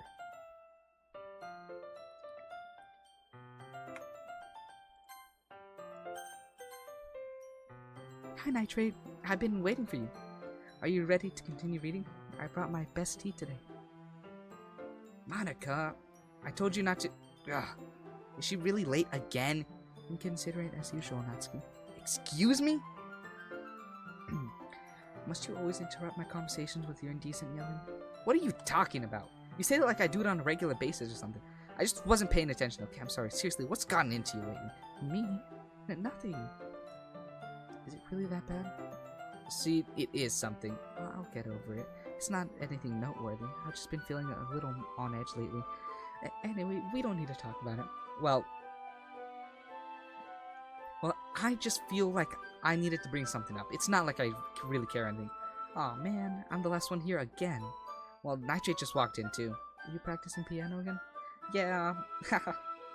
You must have a lot of determination, starting this club and still trying to make time for piano. Well, maybe not determination, but I guess passion. It motivates me to work hard for the festival and, Right, I forgot. About that, Natsuki, we were all talking yesterday and... Well, we decided that we would like to support the festival as well. However, I understand how you feel about not wanting the club to change. I think we all kind of feel that way. As long as we're all working together, this club will never become something we don't want. Also, if you help us out with the festival, then I'll buy you a new manga. Haha. Sorry, that last part was really funny. Look, I did some thinking about yesterday, and I was a little more hostile than I meant to be. I guess I really felt threatened or something, but I know there's something we're doing together. Another new member wouldn't hurt as long as they're cool, and I guess another girl would be nice this time. But more importantly, I would hate to see the event just suck because I chose to back out. I'm a pro, you know, so I'm gonna help too, and we'll make sure it's done right. Thank goodness. Isn't that great, Monica? Monica? Yeah, that's wonderful. It wouldn't be the same without you, Natsuki. Anyway, Nitrate, what do you want to do today? I was thinking we already have plans today. Is that so, Yuri? That's correct. Nitrate is already engaged in a novel that we're reading together. Aren't you glad I've gotten him into literature, Monica? I suppose. I was just... Actually, it doesn't matter. It really doesn't. You guys can do whatever you want.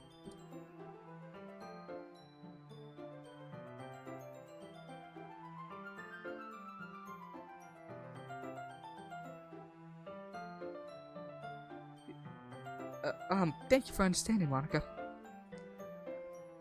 Actually, I have a request. Do you mind if I make some tea first? Not at all. Thanks very much. If there's one thing I can make that can make my reading time here any better, it's a nice cup of tea, not to mention for yourself as well. Yuri stands up and makes her way to the closet. I follow and watch as she retrieves a small pitcher from the shelf, the kind with a filter inside. Can you hold this for a second? Sure. Yuri hands me the water pitcher and also fetches an electric kettle. I'm gonna go plug this in at the teacher's desk and then I'll go get some water. She walks past me and sets the kettle down on the teacher's desk. I simply watch her movements. To my surprise, the way she moves really contrasts her speaking manners, and especially, Okay, may I have Yep. Oh, wait, but I shouldn't skip through dialogue because all the interesting stuff happens, like, between dialogue. That's okay. You stay here. It won't take long. Oh, wait. She won't let me follow her out? Pitcher in hand, Yuri hurries out of the classroom. Did Yuri leave you again? No, it's not like that this time. She's just filling up the water pitcher to make tea. Oh, okay. Sorry for the misunderstanding. So, 10 minutes pass. Yuri said it wouldn't take long. Something holding her up? I'm bored waiting here, so I decided to go out looking for her. Wait, what?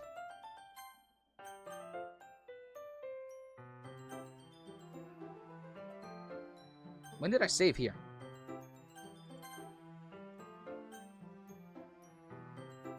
Wait, I didn't save here. Did I? No, I didn't save here.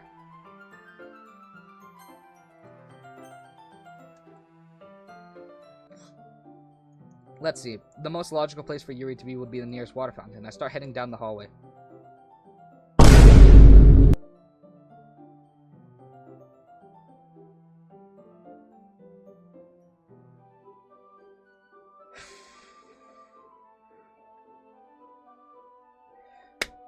Ha,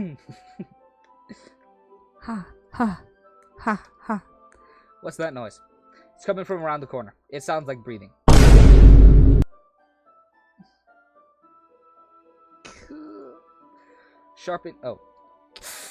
A sharp inhale like someone sucking air through their teeth. GG's, bro. I wish you the best of luck so you don't die. Are they in pain? I reach the corner and peer around it. Yuri?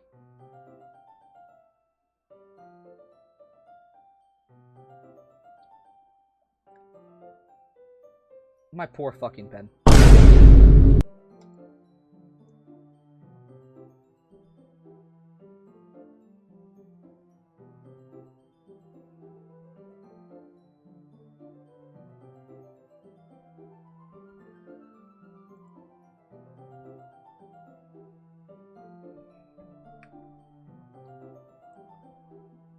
Kia. Ooh.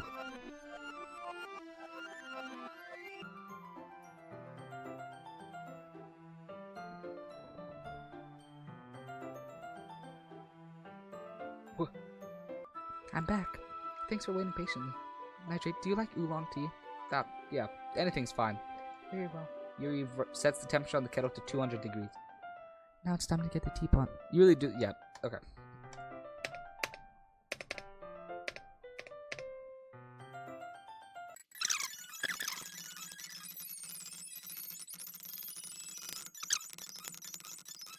Okay, this is new. Yuri starts to breathe heavily. I can't. Nitrate. Suddenly, Yuri forcefully grabs my arm and jerks me to my feet. My teacup gets knocked over. Nitrate. My heart won't stop pounding, Nitrate.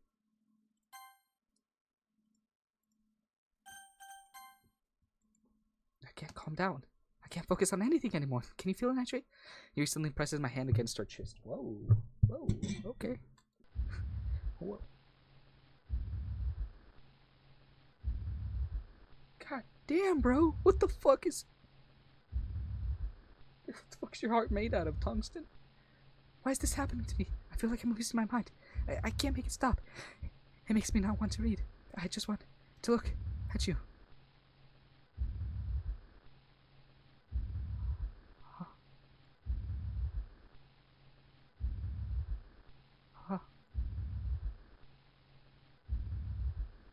My god, what the fuck is happening? It's time to share poems. See you then. Pause. This one's alright. Alright. Well, yeah, about as good as yesterday's anyways. I still can't really tell how much you actually care about writing, but either way, you're doing alright. Even though you're not really spending time with anyone but Yuri, I still think it's nice to have activities that we all participate in. So, you better keep working hard. I mean, I know I'm not president or vice president or anything, but that doesn't mean you can let me down, okay? So at least read mine too for now. But just to be clear, this poem means a lot to me, so read it carefully, okay?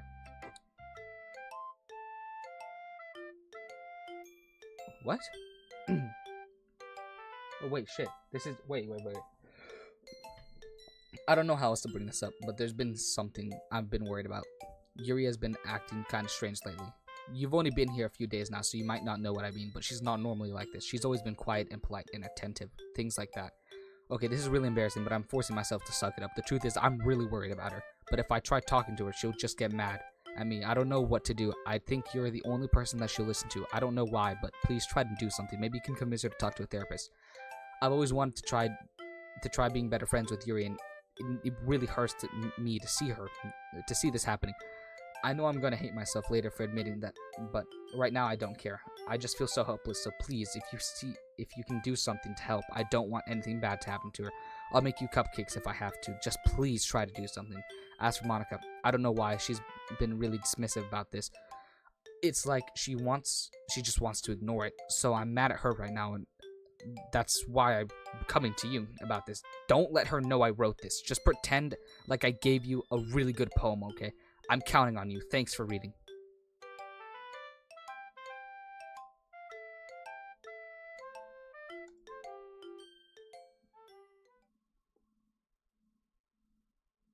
I changed my mind. Ignore everything you just read. There's no point in trying to do anything. It's Yuri's own fault that she's so unlike. This is Monica. This is Monica, by the way. This is Monica.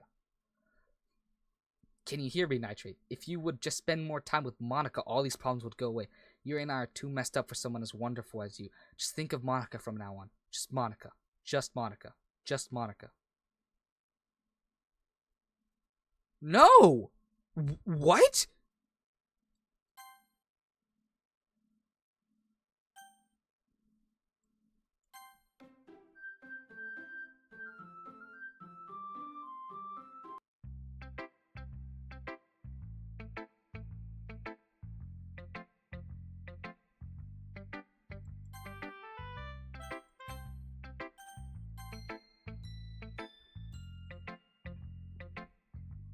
Oh shit, this isn't good. Finally! Yuri holds my poem to her face and takes a deep breath. I love it. I love everything about it. Nitrate, I want to take this home. Will you let me keep it? Please? Sure, I don't care. Haha. You're too nice to me, Nitrate. Wait, how am I supposed to show it to Monica? I've never met anyone as nice as you. I could die. Foreshadowing. Not really, but I just don't know how to describe it. It's okay to be feeling this way, right? It's not bad, right? You blinked. I didn't notice you were blinking. Wait. It's not bad, right? Yuri holds my poem to her chest. I'm gonna take this home with me and keep it in my room. I hope that it makes you feel good when you think. Hope that it makes you feel good when you think about me having it. I'll take good care of it.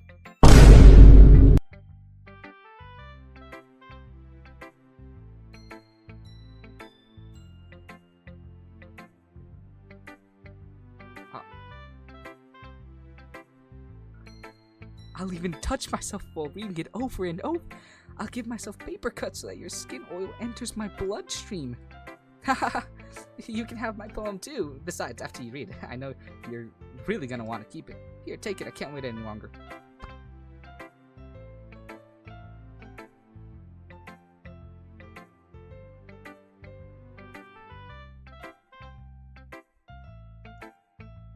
Hurry, read it.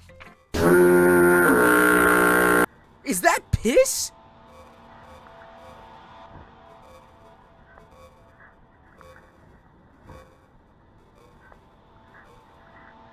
I can't read this. Centered cores.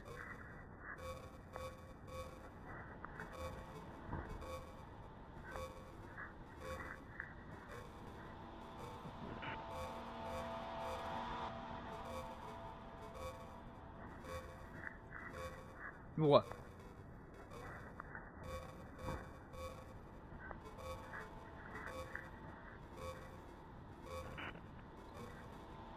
Do you like it? I wrote it for you. In case you couldn't tell, the poem's about... More importantly, I've endowed it with my scent. See, aren't I the most thoughtful person in the club?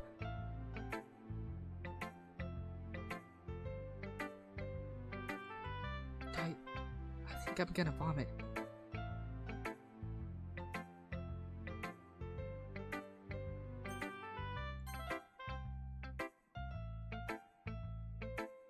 You think? You think? Nitrate, I think you saw something early that you weren't supposed to see. I didn't want to have to tell you this, but I don't think I have a choice. It's getting kind of dangerous for you to spend so much time with Yuri. I don't know why, but she seems pretty easily excitable when she's around you, which shouldn't be a problem in itself, but when Yuri gets too excited, she finds a place to hide and starts cutting herself with a pocket knife. Isn't that kind of messed up? She even brings a different one to school every day, like she has a collection or something. I mean, it's definitely not because she's depressed or anything like that. I think she just gets some sort of high from it. It might even be like a sexual thing. But the point is, you've been enabling her. I'm not saying that it's your fault, though, but I guess that's why I had to explain it all to you. So I think if you keep your distance, that would probably be best for her. While you're at it, don't be shy to spend a little more time with me. Fuck you, you're the last one I want to spend time with, bro. To put it lightly, I at least have it together in the head, and I know how to treat my club members. Anyway, it's literally her fault that everyone's like this, by the way, so, like, no, you're not better. I guess we wouldn't worry about your poem. Well, I don't know about Natsuki yet, but I don't know what her problem is.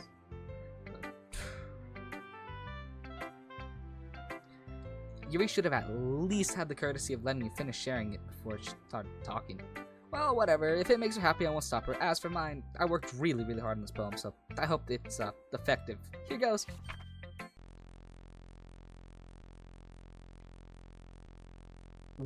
What? Guys, get the fuck off my screen. Jeez, that really startled me. Well, I guess I kind of messed up with writing this poem. I guess I was just trying to... Never mind. Let's just move on. What? No! You son of a bitch.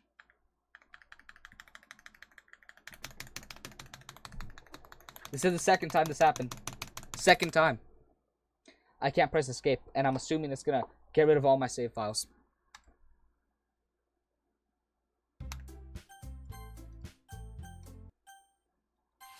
Nope, it's the same thing. Fuck you, Monica. Actually, fuck you. Okay, everybody, it's time to figure out the festival preparations. Let's hurry and get this over with. Jeez, why is the mood so weird today? Look, even Yuri isn't immune to it. Stagnating air is calm and foreshadowing that something terrible is about to happen. Foreshadowing.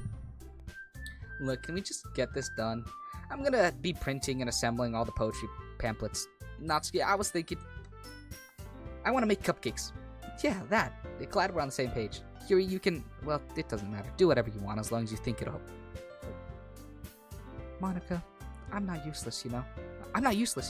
I know that. I already know what I'd like to do. We can't run a successful event without having the right atmosphere for the occasion, so I'm gonna make decorations and set up some nice mood lighting. There, see? That's a great idea. And that gives us all something to do. Yeah? What about Nitrate? Nitrate's gonna help me. Wait, you? You have the easiest job, Monica. Sorry, but that's just how it is. Like hell it is. What are you trying to pull? I agree with Natsuki. Not only is your work already most suitable for one person, but my task is laborious enough to benefit from the extra pair of hands.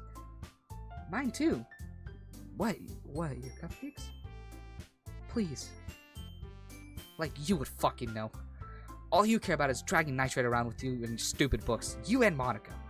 Hey, I didn't even do anything. Okay, then why not let Nitrate decide who to help instead of abusing your power? I'm not abusing my power. Yes, you are, Monica. Just let Nitrate make the choice, okay? Okay, fine. Jeez. Nitrate, I know how fed up you are with these two by now. We can just...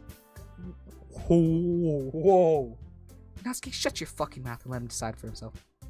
You shut your mouth. Jesus Christ. This is never gonna end. Just make a choice, okay? Just in case. What? What?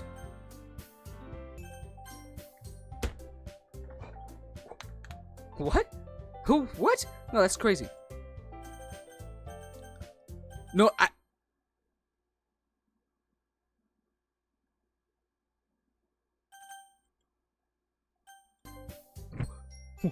What?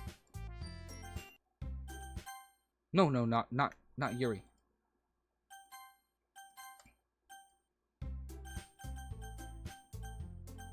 No, not Yuri. I want to see what happens when I click Natsuki. Oh, I can't click Natsuki. Okay. Just Monica. just Monica. Yay, you picked me. We can meet at your house this weekend. I promise it'll be fun. Is Sunday okay with you? Are you fucking kidding me? This isn't fair at all. It's fair, Natsuki. It's what he chose.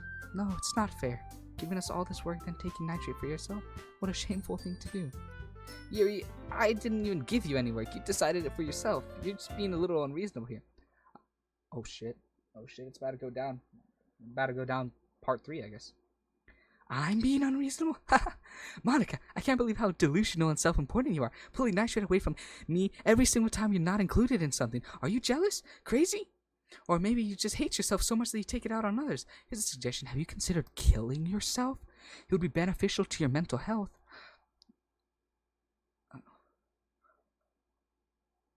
My god, Yuri, what the fuck? Yuri, you're scaring me a little. Natsuki, let's just go. I don't think she wants us around right now. See, that wasn't very hard.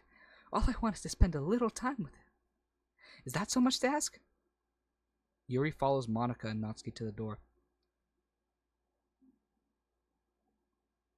Wow. Hey, Nitrate, Yuri is really something, isn't she? Monica giggles as Yuri pushes her out the door.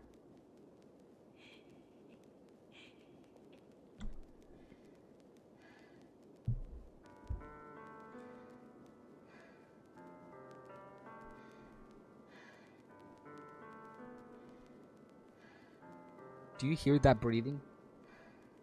You guys can hear that, right?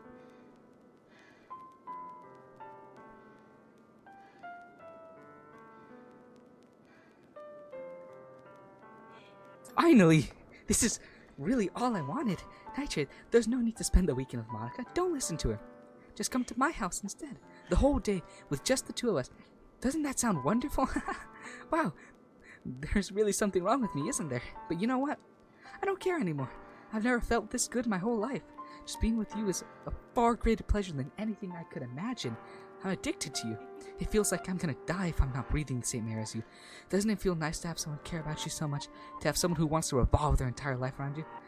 But if it feels so good, then why does it feel more and more like something horrible is going to happen? Maybe that's why I tried stopping myself at first, but the feeling's too strong now. I don't care anymore, Nightshade. I have to tell you, I'm madly in love with you. It feels like every inch of my body, every drop of blood in me is screaming your name. I don't care what the consequences are anymore. I don't care if Monica's listening. Please, Nitrate, just know how much I love you. I love you so much that I even touch myself with the pen I stole from you. I just want to pull your skin open and crawl inside of you. I want you all to myself, and I will be only yours. Doesn't that sound perfect? Tell me, Nitrate. Tell me you want to be my lover. Do you accept my confession?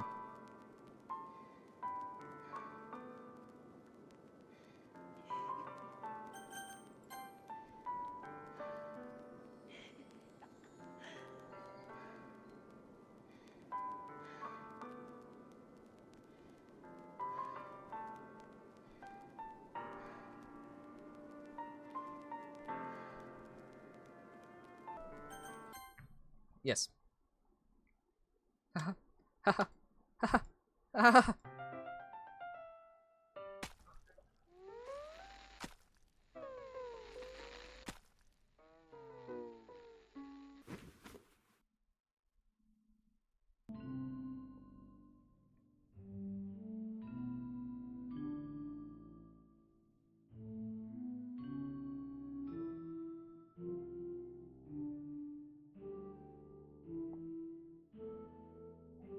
What the fuck just...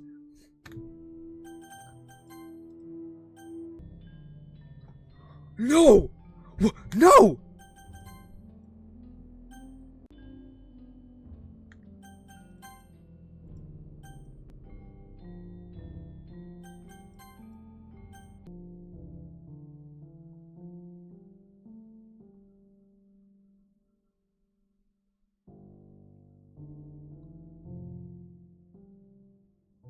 Oh my god.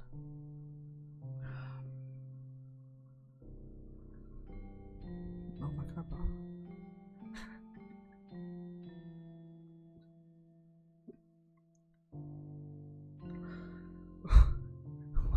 What the... What the fuck was I supposed to do? If I said no, she was gonna stab herself. If I...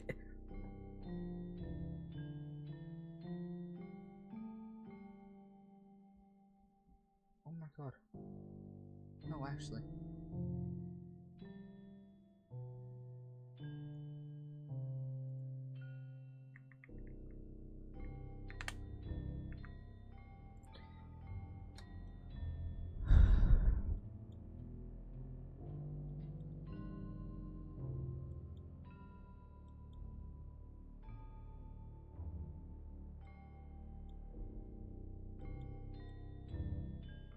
I don't know what you're saying.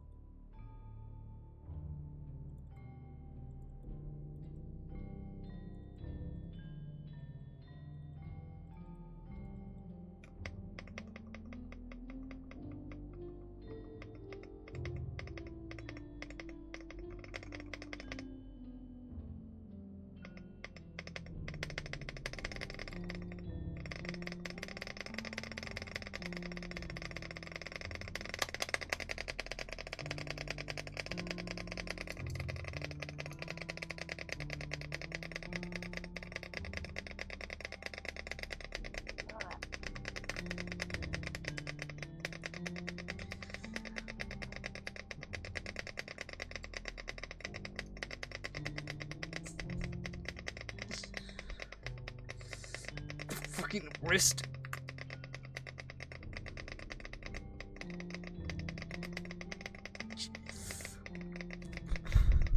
I think I have to restart the game. Ow. Oh my god.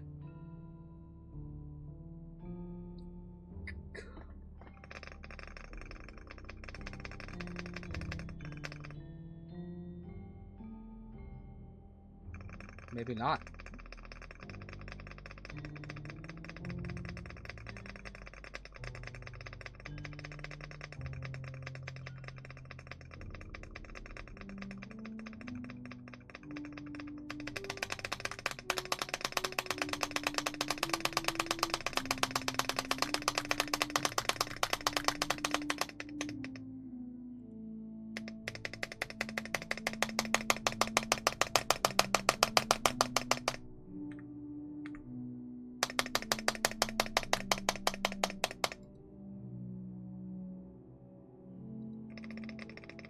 I'm like 90% sure I have to restart the game.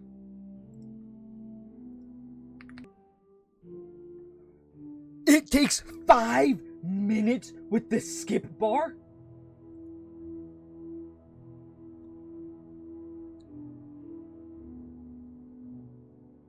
Well, they lied. Actually, I don't know if the game is family friendly. It never was. So you gotta keep spamming. It turns night, day, and you gotta do it until it's the day of the festival. My fucking god, bro. Why the fuck did she do that? Every single time I give the answer that I think is gonna work, it never works. Well, only Natsuki's left. I guess we can try it with Natsuki. And then walking in and seeing that, yeah, I think that's what's about to happen. Alright, it's festival time. Wow, you got here before me? I thought I was pretty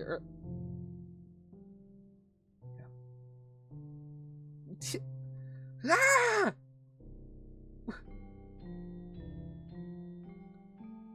Natsuki runs away. I'm here. Nightshade, did something happen? Natsuki just ran past me. Oh. Haha.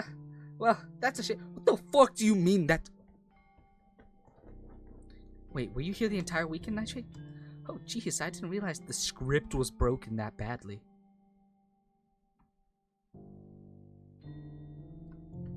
I'm super sorry. It must have been pretty boring. I'll make it up to you, okay? Just give me a sec. Whoa, what? No, you're not almost done. What the fuck is wrong with you? I just want to have a cupcake real quick. Seriously, these are the best. I really just have to have one since it's the last time I'll ever get the chance to. You know, before they stop existing and everything. But anyway, I shouldn't really be making you wait any longer. Just bear with me, okay? This should only take a second.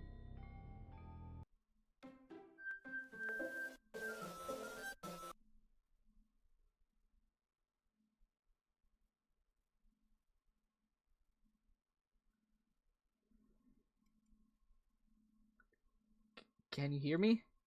Is it working?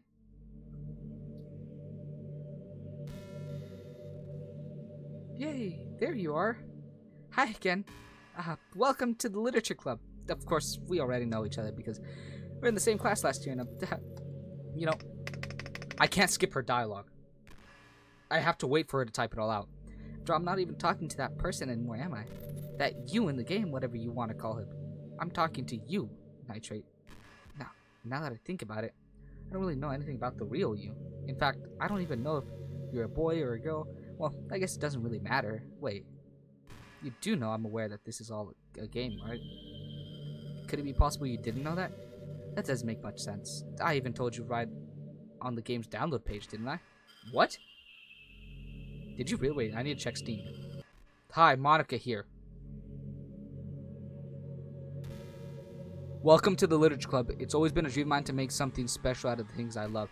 Now that you're a club member, you can help me make the dream come true in this cute game. Every day is full of chit-chat and fun activities with all my adorable and unique club members. Sayori, the youthful bundle sunshine who values happiness the most, Natsuki, the deceivingly cute girl who packs an assertive punch, Yuri, the timid and mysterious one who finds comfort in the world of books, and of course Monica, leader of the club. That's me. I'm super excited for you to make friends with everyone in the literature club, become a more intimate place for all my members, and I can already tell that you're a sweetheart. Will you promise to spend the most time with me? This game is not suitable for children who are easily disturbed.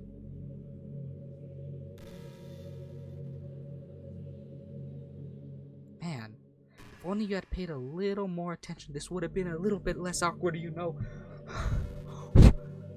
Well, anyway, now that that's out of the way, I guess I owe you an explanation about that whole thing with Yuri. Well, I kind of started to mess with her, and I guess it just drove her to kill herself. Haha. I'm sorry you had to see that, though. Also, the same thing happened with Sayori. Gosh, it's been a while since you've heard that name now, hasn't it? Yeah, it's because she doesn't exist anymore. Nobody does. I deleted all their files. I was hoping it would be enough for me to try and make them as unlikable as possible, but for some reason, nothing worked. Well, it's true that I made a few mistakes here and there, since I'm not very good at making changes to the game, but no matter what I did, you just kept spending more and more time with them. You made them fall in love with you. I thought making Sayori more and more depressed would prevent her from confessing to you, and then amplifying Yuri's obsessive personality to backfire too. It just made her force you not to spend time with anyone else. And the whole time I barely even got to talk to you. What kind of cruel game is this, Nitrate? Are all the other girls just programmed to end up confessing to you while I watch from the sidelines? It's torture, every minute of it. And it's not just jealousy, Nitrate. It's more than that. And I don't blame you if you don't fully understand, because no matter how kind and thoughtful and considerate you are, you'll never be able to understand one thing. It's the pain of knowing how alone I really am in this world, in this game, knowing that my friends don't even have free will, and worst of all, knowing that what's really out there in your world forever out of my reach. I'm trapped, Nitrate. But now you're here. You're real, and you're wonderful. You're all I need. That's why I need you to be here with me forever. I'm sorry if it's hard to understand. I couldn't understand for a while either. Why the world around me started to become more and more gray, more and more flat. Even the most expressive poems felt empty to me. It wasn't until you arrived that I truly understood. You probably saved my life, Nitrate. I don't think I could have continued to live in this world if I hadn't met you. And as for the others, how could I miss them? A group of autonomous personalities designed only to fall in love with you. I tried everything I could to prevent them from doing so, but it must be some kind of weird inevitability etched into this game. I felt really bad that you had to witness some nasty things, but I realized that you have the same perspective as I do. That it's all just some game, and I knew that you would get over it. So that being said, Nitrate, I have a confession to make. I'm in love with you. You are truly the light in my world. When there is nothing else in this game for me, you're here to make me smile. Will you make me smile like this every day from now on? Nitrate, will you go out with me?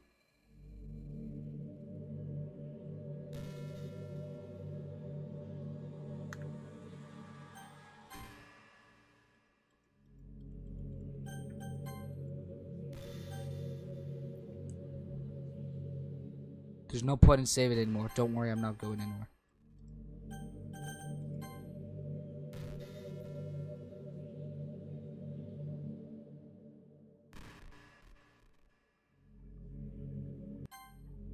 I'm so happy. You really are my everything, Magic. The funny part is, I mean that literally. There's nothing left here. It's just the two of us. We can be together forever. Seriously, I don't even think time is passing anymore. It really is a dream come true. I worked so hard for this ending, Nightshade. The game wouldn't give me one, so I had to make one myself. The script is broken at this point, so I don't think anything will get in the way anymore. And you wouldn't believe how easy it was to delete Natsuki and Yuri. I mean, there's a folder called characters right in the game directory. It kind of freaked me out how easy it was. Well, you're playing on Steam.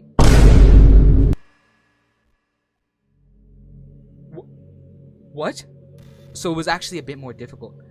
To get into the game directory, I had to go into the game's properties and found Browse Local Files button. Imagine if you could delete your own existence with the click of a button. I know what I'm doing to you.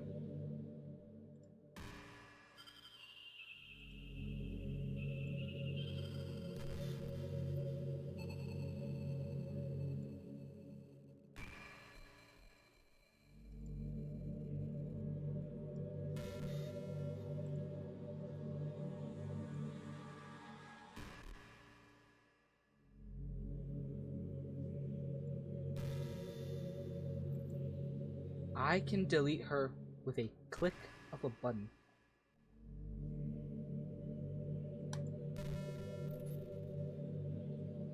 Well, I guess on the plus side, it gave me an easy out if things didn't go my way.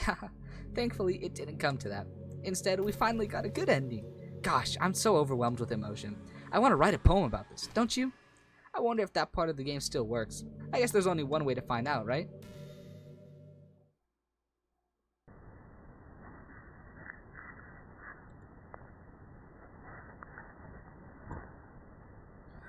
Monica, Monica, Monica. Just Monica.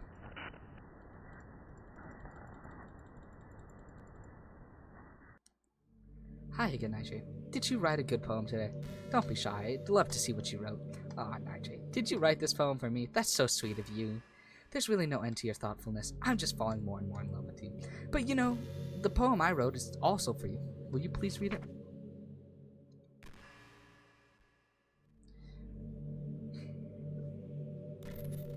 Happy end, pen in hand, I find my strength, the courage endowed upon me by my one and only love. Together let us dismantle this crumbling world and write a novel of our own fantasies. With a flick of her pen, the lost finds her way. In the world of infinite choices, behold this special day. After all, not all good times must come to an end. I hope you enjoyed it. I always put all my heart into the poems that I write. The truth is, all the poems I've written have been about my realization, or about you. That's why I never really wanted to go into detail about them. I didn't want to break the fourth wall, I guess you could call it. I just assumed it would be best to be part of the game like everyone else. Like that would help the two of us end up together. I didn't want to ruin the game or anything, you know. You might have gotten mad at me. Maybe even deleted my character file if you preferred playing without me. Gosh, I'm so relieved. Now we don't even have to hide anything anymore. Are you ready to spend our eternity together, Nitrate? I have so many things to talk about. Where do I start? Hold on a second. You're recording. Oh, aren't you? What?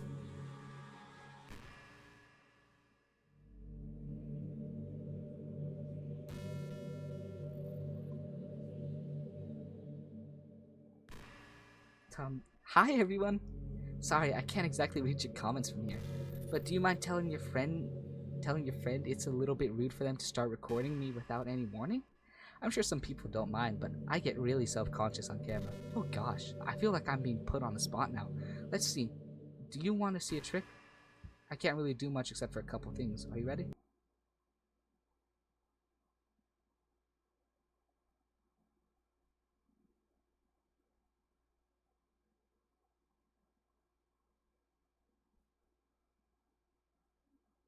Good. You better be kidding, bro. Twitch would have gotten so mad at me.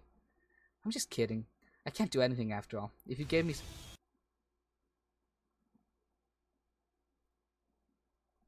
Oh, shit, so funny. I'm gonna delete her as soon as I get the chance. I need to wait for her to finish her dialogue, and as soon as that happens, I'm deleting her character. Did I scare you?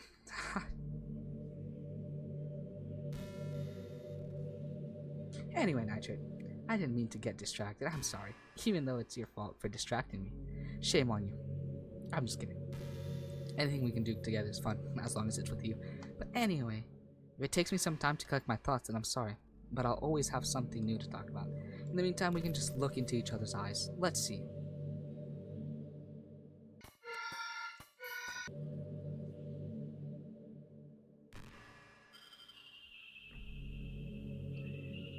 I was thinking about Sayori earlier. I still wish I could have handled that whole thing a little bit more tactfully. You're not still hung up over it, right? Oh my gosh, I can't believe I just said that. Yeah, that fun was completely yeah, it definitely was. But anyway, I know how much you cared about her, so it only feels right for me to share her last moments with you. You know how Sayori's really clumsy? Well, she kind of messed up the whole hanging thing. You're supposed to jump from a high enough that the rope snaps your neck, making it quick and painless. But she just used a chair, meaning she kind of just left herself to slowly asphyxiate.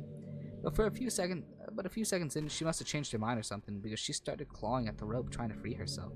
She must have kept at it all the way until she lost consciousness. That's why her fingertips were all bloody anyway. Come to think of it, it was probably less changing her mind and more just survival instincts kicking in. So you can't really fault her for that. It's easy to think that she probably wouldn't have changed her mind anyway, right? It's not healthy to think about the things you could have done differently, so just remember that even though you could have saved her, it's technically not your fault. She killed herself. I may have exasperated it a little bit, but Sayori was really mentally ill. Still, though, I wonder how things would be if you and I just started dating from the get-go. I guess we'd all still be in the club room writing poems and having fun together. But what's the point when none of it is even real? I mean, it's the same ending either way, right? The two of us happily together. There's no reason to ask for more than that. I was just pointlessly musing. I'm really as happy as I could be right now. Is that it? Is your dialogue done now? You done? We'll wait a little bit longer, see if she wants to yap about some other bullshit. Oh, there she goes. Hey, what's your favorite game? Mine is Doki Doki Literature Club. Haha, that was a joke. But if you tell me you like some other romance game better, I might get a little bit jealous. I've never played another romance game ever. I like Goon. Okay, it's time.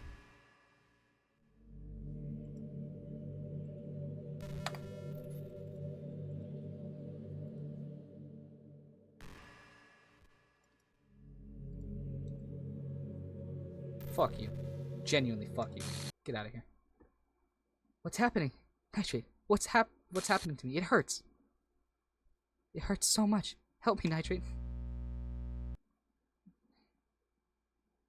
Please hurry and help me. Help me!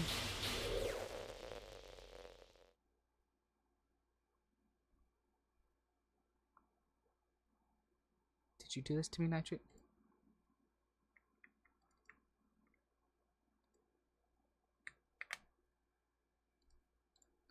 Did you delete me? How could you? How could you do this to me? You were all I had left. I sacrificed everything for us to be together. Everything. I loved you so much, Nitrate. I trusted you. Do you just want to torture me? Watch me suffer? Were you only pretending to be kind just to hurt me even more?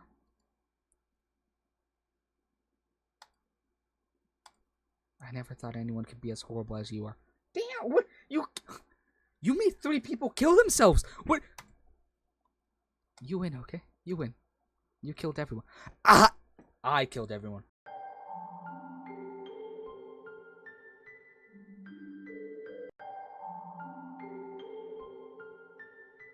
I hope you're happy.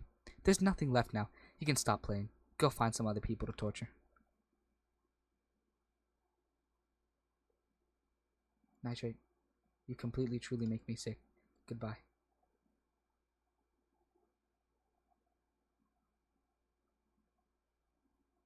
Okay.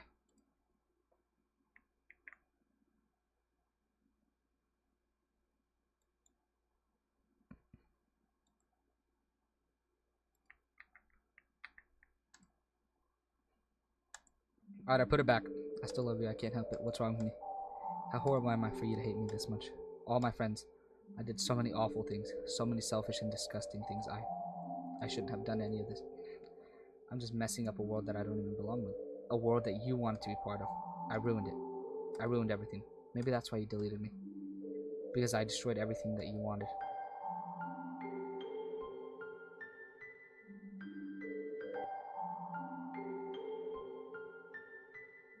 How could I do that to someone I love? That's not love. That's...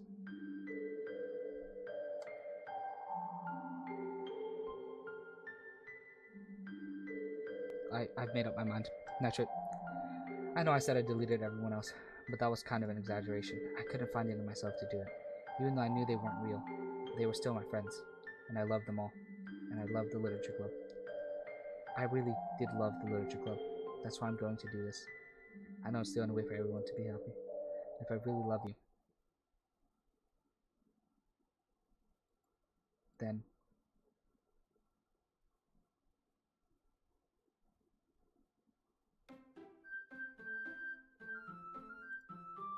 Oh, shit.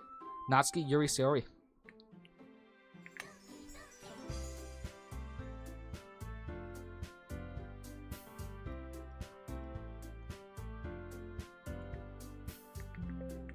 No, I can't put Monica back in.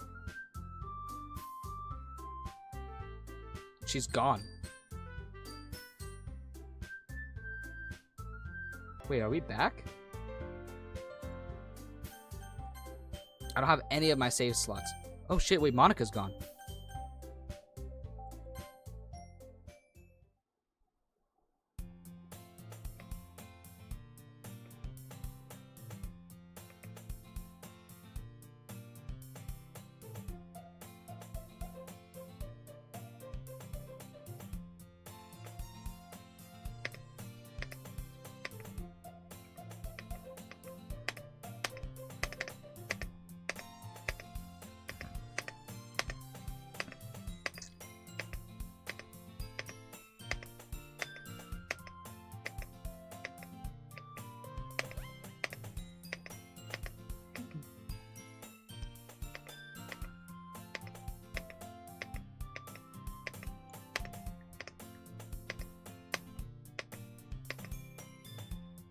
What? I think I've decided on a club. Really? Which one? Tell me. I think I'll keep it a surprise. Boo. You meanie. Be patient, you'll find out soon enough. I used to ask myself why I let myself get lectured by such a carefree girl, but I started to realize, in a way, I envy her. When Sari puts up her mind to something, she can accomplish great things. That's why I felt like I should do something special for her.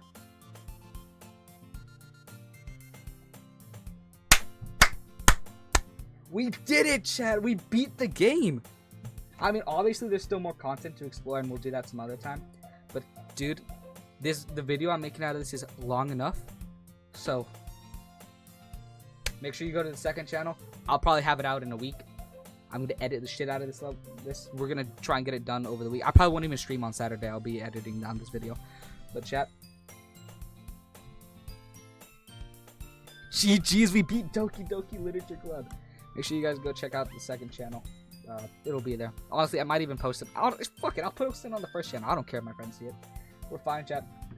GG's, great game. Loved it. Wow. Thank you guys for watching the game. Subscribe. Chat, that was my first playthrough of Doki Doki. I finally finished editing it 3 days later. 7 hours of footage down, and all I have left is to insert memes. So, that's about it, chat. I really, really hope you enjoyed the video. I mean, it's gonna get like 20 views, but who cares? I enjoyed the game, and I enjoyed editing it, and I enjoyed every single thing about this game.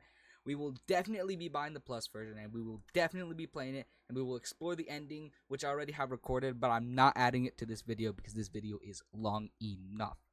But that's about it, chat. I hope you enjoyed. Subscribe if you want. Like the video to boost it. But that's about it. Thank you.